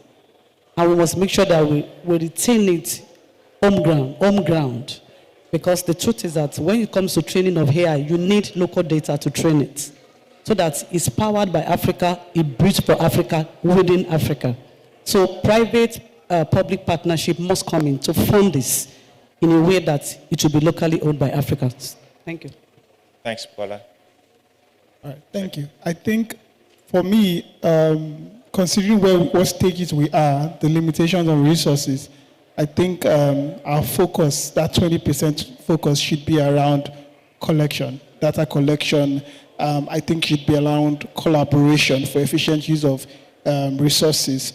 I think government should, or rather industry should take a sectoral approach, focus our AI strategies on key sectors that affect the majority of people: agriculture, health, education. I think that's the way we can actually maximize the little we have and have that 80% output from the 20% resources we have. Thank you. Best one. Iro? Yes, so I also agree that Africa should do more in machine learning and large language models, but of course that's the only way how to do business, how to do products and sell. And one good example, if I take from Finland, is our CSC, which is running one of the fastest supercomputers in Europe, which is actually connected with quantum computer right now. So 20% of that capacity is allocated for companies to use. So we have so good success cases training AI by these supercomputers, and I'm here. One of my tasks is here also to identify research institutes or universities which would like to develop quantum computing or build supercomputing. So CSC is collaborating in all continents except in Africa. So if that type of, so we are willing to share our know-how in that We need to get that here in Africa. They should. Yes. Dr. Kashifu. So thank you very much. I think we need to learn from experience from the previous industrial revolution. During the first industrial revolution, we lost out not because of lack of raw material. We provided the raw material and labor, but we didn't build factories. During the second industrial revolution, we provided the minerals and the captured market, but we didn't own industries. During the third, we contributed immensely in the area of talent, but we were the receiving ends of technology. So why? I think mostly it was because of politics and lack of institutional framework for Africa to work together. So learning from that, I think we need to collaborate. We need to build together, and we need to work together to ensure we build capacity for our digital self-determination. Thank you. Thank you. And also underlying infrastructure, connectivity, energy, the connectivity, data centers, energy. If we get that right, it underpins everything else. And like Russell also said, we need to be very, very specific and deliberate on our actions. Very insightful. So, I mean, do you think we'll deliver on the innovation? It's a huge challenge, but will we deliver on innovation? Yeah. Okay. Thank you very much to the panelists. And a couple of questions, perhaps. There's a question coming from over here. If you have a question, please just indicate by raising your hand. Thank you. Okay. Short, sharp question, not a 2-minute opinion reel, right? Good, short, sharp questions. Okay, thank you very much. My name is Mercy Innocent. And, I want to ask Mrs. Ajayi, right? Okay, so I really want MTN to help us. I like that we are trying to use AI for our customer. I'm a customer. Yeah, but sometimes, so many times when I have complaints and I reach out to you, you use auto response. Yeah, that's good and it's helpful. But at the end of the day, it doesn't really solve the problem. Like that thing that has made me lay complaints to you, you keep giving the auto response, and at the end of the day, the problem is not solved. So I really love you to help us do something on that aspect. Really, really, please. Thank you. Okay, thank you so much. We are in the pilot phase for a transactional agentic bot that will not just only give you an auto response, but will do what you need to do. In this Q4 is going to be launched, and that will answer what you have said. Not only auto response, but it will actually do the transaction, complete it for you. So we are piloting it. Thank you. Hello, good afternoon. My name is Remy Ajanifuja from Fronet. The best parts of this for me was from Mr. Olusegun, where he highlighted how far we are from actually catching up with the rest of the world in our ability to develop our own models. Now, my question is, do we try to go back? Because a lot of the problem that the US has currently is being able to reach the capacity, to reach AGI, to reach where AI is able to reach its own potential. So should we try and compete in reaching that potential in building our own models?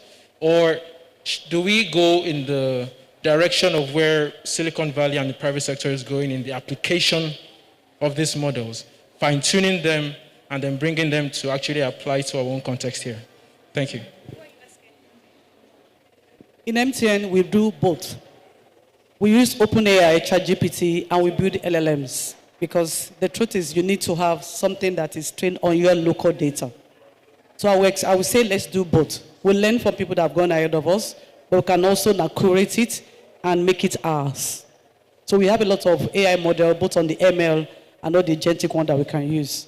But anytime you see a locally built model, you speak directly. If I say Ekaro in Yoruba language, because it's Ekaro, I'm a Yoruba person, the way I would say the intonation and the accent, remember when somebody in Spain did Ekaro, and you don't even know what you're talking about. So I would say let's do both, use all the different models and build our own. Thank you very much. I think I get what you also I get the question. I think from a national point of view, how do we capture value within that ecosystem, the supply chain around AI and AI adoption? I think we should focus on that thing that gives us unique value. I'll tell you two areas that give us really unique value today. One is energy. Two is data. We have the numbers. There is very little in terms of, the US, they want to think like we do. You find out, and I'll say it in a very, very, very simple way. Simple example. Take a student from a pretty run-down school in Mushin, take him to the US, and he will do exceptionally well. That intellectual capacity is something we have. It's local to us. And if we could harness this, collect it as data, the world is looking for it. That's two areas for starters. In terms of real-life adoption use cases, like you said, again, we might not have the entire computing or processing power we need locally, so we have to take that out. We have to take our data out, process it. Again, of course, we can build models using their platforms. We'll look for what we add to the value system and milk it for what it's worth. Thank you. And localize as much process. You are going to add to that? Yeah, very shortly. So very recent MIT report shows that 95% of generative AI pilots fails because they are not able to integrate it to the processes. So whole AI project is a change management project. And as you pointed out, Africa has so few legacy systems, so perhaps it would be easier to implement these modern AI solutions in Africa than in the Western countries. Okay, you got one. Thank you everyone for your thoughts and ideas. My name is Andrew Ajayi. I'm a DevOps engineer. I also want to say thank you, Doctor. I'm a student of the cohort 3 for 3MCT as well. So my question is, these days when I look at job applications online for Nigerian companies, there's a lot of, lots of different tasks. They want an LLM engineer who knows DevOps, who knows back-end, who knows front-end, who understands networking. How do we get Nigerians, or how do we get the Nigerian ecosystem to streamline each task and streamline like each role so that it's not one person taking up so much different roles and tasks, but like everyone has the ability to focus on what they have to do effectively and efficiently? Thank you. Who wants to take that one? Okay. All right, thank you. Just to add to the previous questions before yours, I think I'll go with the MTN direction. We need to do both. And we need to be frugal when it comes to our LLM building. We don't have to wait for building infrastructure before we start retraining or building our own LLM. Today, there are technology where you can get and use distillation and quantization, quantification.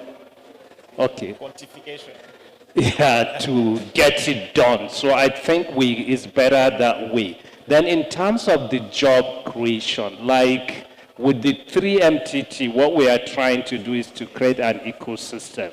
We have the fellows like you who go through the training to learn, and we have the placement institutions and mentors that help to provide mentorship and get job placement for you. But to me, the most important is not just about the role, because the role can change anytime.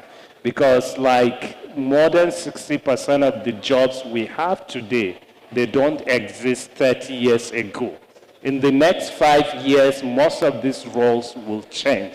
But the most important thing is for you to build skills that can help you wherever you go.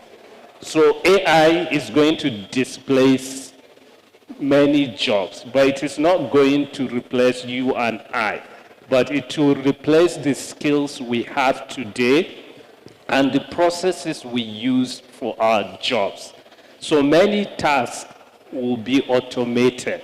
So the most important is just to develop that skills and also to have that, or to develop the agility for existential survival. When there is a threat to what you do, you should be able to build a different skills to change that job.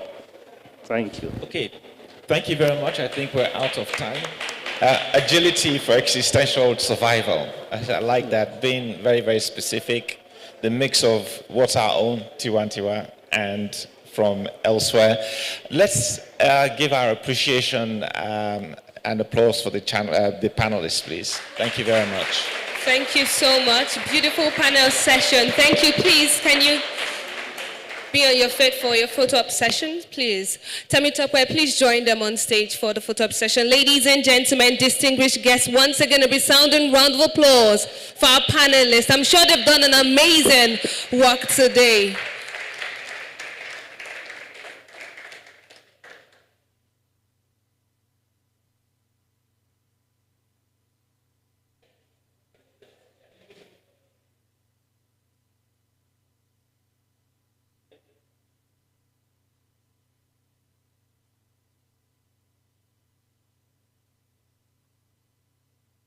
Ladies and gentlemen, distinguished guests, it is still the Hyperscalers Convergence Africa 2025 important conversation that we've had here, right on stage, and it has been insightful, eye-opening.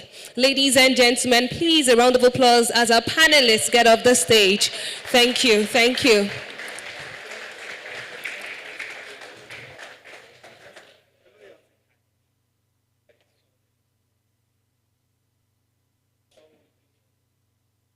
Mr. Ayotunde Koka, do you want to give me the tab? Thank you. Distinguished guests, ladies and gentlemen, we're moving swiftly to our next panel session. So oftentimes people ask the question, will AI take our jobs? I've come to understand that it will take the jobs of those that do not want to skill up, the repetitive, mundane task. And so it's very important that you skill up, because again, we cannot, the AI we talk about would always have the human element to it. So it's not taking anybody's job, but then it's a call to action that we need to skill up and take action. At this point in time, we'll dive right into another panel session, ladies and gentlemen. beyond infrastructure, solving the enterprise execution gap in Africa's digital economy. Ladies and gentlemen, we have our panelists right here. In no particular order, please appreciate our panelists with a resounding round of applause as I call them up. I have the Chief Executive Officer, Precise Financial Systems, no other person but Dr. Yele Okirami. Please a round of applause as he comes up on stage. I also have the Deputy Managing Director, eTransact, no other person but Hakeem Adeniji Adele. Please a round of applause as he comes up on stage. I think we can do better, ladies and gentlemen. Let's appreciate our panelists. Let's appreciate our panelists. We also have the Regional Accounts Manager, Vective, no other person but Okechi Oswago. Please a round of applause as he comes up on stage. I also have the Group Managing Director, YY Connect, no other person but Dr. Yemi Okirami.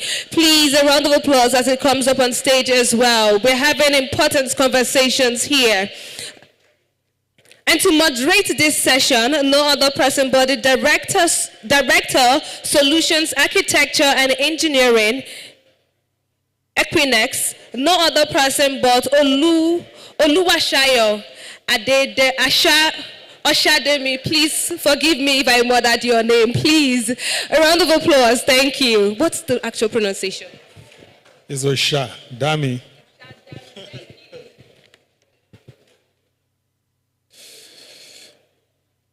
All right. Good afternoon, everyone, and welcome to our panelists. We've all been talking about infrastructure, infrastructure, infrastructure. We need to build infrastructure. But beyond building that infrastructure, how do we solve the execution problem, the execution gap within the enterprise space? Which begs the question, are we really using the best of what we have? So we have our panelists, they're all experts. They've gotten their hands dirty. They've done a lot. They've built. They know what it takes to execute at scale. So we will be hearing from them this afternoon, as we know that the African digital economy is growing rapidly, whether it be in financial services, oil and gas, manufacturing. Well, like we said, one major challenge is that execution, right, from what it takes to implement an upgrade, for example, at scale. And also the pressure, boardroom pressure, financial pressure, and also difference in priorities, right, between the chief technology officer, the compliance team, there's a whole lot. So I think this session will be a great one.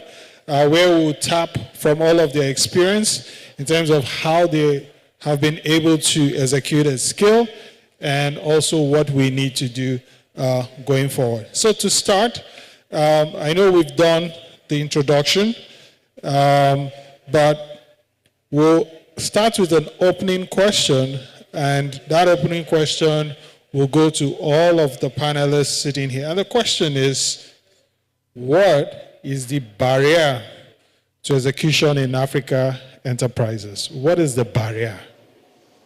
Is it infrastructure? Is it skills? Is it governance? Or is it organizational structure? So we'd like to start first. How do we go? Okay, we'll start with Dr. Yele Okirami, the Chief Executive Officer of Precise Financial System. Well, thank you very much. Now, let me start by saying that, in my opinion, the challenge of execution of pretty much any project in Africa is the mindset of the African himself. So let me start by making some general statements. One of the things I have realized is that Africans tend to be a lot more patient with foreigners than they are with their own kith and kin. Secondly, Africans, for some reason, tend to expect solutions to come from people that they are actually better than. And then thirdly, because of the nature of Africa, it's been built on more of an extraction ecosystem. A situation where money comes out of the ground. We haven't trained ourselves sufficiently well to understand how to create value and how to ascribe value. So what I'm saying when I talk about creating and ascribing value, economics teaches us that money is a store of value. All right? However, sociology makes us understand that value is in the eye of the beholder. So how do we marry these things? So for example, I heard in the previous panel where people, for example, in the US can talk about writing checks. We want to build an infrastructure. It's $500 billion. And we come here. We may not be able to write a $500 billion check. But the question is, who needs that amount of money? The bottom line is, at the end of the day, how much value we are able to create for ourselves. And the way to look at that is to look at those issues that are pending and are pressing upon us and guarantee that we can solve those problems by ourselves and have policies that say, if we are unable to solve these challenges by ourselves, we are happy to partner. But it is only for a given amount of time. After which, if we are unable to transfer the understanding, we would rather not have it. Thank you. Thank you very much, Dr. Yele Okeremi. So it's our mindset. We need to change our mindset, how we think. And we need to think from a point of how we can create value. Dr. Yemi, this time, Okeremi, the Group Chief Executive Officer of Y Connect. We'd like to hear your own perspective to that question. Okay. Thank you very much for having me. From my perspective, I think one of the greatest challenges we have is the implementation of technology locally. We see things working excellently well outside, and of course we bring it in. And having the right framework and being able to tropicalize and make it effective in our society is one of our issues. Having said that, though, I don't think we celebrate ourselves enough. Because despite all the hurdles, the imperfections, we are still able to operate at par with other well-developed societies. So, in short, I think if we can focus more on how we adapt to our own ecosystem and the constraints we have, we will be able to create better value. Thank you. Thank you very much. Dr. Yemi said we don't appreciate ourselves enough. So can we give ourselves a round of applause? Let's appreciate ourselves for all the work, that we put into execute, and also look at our own local nuance in terms of how we customize this solution. I would also like Mr. Hakeem Adeniji to share his own perspective. Thank you. Thank you for having me here. It's Adeniji Adele. Yeah, Adeniji, sorry. Hakeem. Anyway, Thank you so much for that. I heard the panelists earlier on, so please permit me to be a bit contrarian. That's fine. Okay. I honestly believe that Africa does not really have a deep infrastructural problem. I think, well, not anymore anyway. What I feel we have is we have an execution opportunity. You see, the winners will be those people who can translate their digital ambition into operational reality. And I think while we were having conversation there on today, I kind of noted that down. Now, your question, what's our biggest barrier? For me, I think all four are intertwined. But organizational culture is often the silent saboteur in all of this. That's the way I feel. Infrastructure can be built. Governance can be reformed. Skills can be trained. But without a culture that embraces all this together, accountability, agility, execution will stall. Many enterprises operate in a silo, which is the reason why you see that different companies or even departments resist change and they fear failure. If you really want to understand what the issue is, our culture in Nigeria or in Africa has to shift towards rewarding bold thinking, cross-functional collaboration. Let's reward failure sometimes. I always tell my people, infrastructure is the foundation, but execution is the engine. Fail fast, fail forward. So for me, it's all about culture, organizational culture. Thank you. Thank you very much. Organizational culture. I like the point. Let's celebrate failure, right? So to fail, it means you must have tried to do something bold. So I'd like to hear from Mr. Okechi Oswago, your perspective.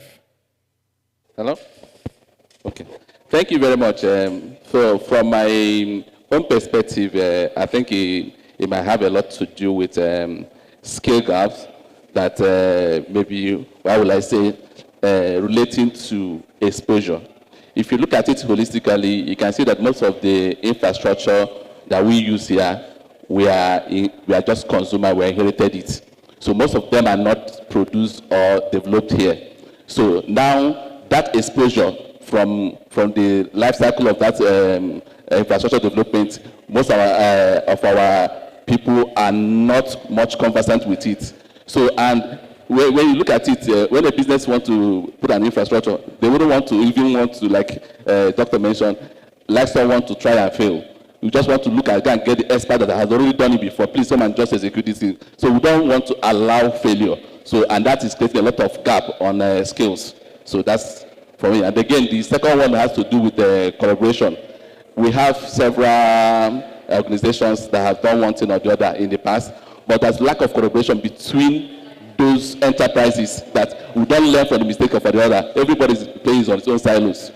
So that's how to contribute. All right, thank you very much. So we've looked at different perspectives from culture, our mindset, how we think, and also lack of collaboration. And all of this are responsible for the failures or the gaps that we see from execution. Now we want to go straight into execution gaps and the barriers that we see in enterprises. So we'd like to hear from the experts themselves in terms of real life, experience, so we can learn. This question will go to Dr. Yemi. Dr. Yele. It says, in financial services, core banking upgrades and ERP migration often stall. So why does execution fail? And how can operators close the gap? Well, let me say, and it speaks to pretty much what people have said around here. There are several reasons why a lot of things will fail. Somebody spoke about tropicalization of solutions. Now, so you have brought in, particularly because you are speaking about banking, software, and ERPs. So essentially, what has happened, take a look at the banking landscape and take a look at the financial landscape in Nigeria. Who are the big players? If you are not a Finacle site, you are a FlexCube site. If you don't belong to any of those two, you are a T24 site. Take a look at the ERP. If you are not an Oracle site, you are an SAP site. If you don't belong to those two, you are a Microsoft Dynamics site. Who designed all this? For what markets were they designed? Now let me be very clear. Every market has its own peculiarities and its own nuances. So essentially, I stand bold to say that when I became CIO of a bank in 1991, this was one of the first things I said. We are actually paying for solutions that we will never use 70% of. And yet, these solutions do not take care of 60% of our needs. So what then happens is that when you bring those solutions, before they even become relevant to you, you have to teach the person who is supposed to be your leader what you are supposed, what he or she ought to have known. And at the end of the day, just like we were talking about first, second, third, and fourth industrial revolutions, the intellectual property doesn't reside in you. So this guy virtually takes your watch, tells you the time, and goes away with the watch. Now you are expecting that this is going to work adequately. When you patch up things, the chances are that you're going to have cracks.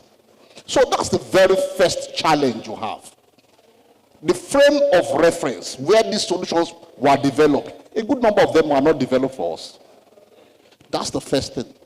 Secondly, I said that also earlier. A lot of times, when you now attempt to plug in our own practices to those solutions, a good number of those solutions are not rock solid. They cannot take some of the things that actually come. It's not because they are not good, but they were not developed for us. And so you see that these things begin to crumble. Well, of course, after a while, when they've stayed with us for a reasonable period of time, they can understand our practices, they standardize some of them, but at what cost? So these are some of the challenges that I have seen through the years in this industry. They are painful, but I think it's time to reverse some of them. Thank you very much. Dr. Yemi, I see you nodding your head. It seems you are in total agreement with Dr. Yele. So if you'd like to share your view.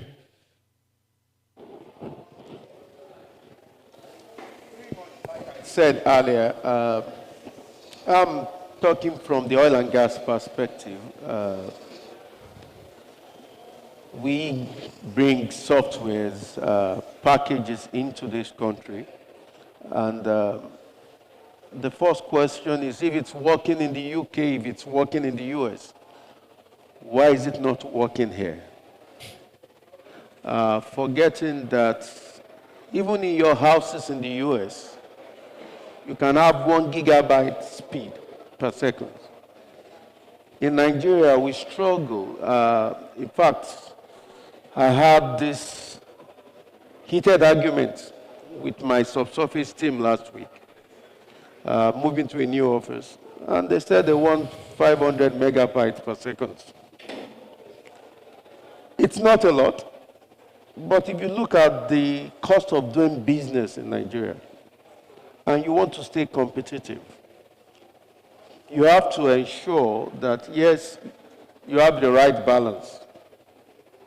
You might not be able to ride your Ferrari in Nigeria because of the roads, but you can use your G-Wagon and still achieve the same thing. So there has to be that balance and how we integrate and ensure that we get the desired output, even within our bubble. Thank you. Thank you. So it's safe to say that what we've agreed is that why we fail at execution is because most of the solutions that we build are not built for us. And in executing, there's that gap. So one of the solutions is actually for us to build ourselves, build this platform that suits our environment. All right. So we'll look at the next part, the next question, which is to Mr. Hakim Adeniji Adele. I'm sure I got that right. Okay. So you have experience in building payment platforms.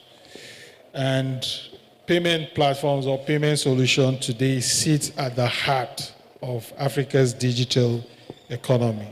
So what lessons have you learned that you would like to share with us in your journey that has helped to execute this digital transformation at scale? Because if you look at the operations, you kind of process millions of transactions, right? So what can you share with us? Yeah, thank you. I have to agree with my co-panelists here. One of the most important things that we noticed was a misalignment between a business strategy and technical delivery. As we said earlier on, what we're trying to achieve and what we're buying, two totally different things. But luckily, I'll give you a real-life example. I work for eTransact. eTransact 20 years ago built a homegrown solution, switching solution, which worked. When it was time to scale, we couldn't. Now, these are the solutions, and these are what we learned. We realized that we did not really invest in change management as a methodology. We also realized that there was a breakdown in what I call monolithic upgrades. We're not agile. We're not facing things in a modular way. We also did not empower our cross-functional teams.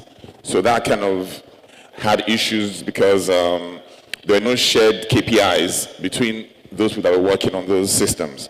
And also, we didn't really adopt DevOps so that we could accelerate delivery and also reduce our risk. Now, we now did we went the other way. We went out and bought a solution, okay, which has been fantastic for us. But we decided to buy a customized off-the-shelf solution, which meant we're part of the whole build process. So what are the lessons learned? Like I said, we started from a very soft beginning in the sense that we were one of the first switches in Nigeria. So it was okay for us to scale. Then over time, we now realize that it's important, if you really want to build something that works, you have to start with the customer, not the code. That is very important. Because every transformation must solve a real pain. Second, you have to build for resilience and not perfection.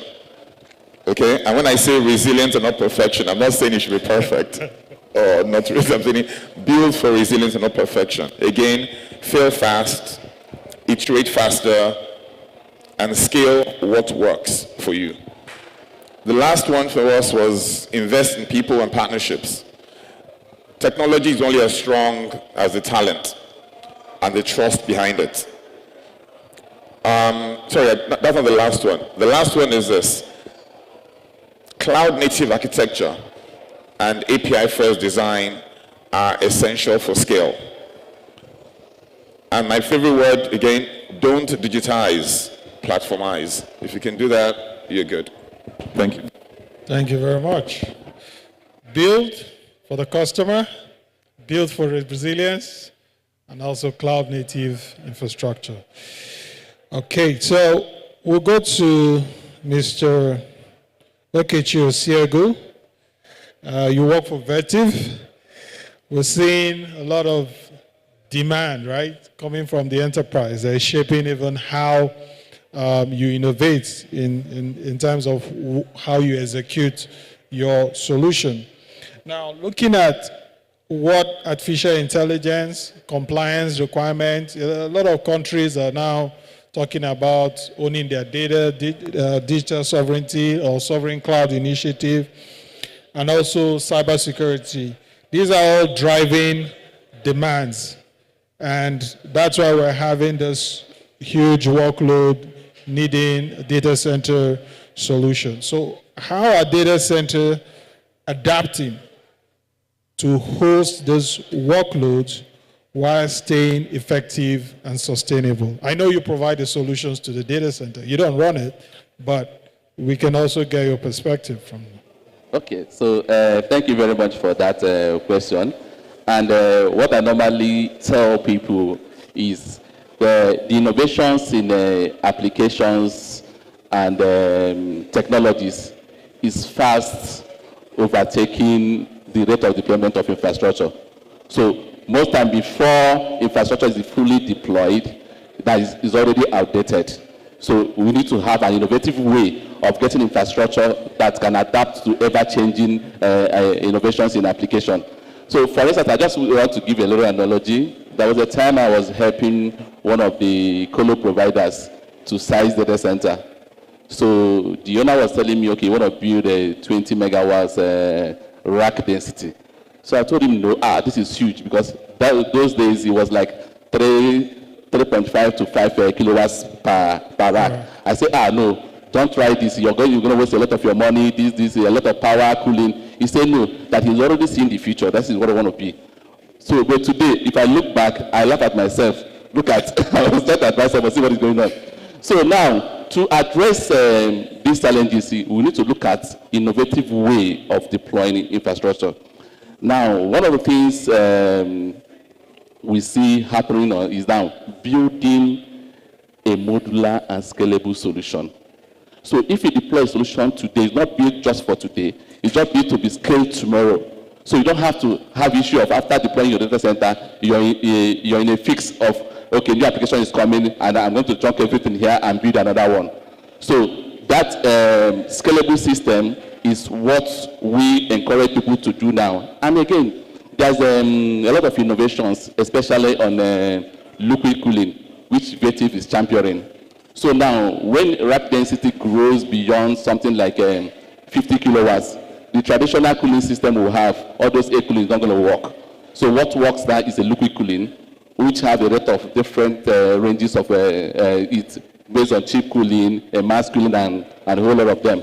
So now, to put it all together, to adapt to ever-changing innovation, you need to have a scalable and modular solution to scale as need arises. Thank you. All right, thank you very much. So we need solutions that can scale to meet the demands of tomorrow while building to meet the cost of operating today. Okay, so now we move to the governance and compliance part, and also the culture, what we see within the organization. And this question goes to all, so we'll start from Dr. Yemi, and then Mr. Oshiago, back to Mr. Kim. The question says, execution often breaks down between CTOs driving digital agendas and the compliance team enforcing regulation. How can enterprises align innovation with governance without stalling progress? The internal rift that happens within departments. The CTO has a cloud-native strategy. The compliance team is saying, no, you need to comply with the local laws, you need to host it. So how can we align innovation with governance? Thank you very much. Like you rightly said, it's a myth. There will always be that tension. And I'm going to simplify it, looking at it from the perspective of a manager versus an entrepreneur. The manager wants to maintain status quo, wants his processes to continue the way it's been running. An entrepreneur, on the other hand, is moving at a fast pace, looking for innovation, looking for better ways of getting it done, whereas the manager wants to maintain status quo. So that tension will always be there. I think the key thing, and that is where we must all align, ensuring that the goal is the same. We are all aiming for the same goal, the end game. However, how we get there, even though we have that tension, we have to learn to work together. And it takes a learning curve. And I think that's usually where the problem is. While the regulators keep saying, this is the law, let's enforce it, by the time the end customer gets used to that particular one, it's probably become obsolete and they have to change again. And so that tension will be continuous. But my point again is that ensuring alignment, knowing that we are all going for the same goal, the same purpose. Thank you. All right. Okay, so thank you very much. I think I'm much in line to what you said. So the key thing is there is the goal alignment. So all the stakeholders involved have to align to the common goal. And there has to be a constant communication of the goal. Because if everybody understands the goal, irrespective of whether there's a divergence, maybe this is a CTO, this is an entrepreneur, they understand the common goal. And at every point in time, this goal is being communicated, and everybody knows that they are not working in a silo, they are all working for a common objective. I give you an instance. There was one of the communication they did. I think it has to do with a rocket launching program. So they say they communicate the goal that even the cleaner understand what everybody there in the room are doing. So the cleaners are cleaning for the place to have a conducive environment for the engineers that are working to send rocket to the moon. So if we bring it down home, everybody has that good communication, understanding of the common goal. There won't be much disparity on their thinking because they will understand that they are working together, not in silos. Thank you. All right. Well, I can't even add to what you have said because, when we talk about the goal, you just said it the right way. It's not about the how. It's not about the what. It is the why that must be propagated. Because you see, the what will change, the how will change, but the why remains. And once that is understood by everybody, then it's easy. However, two other things are important. One of the things I see, when you understand the goal, the way it's been said, it helps particularly tech people shift their thinking. One of the things I said in 1991, when I was CIO, I wrote a memo and I said to the management of my bank to spin off my department, that the bank doesn't need an IT department the way we were practicing it. That make it a company. You are already our clients. Let's work for so many other places. That was then. Nobody believed what we said then, but what's happening today. So that's why I say, however, one thing is important. IT people, a lot of times, they like toys. So when you come to IT projects, come to Nigeria, you see the latest in technology. You see the highest in technology. But is that what the business actually needs? These are the questions we ask. Then lastly, is that we need to understand that the modus operandi for a startup is significantly different from that of an establishment. When you are a startup, what are you looking for? You said it, and I was nodding because When e-Transact was coming up from Vano, Valentine came to my house and we spoke about these things. So the entire blueprint, a startup, you want agility. You want decisions to be taken possibly by the same person and act immediately. But as you begin to become an establishment, you need to begin to understand checks and balances. But if a startup attempts to put checks and balances in place, it will never scale. So if we understand that it's necessary that that transition will take place, then we will be going somewhere. Thank you. Thank you. Fantastic question, by the way. It's funny. I used to be a CTO for Microsoft, and when consulting for other companies, and we reach out to the CRO or the compliance officer, we used to call them back then. We used to call them Chief Business Destroyer. Why? Because you come up with a plan, and they come and tell you why you can't do it, and you're thinking, what are you on about? Anyway, for me, yes, CTO wants to do stuff. He has his cloud native strategy top of mind. You have compliance, there's enforcing regulation.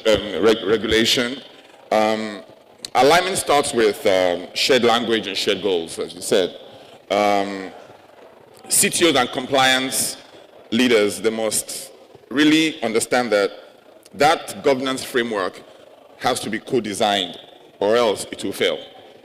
What tends to happen sometimes is that you find out that the governance framework is coming from compliance. CTO is not aware or part of the whole framework, and everything falls apart. There'll never be innovation, or even if there is, it will be restricted, which means they can't really scale.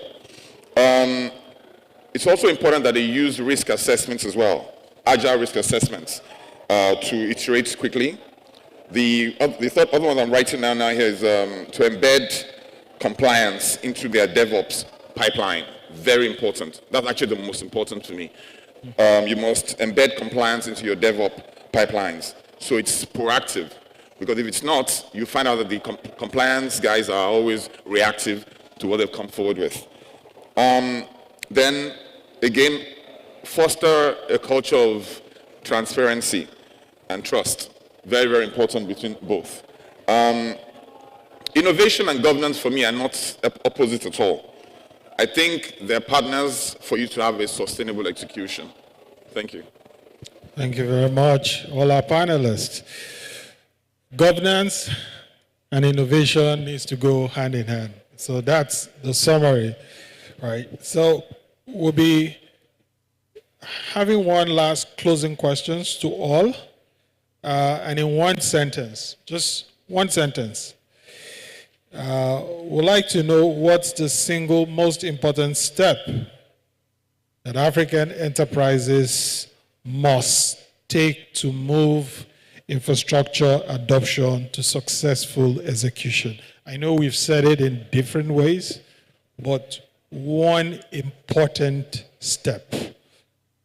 So this time, we'll start from Mr. Kim and we'll take it to the end. Yeah, thank you. One important step. First of all, okay, in one sentence you said, I think we need to shift from project thinking to product ownership,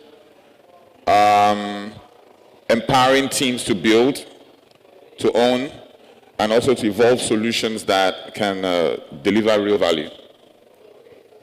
All right, thank you. Well, I think the way I would put it is that we need to understand that metamorphosis is a painful process.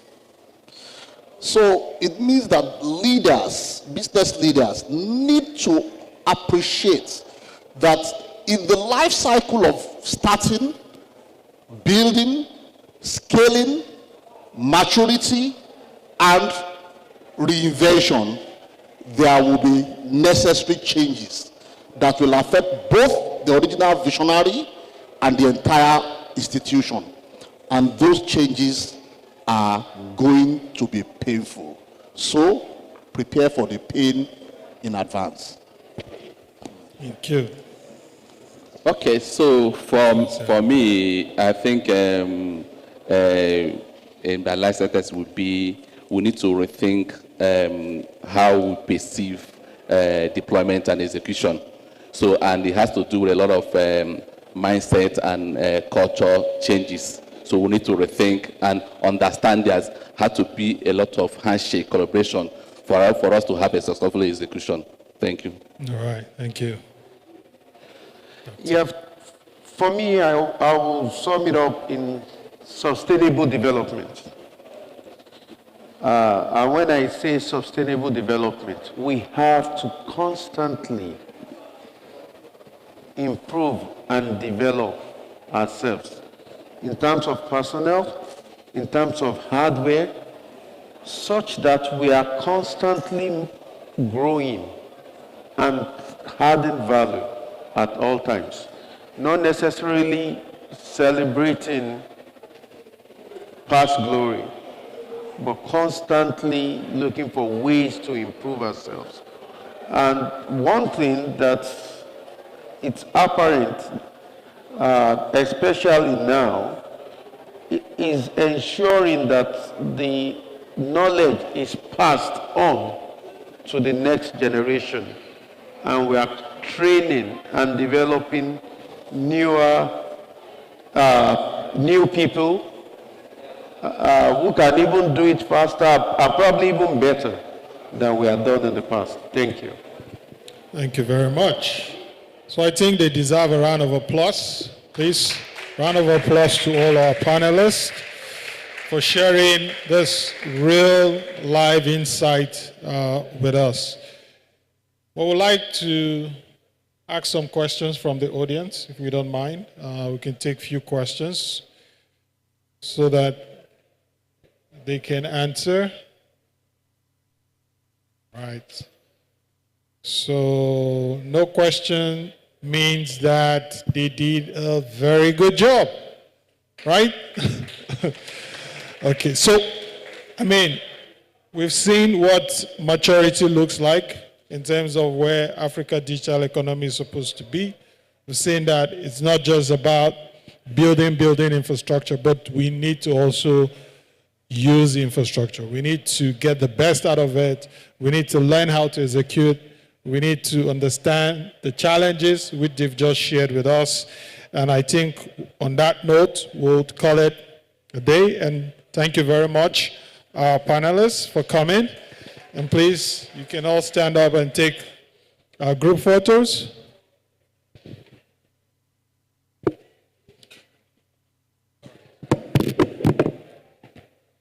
Ladies and gentlemen, distinguished guests, please appreciate our panelists and our moderator for that wonderful session.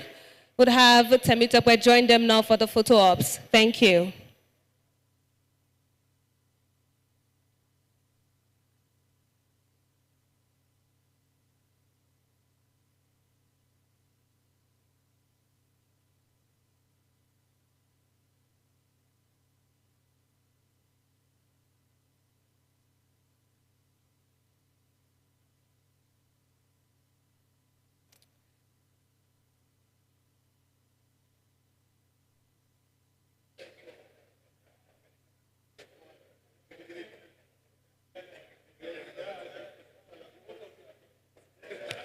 Ladies and gentlemen, distinguished guests, once again, please appreciate our panelists as they get off the stage.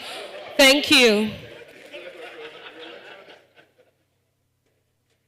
Thank you very much. Thank you. Has this panel session, or the panel sessions we've had so far, has it been eye-opening? Has it been insightful, ladies and gentlemen? Has it been insightful, ladies and gentlemen?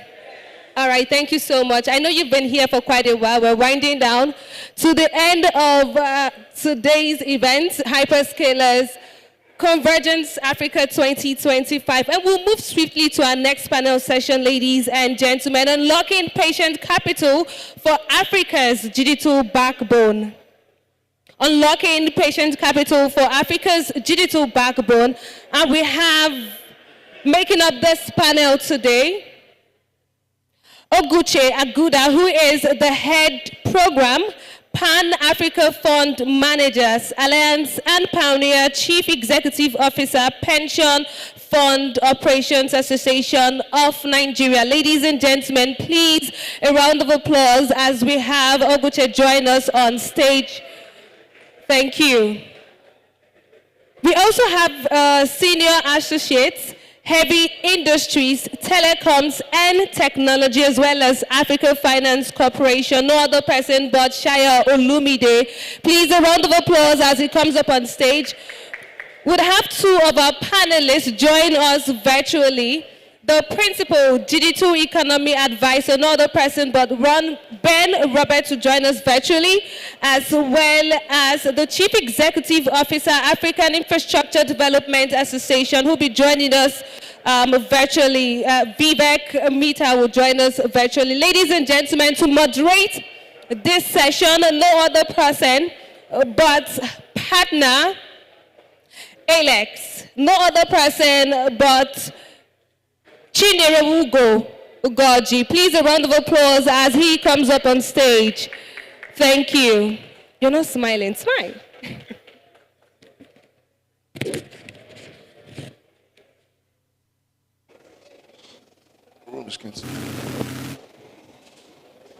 Hello. Can everyone hear me? Can everyone hear? Hello? Okay. Excellent. So thanks everyone for staying to listen to what I think is actually going to be the most... Should I take this off? All right, is this better? Okay. Thanks everybody for staying to listen to what I think is actually the most important panel of the day, because it's talking about how we unlock private capital for the development of digital infrastructure in Africa. I think funding is the critical piece of the puzzle to bridging the digital infrastructure gap in Africa. And the panelists that we have here on the stage and joining us online, I think are best placed to speak to the different challenges that the digital infrastructure asset class faces. So I'm just going to kick up the questioning with a question for all of the panelists to just kind of set the scene for the session. So I'll start with Shayo. And the question is, Africa needs an estimated 100 to 150 billion in digital infrastructure investment to close the digital infrastructure gap. From your perspective, what's the biggest barrier to financing? Is it risk perception, bankability of projects, or lack of local capital mobilization? Yeah, no, it's a good starting question. I think, to be honest with you, I think all the things you've outlined are, barriers to entry for financing projects in Africa. Naturally, I think on the continent there is a lack of local capital. That local capital can help mitigate some of the FX concerns that international investors have. Perceived risk in Africa, I think we all know that Africa unfairly has sort of like an Africa risk premium from international investors. But for me, my opinion is the biggest barrier to entry is bankability. We have, as you said, a $100 billion gap annually. So that obviously indicates there are numerous opportunities to have projects developed in Africa. But the reason why all of these projects generally fail is because of bankability. And bankability is caused by a lack of preparation. A lot of projects, when they come into the market, they tend to neglect the need to prepare their projects for bankability. And this is via various things, right? It's feasibility studies, getting your land, your permits, working with the right contractors. But most importantly, it's being able to understand the risks and being able to allocate the risks to the proper counterparts. It's one of the things that as an infrastructure investor, any project that you are in contact with, ignoring all the fancy models and everything, it's really a case of, do you understand the risks associated to the project? Once you understand the risk, you can then allocate that risk and then have a bankable project. So for me, the short answer to your question is undoubtedly the highest barrier to entry is bankability. Excellent. Thanks for that response. Uguche, let's come to you. All right. I think it's a bit of all of those. I think there is some perception of risk from the asset owners and the people that manage capital. There's also a bankability problem. There's also a just understanding problem. It's also an emerging asset class, right? It's not something that the local funders are typically used to. And I always say infrastructure is an emerging asset class, and thanks to what AFC is doing. But typically in Africa, you know, trade finance is something that most financiers are used to. So this is an emerging asset class, and I think it's taking time to understand. I would say it behoves on both parties, those who are funding, those who are fundraising, to sort of come together and understand, you know, what the dynamics are. Like you said, once the funders understand the risks, then they're able to allocate better. So I'd say it's not one thing, it's a bit of all of those: the bankability, the perception of the risk, the risk involved, the understanding of this asset class. And I think once the parties come together, we should begin to lower that perception of risk and get the funding to this digital infrastructure that is really needed in Africa. Yeah, excellent. I love the nuanced perspective you've brought. Let's go to our panelists who are joining us online. We'll start with Vivek. Thank you very much. Do you hear me clearly enough? Yes, I can hear you. Look, I mean, I think both Shire and Uguche have dealt with the matter. But the reality is, I'll just add, you know, so what is bankability? First of all, I think it's worth having a chat. When I ask a lot of people this all the time, and most people say a project should be profitable, and that's fine. But there is another angle to bankability, which, you know, the profit in an infrastructure project is a mix of revenue, the cost of capital, and the cost of building it, right? I mean, so that maths is not very difficult. What is difficult is the risk allocation, the risk mitigation, the risk elimination. So if I was to go to AFC and say, look, I have this plan for a big AI data center, which will be $100 million, here's the plan. They'll say, fantastic, come back when you've nailed down these 75 different risks. And those 75, I'm just taking a number, it's big. It's not a dozen risks, it's not 150 risks, but it is substantial. They require the input of many, many people. They require somebody who's going to build it, somebody who's going to supply the equipment, somebody who's going to, you know, debt and equity. There are 4 or 5 different government agencies. There are lots of lawyers. There's lots of different technical advisors and the such like. And that process of unwrapping all the risks, that is what is complex. That is what is new. Now, data centers have been being built elsewhere in the world for a long time, but it's new to Africa. And that is where the challenge comes. Now, this ecosystem of people, institutions that need to come together to unbundle that risk, that requires practice. That's where the replication, repetition is important. And, you know, if a project is going to take 5, 6, 7, 10 years to get off the ground, as energy sector projects do, oftentimes, then that practice never happens. So you know, I've gotten into the weeds on this, but just to add to what the 2 previous speakers have mentioned, that, you know, we should look at, so there is always a risk perception.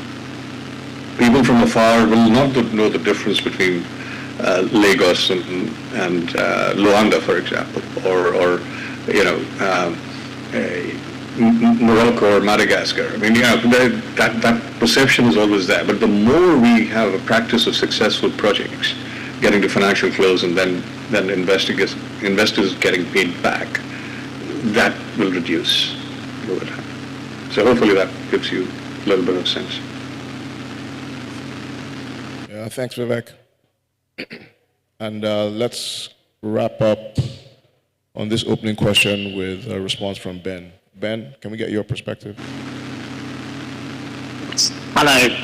If you could repeat the question, because I have just joined. I've just landed in OR Tambo. So if you could repeat the question, that would be superb. Sure. So the question was, Africa needs an estimated $100 to $150 billion in digital infrastructure investment to close the digital infrastructure gap. From your perspective, what's the biggest barrier to financing?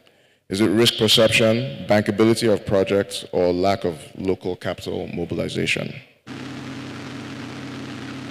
I think it's all of the above to some extent, right? I think that certainly local capital should be going more, particularly pension funds and other things. You look at globally, data centers are being funded by pension funds and REITs and other things, and that is not happening in every part of Africa.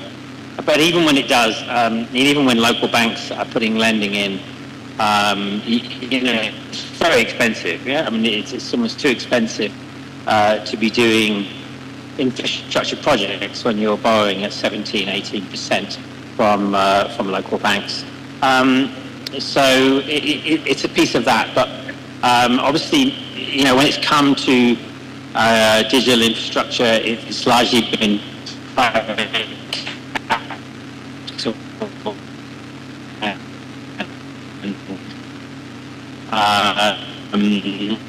and DFI financing, which is, and I think I just caught the end what Vivek was saying, but projects and different types of ICT projects is that energy projects often the offtake is de-risked by long-term agreements where the offtaker will basically commit to taking all the capacity of an energy project. Where if you are building a data center, you tend to overbuild the capacity versus what the immediate customer needs are. So there is an element, you have to de-risk it with anchored customers, but there's still a large element of build it and they will come. So you're building much more capacity for the future growth. Whereas the energy sector, it's like turn on from day one, the PPA kicks in and your full capacity is sold. And then fiber, fiber infrastructure and mobile networks and other things. Technology is always increasing, so the speeds, the available capacity is getting more and more and more. So even as you get offtake customers at the beginning, you never sell the full offtake capacity of a subsea cable or terrestrial cable or any other types of last mile networks. Even building out fiber to buildings, you don't get full uptake. You don't get every customer, every single building and every customer connecting. So there's the element of risk, which is probably I don't say it's more risk, but the de-risking is less than for the energy projects which Vivek was just talking about. So a whole bunch of things that are holding things back, but that for me would be certainly one of the main factors. Yeah. Excellent. Thanks, Ben. I really like all of the responses that I've gotten, because I think what it's kind of showing is that question is a bit of a trick question, really. It's a many-faceted problem. So let's dive into some of the specifics now. Ugoche, you didn't mention, or maybe you did, just in passing, the question around how to unlock local capital, of which there is a lot, actually, and you'll know this better than anyone. There's about 20 trillion plus under management by pension funds in Nigeria, and very little of that is being allocated. to infrastructure. Even infrastructure as an asset class, not talk of digital infrastructure as a subset. So I want to ask you, what regulatory or structural changes do you think would unlock pension funds as a major source of pension capital for digital projects?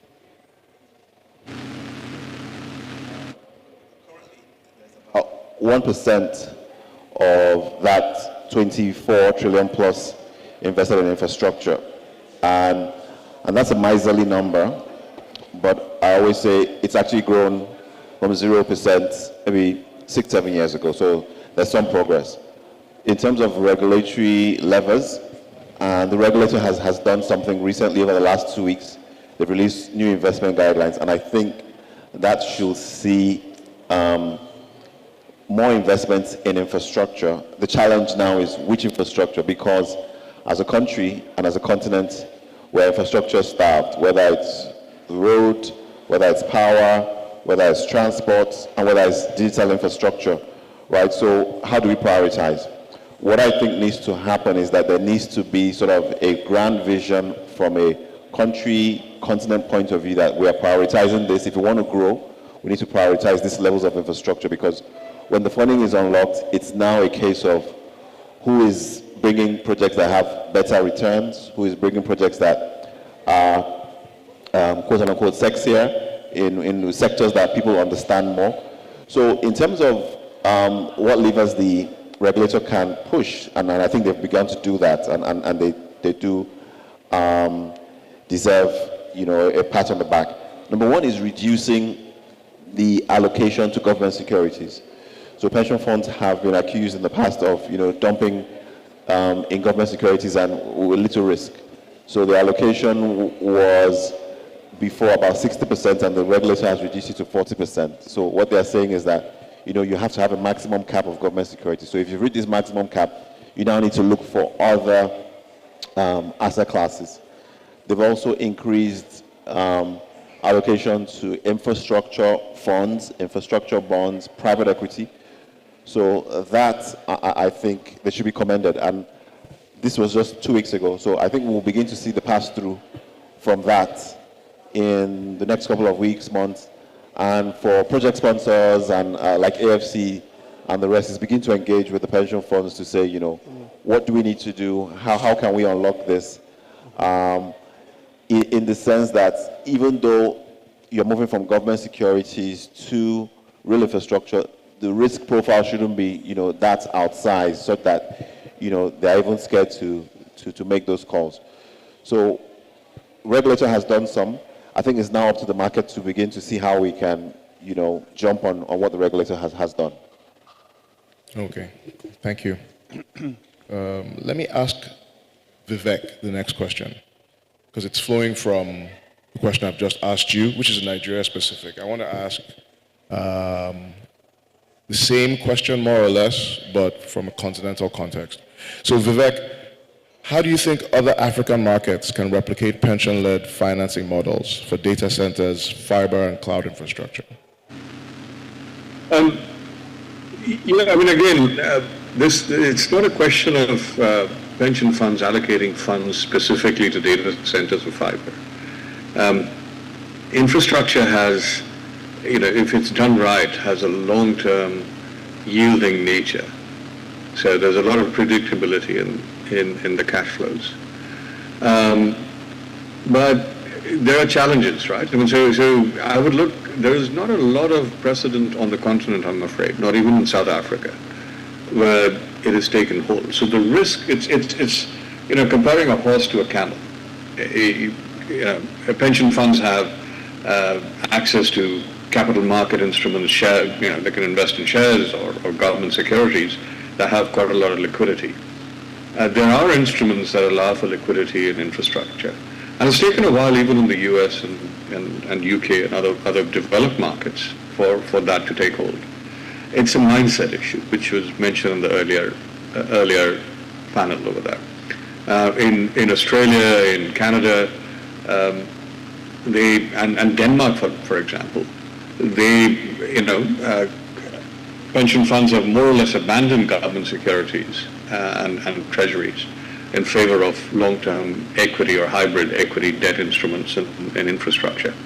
That mindset takes a little bit of time. So if you look at it from a pension fund's point of view, they get a certain return at relatively no risk by giving money to the government compared to the local currency.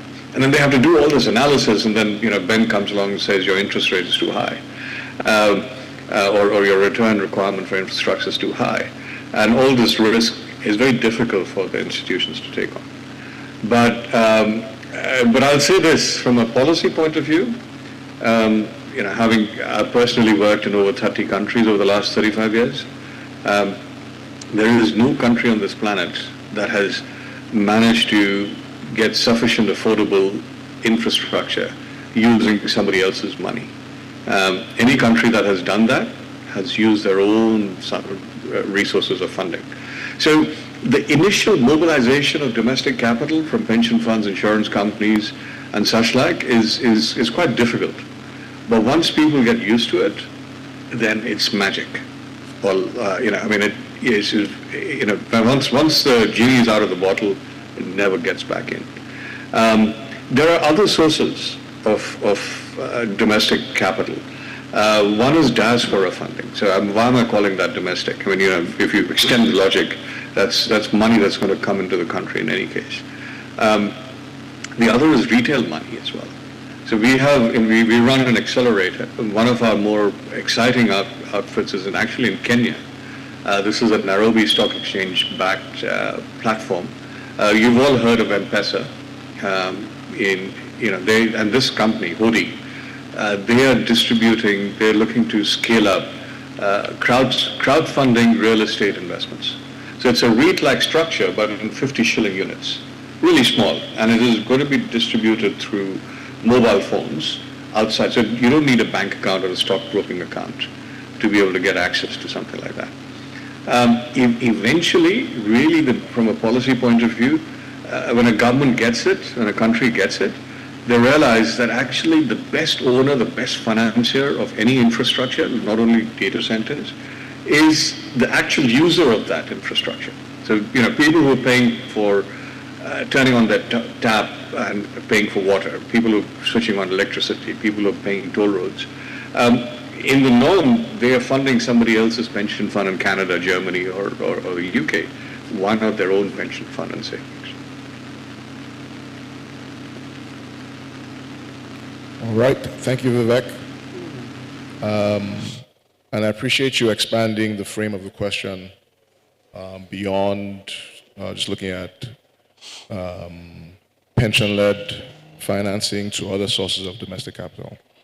That was very helpful. Thank you. Let's get some more of the DFI perspective into the discussion. Shai, I want to ask you, AFC has financed large-scale infrastructure across power, transport, and telecoms on the continent. What innovative financing structures, blended finance, guarantees, risk sharing, do you think are proving effective for digital infrastructure specifically? Yeah, so I think you used an interesting word there in the description about innovative. I wouldn't say the focus is on innovation. I think for us the focus is on access to capital. Infrastructure, or in this particular case, digital infrastructure, is a high capex opportunity that typically requires a lot of capital and long-term capital.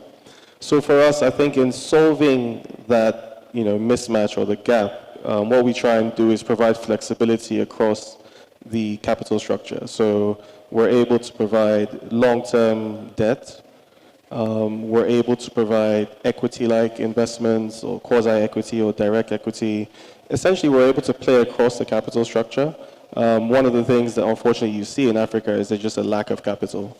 And most importantly, there's a lack of equity capital. And, we can get into the reasons why. But for us, being able to sort of help a project across the capital structure has been one of the biggest impacts that we've been able to do. Now, separately from sort of access to capital, I'll take a step back. And at the beginning, your first question was around the barriers. And I highlighted the importance of bankability. So even if you're providing debt or even if you're providing equity, the project needs to be bankable. So I reiterate, the project needs to be bankable. So what we do now, not so much as a product, but more of a service, is we come in with early stage project development capital. So we come in, really early around the feasibility study stage. We work with the sponsors to then develop the project towards bankability. So we provide them high risk capital that they use towards funding their studies, the feasibility studies I mentioned, supporting the land acquisition, supporting legal contract negotiations, sort of helping them put together all the building blocks they need so that when they do go out to raise long-term capital, the project is at a bankable state. So, for me, I think that's probably how we've been able to help bridge the gap. Yeah, fantastic. So I think you've just touched on, I like that you brought bankability back to the, into the discussion because ultimately, I think that's something, like at least as far as project preparation is concerned, I agree with you that it's one area in which many developers find themselves deficient. And without some kind of structured technical assistance or financial assistance from the likes of yourselves and others with experience in the space, I think it's difficult for them to get over that hurdle. Thanks for your contribution, Shaya. Let me ask Ben the next question. Ben, where do you see the best opportunities for public-private partnerships in digital infrastructure, and what lessons can be drawn from power and transport sectors?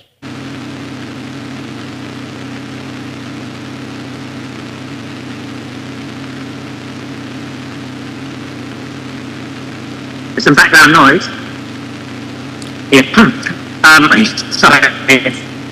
Yeah, so I think, look, when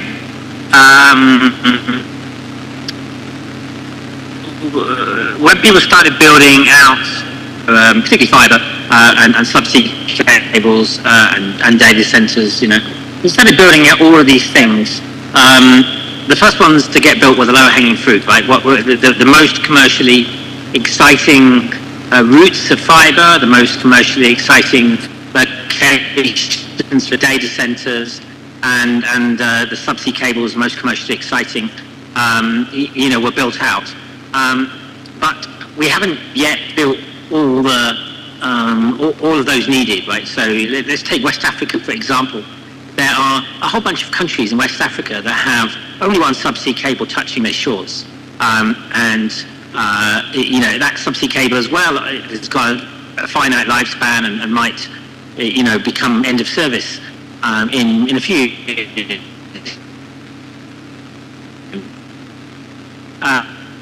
And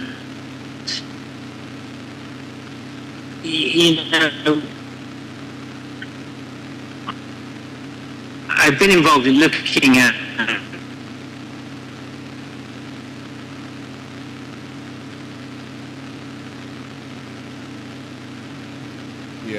some of these. When you look, yeah, Ben, I'm afraid we are struggling to hear you. Your connection seems unstable. I imagine you're dialing in from somewhere in Africa.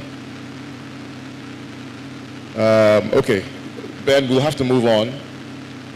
The digital infrastructure gap strikes again. Let's move on to the next question. Our time is actually up, so I'm just going to move to closing remarks for Vivek, who I think is still with us, and Shayo and Oguche. Just give me in one sentence, what is the single most important step Africa must take to unlock the next $100 billion for digital infrastructure? Shayo.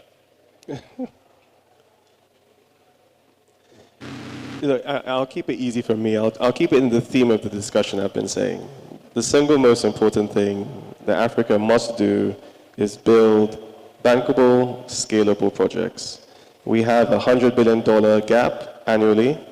We're not going to plug that gap financing 100 projects a year. We're going to plug that gap financing several bankable projects that are scalable to meet future demand. Excellent. Uguche. I think it's really capacity building of financiers. I think once the financiers understand the sector, are comfortable with the risks, and their de-risking mechanisms, then I think the financing to that sector will grow. Okay, so de-risk. Vivek? A single word is, to de-risking and bankability is revenue. We need clear paths to revenue for these projects.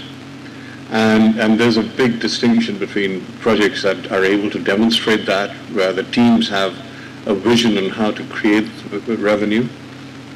Build it and they'll come as a philosophy doesn't work. The intermediated philosophy of approach of signing long-term contracts with utilities that can't pay their bills and do not pay their bills, and then trying to enhance that credit price doesn't work. So single word, revenue. Thank you, Vivek. And Ben, if you can hear us, your thoughts.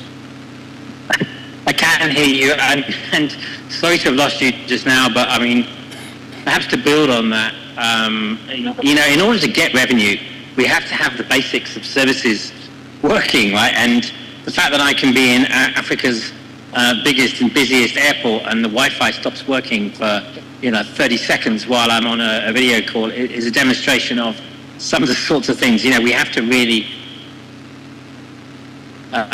make sure that the services are working in order to make people want to use what Vivek is talking about. So, ultimately, whatever services we develop from having the digital infrastructure, they have to, be useful to people in whether they be businesses or citizens, and they have to work, and that has to then become something that people will happily pay for. I mean, I wouldn't have paid for this Wi-Fi; I got it free, but I'm not very happy with the service. Yeah, well said, Ben. Thank you. Okay, we will just try and wrap up with a few questions from the audience. So if there are any questions, can you just raise your hand? I think there's one in the back.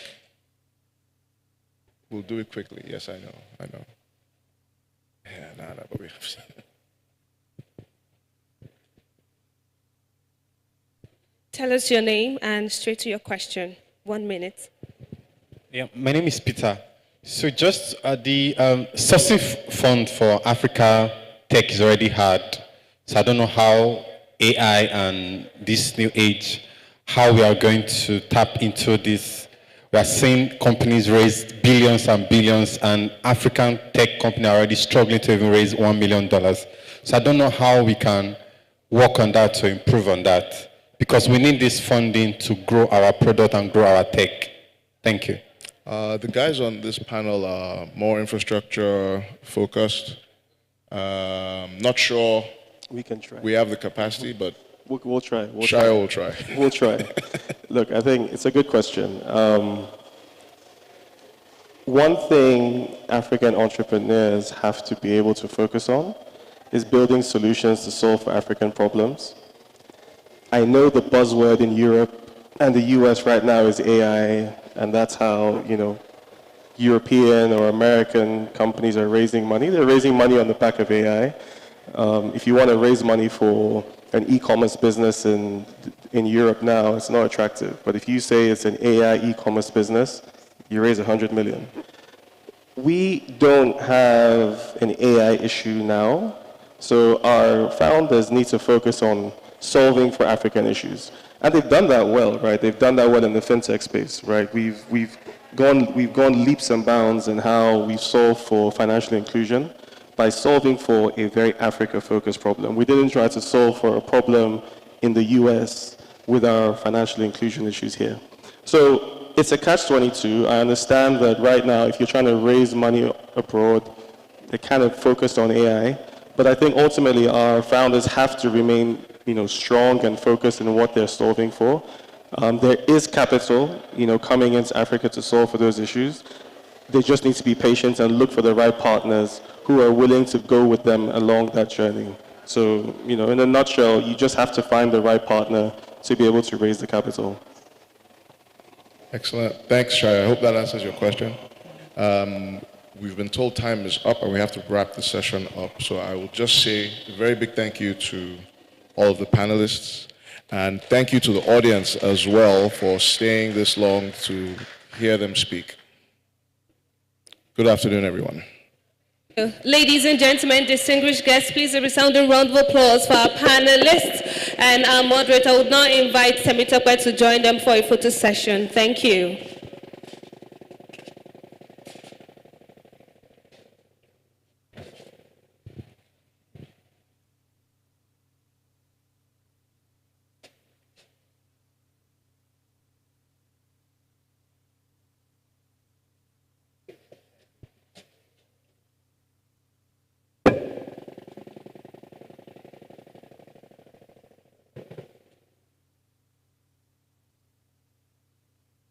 Thank you very much. Ladies and gentlemen, once again, please appreciate them. Thank you so much.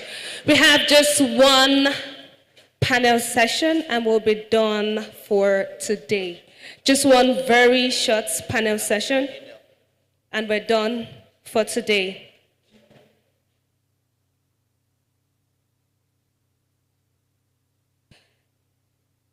The last panel session for today's event is Shaping Africa's Digital Future, Policy and Regulatory Framework for Accelerated Growth. And to talk to us about this topic today, I would love to respectfully invite the Director General, he was here earlier, the Director General, National Information Technology Development Agency, needs that no other person but Dr. Kashifu Abdullahi. Please, a round of applause as he comes up on stage. Thank you so much. Thank you. We really appreciate your presence here today. We also have representing the Chairman, Association of Licensed Telecommunication Operators of Nigeria, Engineer Benga Adebayo, is Dayo Oketule, who is representing the Chairman, like I said, Association of Licensed Telecommunication Operators of Nigeria. Please make welcome Dayo as he comes up on stage. Oketola, thank you. Dayo Oketola, thank you very much. Moderating this session, another panelist that we have is the General Manager Technical ICSL, no other person but Tinuade Oguntuyi. If I got that correctly, please appreciate her as she comes on stage. Thank you very much. And moderating this session is no other person but Finance Director. I'm talking about Osinachi Ibeneme. Please a resounding round of applause as he comes up on stage. This will be the final session for today's event. Thank you so much, ladies and gentlemen, for your patience. Thank you.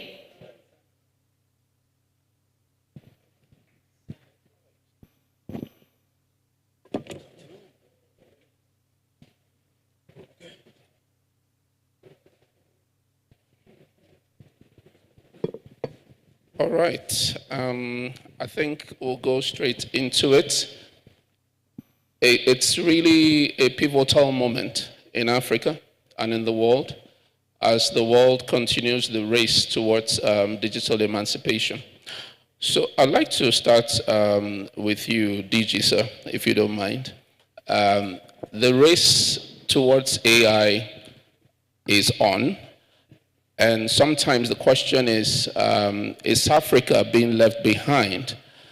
How ready are we in Africa, in Nigeria, in Africa, for the AI revolution? What are your thoughts?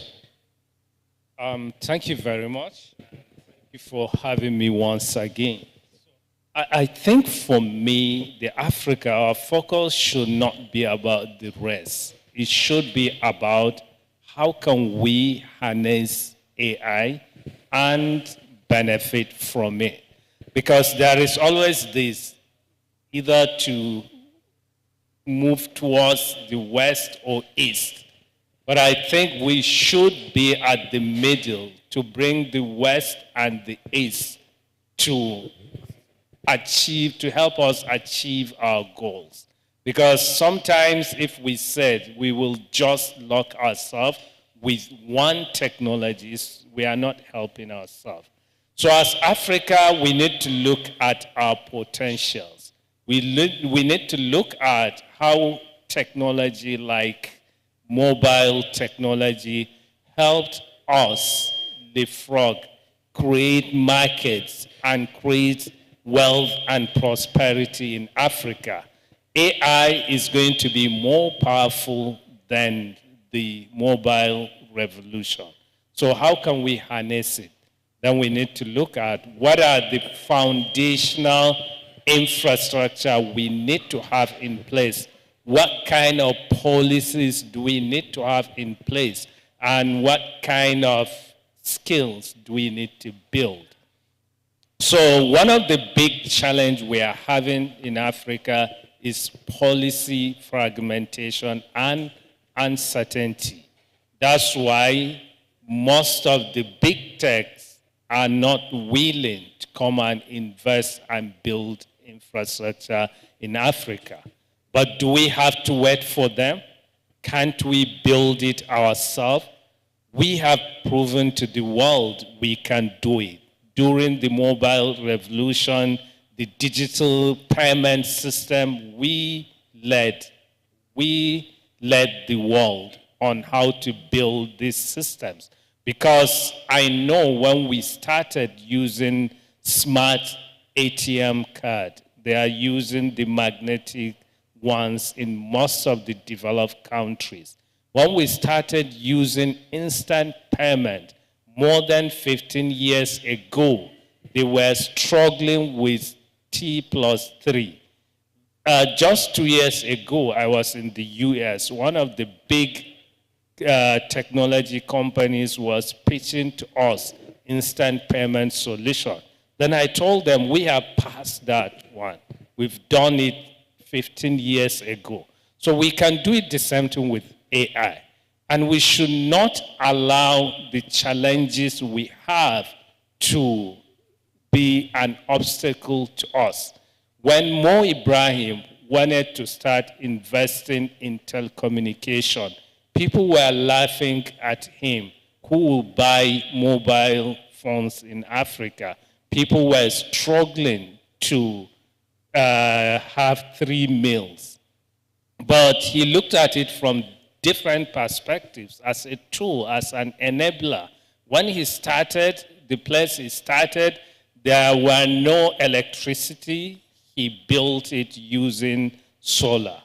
No roads, no nothing. He started from ground zero. So the same thing with AI, we can do that. Already the LLMs are there.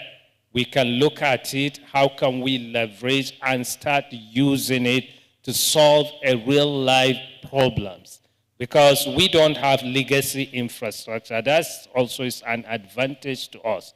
So we can just go straight to building AI native solution. Then we need to find a way to build, to have our local data. The AI we are building, let it use our data sets, not data from other countries or regions. And we need to find a way to have a compute that can help us to achieve that. And that's one of the essence. We are having this platform to see how we can bring all the data center providers, including the hyperscalers, to build African compute infrastructure. Thank you. Wonderful. That's quite a comprehensive answer there. I particularly like the reference you made to policy, all right, as being key to unlocking the potentials that we have. And I think it's also interesting where you said that Africa can actually lead in this revolution because we have what it takes. right? Particularly in terms of human resources. Nigeria, for example, has one of the highest population of young people. But when we look at infrastructure, and I'll come to you now, Dio, infrastructure is key for digital revolution, whether you're talking about building more towers, more fiber, more data centers. So the question is, how can policy help to encourage more investments in infrastructure? What, in your opinion, are some of the changes we need to see in our regulatory framework that would encourage more investments in digital infrastructure in Africa? Thank you very much. Yeah, as the anchor person said earlier, I'm standing in for Engineer Gbenga Adebayo, the chairman of Alton. Yeah, so my take is this. There's really nothing we can achieve, when it comes to our infrastructural desires if our policies are not right. It is the policies that bring together all the things we're doing in different clusters and help us as a nation to mobilize those things together and make impact for them. So what do I mean? The Nida Dij was talking about AI the other time, and of course I agree with everything he has said, because it appears as if the greatest tech revolution we're having in this age is AI. I reason to say that it's going to be bigger than everything we've had in the past. And from all indication, Africa is already left behind because the policies are not there. And of course you need the right infrastructure to be able to maximize the opportunities that AI, portends for us. So we need a lot of collaboration, both nationally, regionally, and globally. The fact that AI is working in other countries, or the fact that people are making giant leaps with AI in other countries doesn't mean it will work in Africa automatically. If we don't sit down together, the policymakers, the operators, and government, private sector, to localize AI, in relation to our peculiar reality, begin to build models that work for us. But I'm going to end by saying that we need to develop new skill sets in policy making for us to be able to take advantage of AI. Both the policymakers and the operators must understand what AI means. If you don't understand, you can't make. So for me, I'll propose that we need an overhaul. We need to develop new skill sets. Most of the time, why we have policy somersault in Nigeria is because the people who are supposed to make the policies and also drive it know very little, most of the time, about the policy. Most of the time. And of course, operators don't often end up being in the position of policy makers. So at the end of the day, and because you cannot also fight your regulators, you just flow with them, even when they don't really know what they are saying. So we need a general overhaul in this area, in the area of policy, for us to be able to take advantage of AI. I hope I've been able to address that question. Yes, thank you very much. What I hear you say is there's need for education, even for the policymakers, because you need to understand what you need to regulate in order to make that impact. And I'll come to you now, Tino, because there's something Dio mentioned that I want us to hone in a little bit on. And that's with regards to public-private partnerships, all right? Clearly, there's a lot of work that the private sector is doing in this area. But what, in your view, can and should we see more of in terms of public-private partnerships that will help us to drive the unleashing of this digital revolution? What will be your recommendation in this area? Okay, thank you very much, and good afternoon once again, everyone.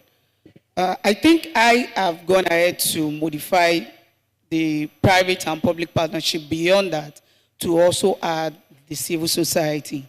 And maybe I'm biased because I'm also a member of the Internet Society while I'm also in the technical community. I would want to quickly react to something before I take this question. Please permit me. And that was what Mr. Dio was saying. I think largely, I bet to differ in some things, and I will say why. I think largely all over the world, there is always this conflict of policy and technology being like an advancement or when it emerges. And this is why I said so. If we wait to make the policy before we utilize, I tell you, by the time you're done, another technology has emerged. So I think it's always safer that the synergy comes right from the beginning. If something is emerging, bring the ones that are the technocrats, for instance, and bring the government or the regulators or the policymakers to say that this is the direction AI is going. And these are some of the things we look out for. Whether we like it or not, OpenAI coming like 2022, all we are seeing now is not what we're seeing as at then. So there was no way there would have been a policy that would probably capture everything. Having said that, I'll come now and streamline it into the private and the public and the civil society merging together and coming together. When we synergize, then we align thoughts. When we isolate, then we have diverse, and that is why it looks like there are too many silos. If government comes and say, oh, AI is everywhere, what is the direction? Policymaker, come into this room, the regulatory body, you're there. Private sector, come into this room. The people that take this even to the communities that naturally we don't. Do you know how many schools in Nigeria that it is civil society that takes digital literacy to? Good, we had the DG of NIDA here, and I know they have done even more.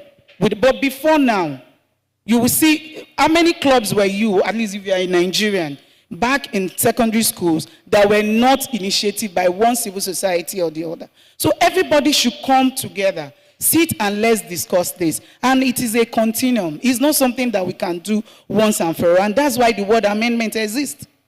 So we all come, or if the private sector wants to put the funds, we put the funds. Government wants to shape it so that nobody is out at the other day. And some people definitely will implement. I think looking at it from that direction, we will not be counterproductive. So I will not be trying to fund something that government will wake up and say, no, you can't do it like that, because I think I will make enough money to run my government. So it is that synergy right from, we build it from inception and we grow like that. That way we get the benefits of what the partnerships will bring. Thank you. Thank you very much. That's quite insightful. I like the way you've presented the public-private collaboration. And just to hone that in on synergy, I want to go to another type of synergy, and I'll come to you now, DG, sir, which is the synergy we should be seeing in Africa. So this is about regional collaboration now, right, which I believe is key for us to get the full benefits of AI and digital revolution in Africa. And so whether it's in terms of, spectrum or cybersecurity or data governance, the question is, how can we collaborate more as African countries, right, in a way that will help us to win in this digital revolution that we're looking at today? Is there an opportunity for collaboration in a way that, of course, does not work against national priorities? So thank you very much. Let me just echo what Dayo said before I respond to that. We need to change the way we see policy making. And also, as an ecosystem, we need to reinvent our social contract. Policy making is beyond just government officials sitting in the office using armchair theory to come up with policies. We need to make it a collaborative way of doing things. Because when you are making policy without having the builders as part of it, you will never get the desired result. That policy will end on the shelf catching dust. So to reinvent that social contract, what we are doing at NIDA, we came up with a framework. We call it Intelligent Regulatory Framework. For you to make a policy or regulation, you need to be aware of the industry. You need to carry everyone along. You need to be intelligent. You need to have enough data, and you need to develop agility. When you get new data, you should be able to change the direction of that policy. And you need to be dynamic. You need to adopt new things. You need to change quickly and so on. So to achieve this, you need to have all critical stakeholders on board to design and co-create that policy. The typical example is how we develop our national AI strategy. Was developed through a collaborative framework where we brought all Nigerians with AI background into a room to design that strategy. And also we carried the civil society organization, academia, everyone. So that's the way today we design policies. So we look at ourselves as an ecosystem. It's not one stakeholder having it or knowing it all. Because as a government, there are things we can do the private sector cannot do. And there are things private sector can do, government cannot do. But together, we can do greater things. So with that in mind, we make sure everyone is carried along.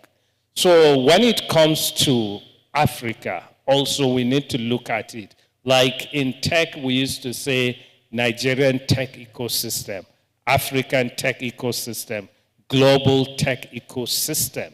That means no one can succeed in isolation.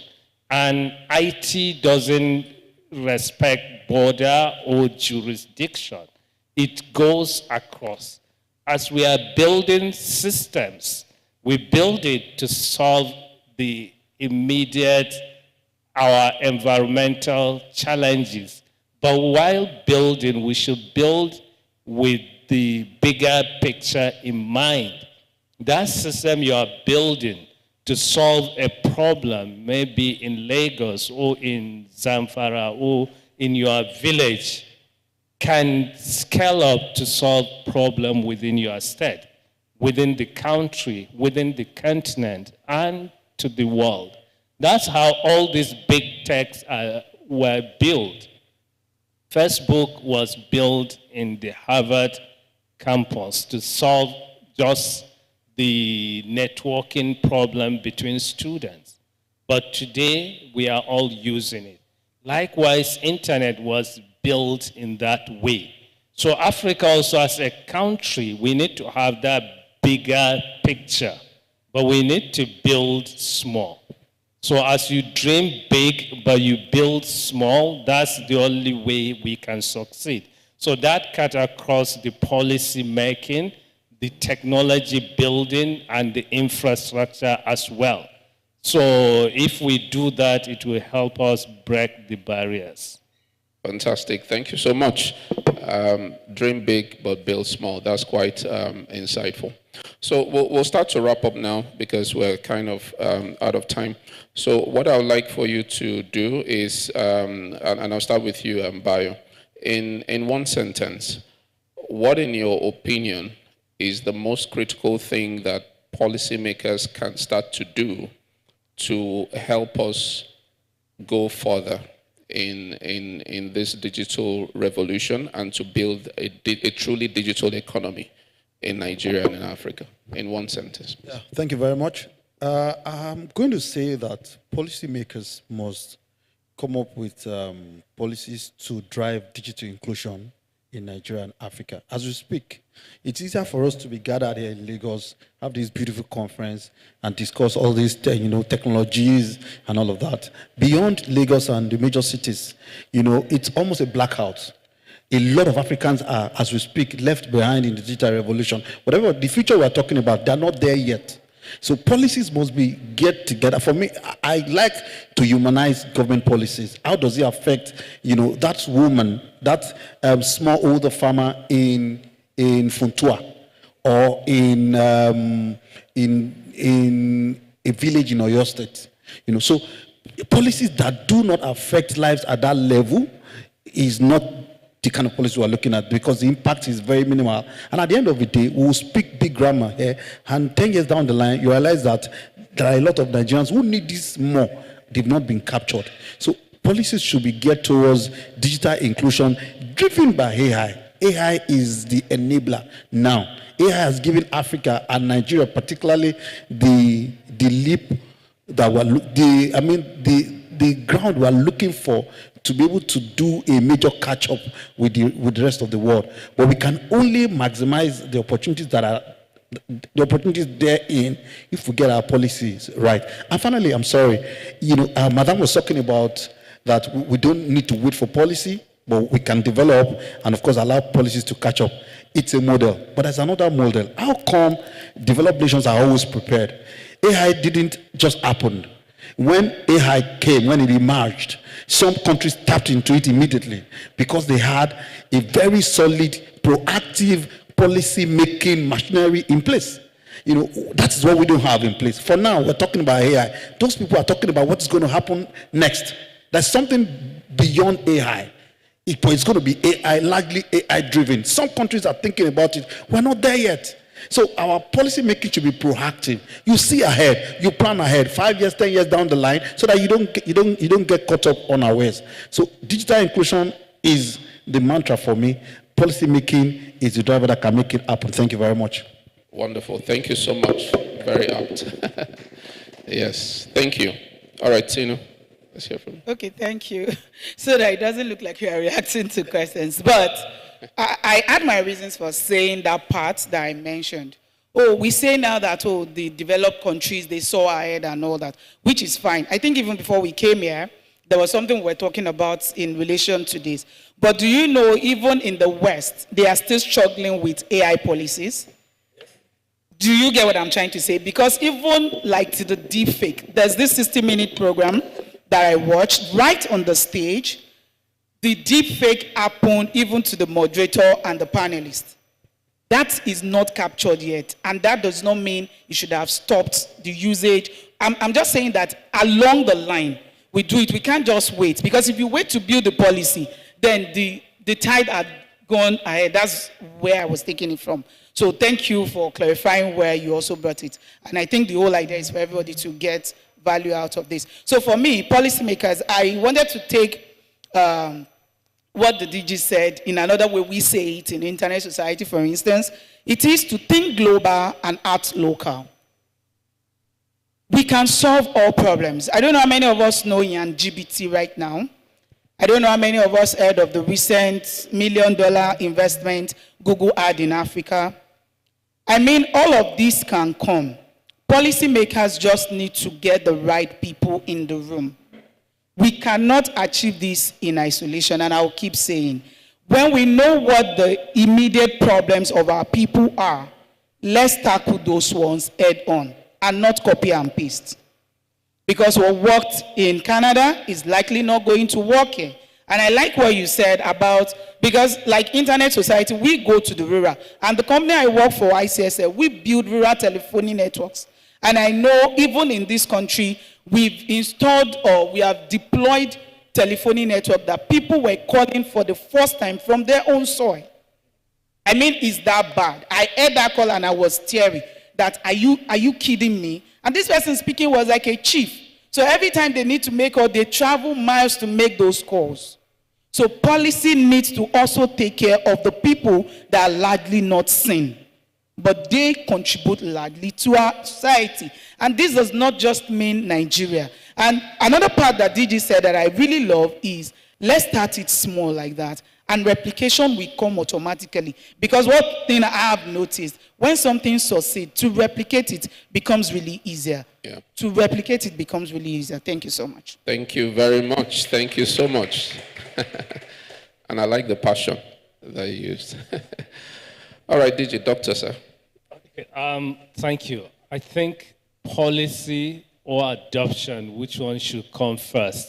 For me, it's paradoxical situation. They need to come together. We can't wait for policy or adoption, which one before which, Because, for example, like regulating is like putting a traffic light.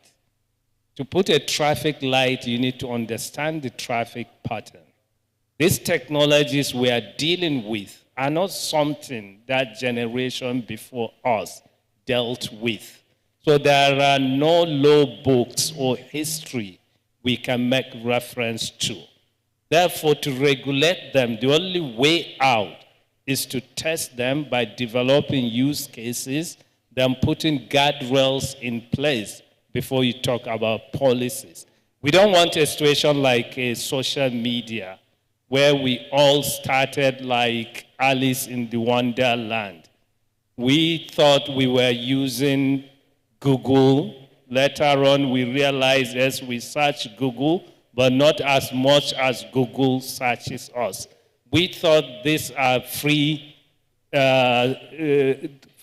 systems, and they see us as a free raw materials. So we don't want to end that way.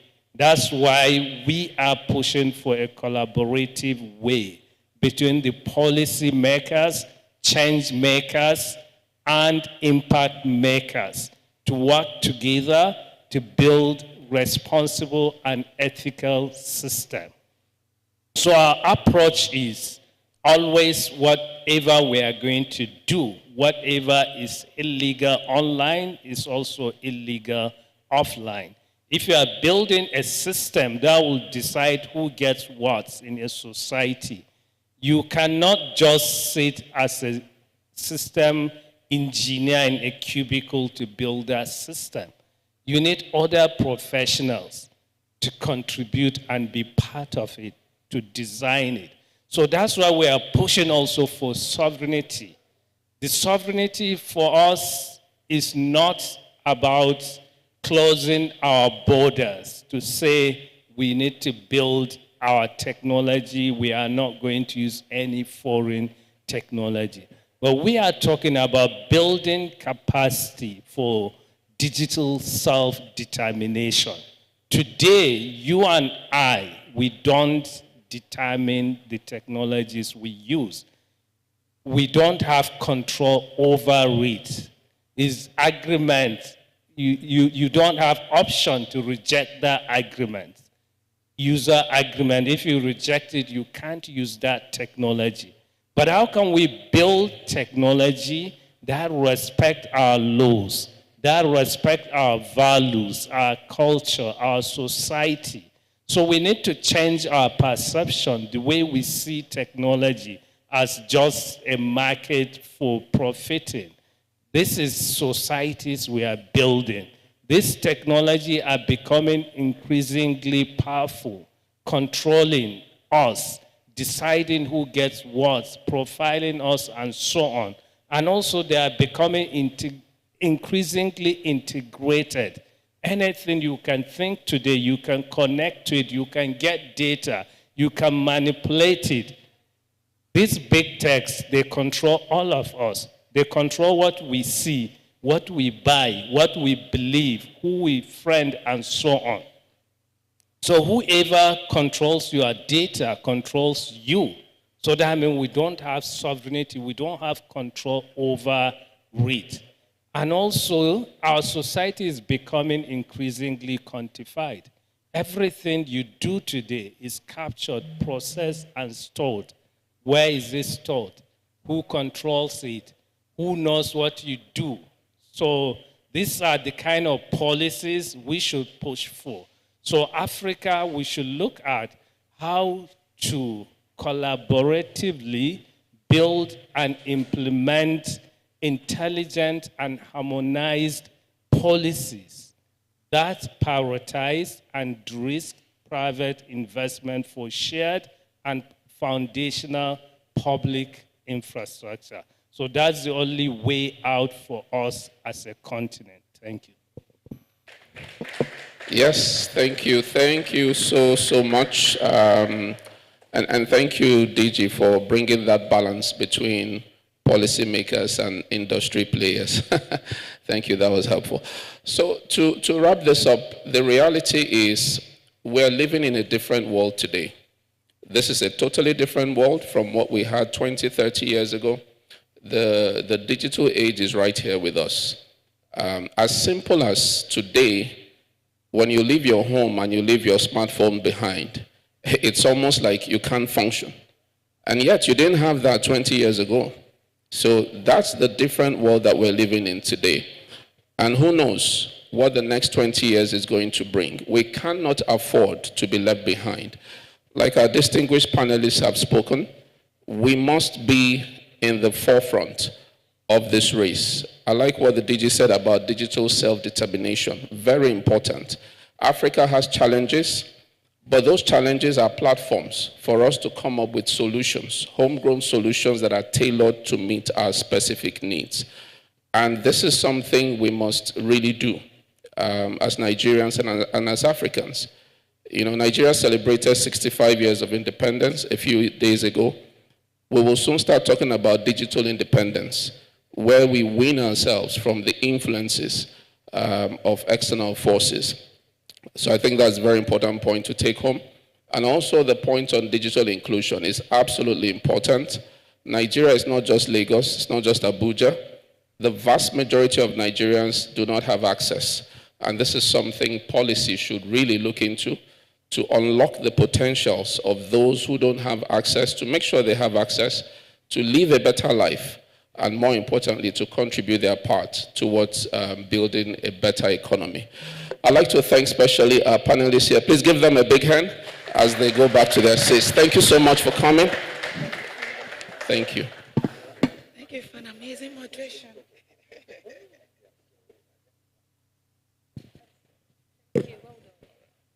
Ladies and gentlemen, please once again, I think we should appreciate our panelists and our moderator for doing a wonderful job. We'll have a photo session now.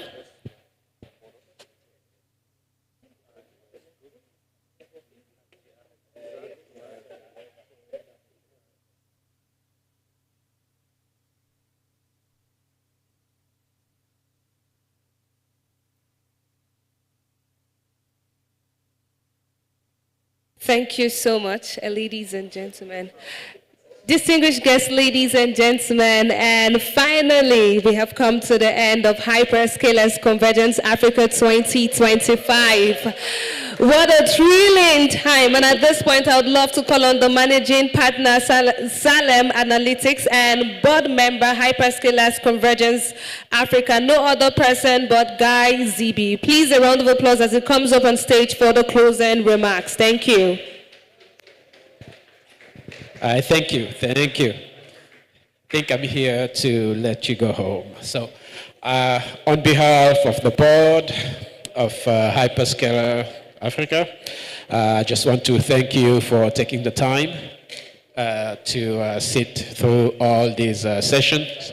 This was extremely instructive, fairly intense, lot of learning. So I hope you did a lot of learning. So I want to thank the audience. I want to thank all the speakers who took their time to come in and share their insights with us. And obviously a special thanks to Temi and the Hyperscalers team that put this event together. Having seen this done from a vision to actually making this happen, I'm extremely impressed and very encouraged. So thank you for taking the time, and hope we'll see you next year. So have a good evening, and God bless. Thank you. Thank you, ladies and gentlemen. And on that note, like I said, we've come to the end of Hyperscalers Convergence Africa 2025. It has been an absolute honor and a pleasure serving as your master of ceremony. On behalf of myself and my co-hosts, thank you so much, and do have an amazing evening. Thank you.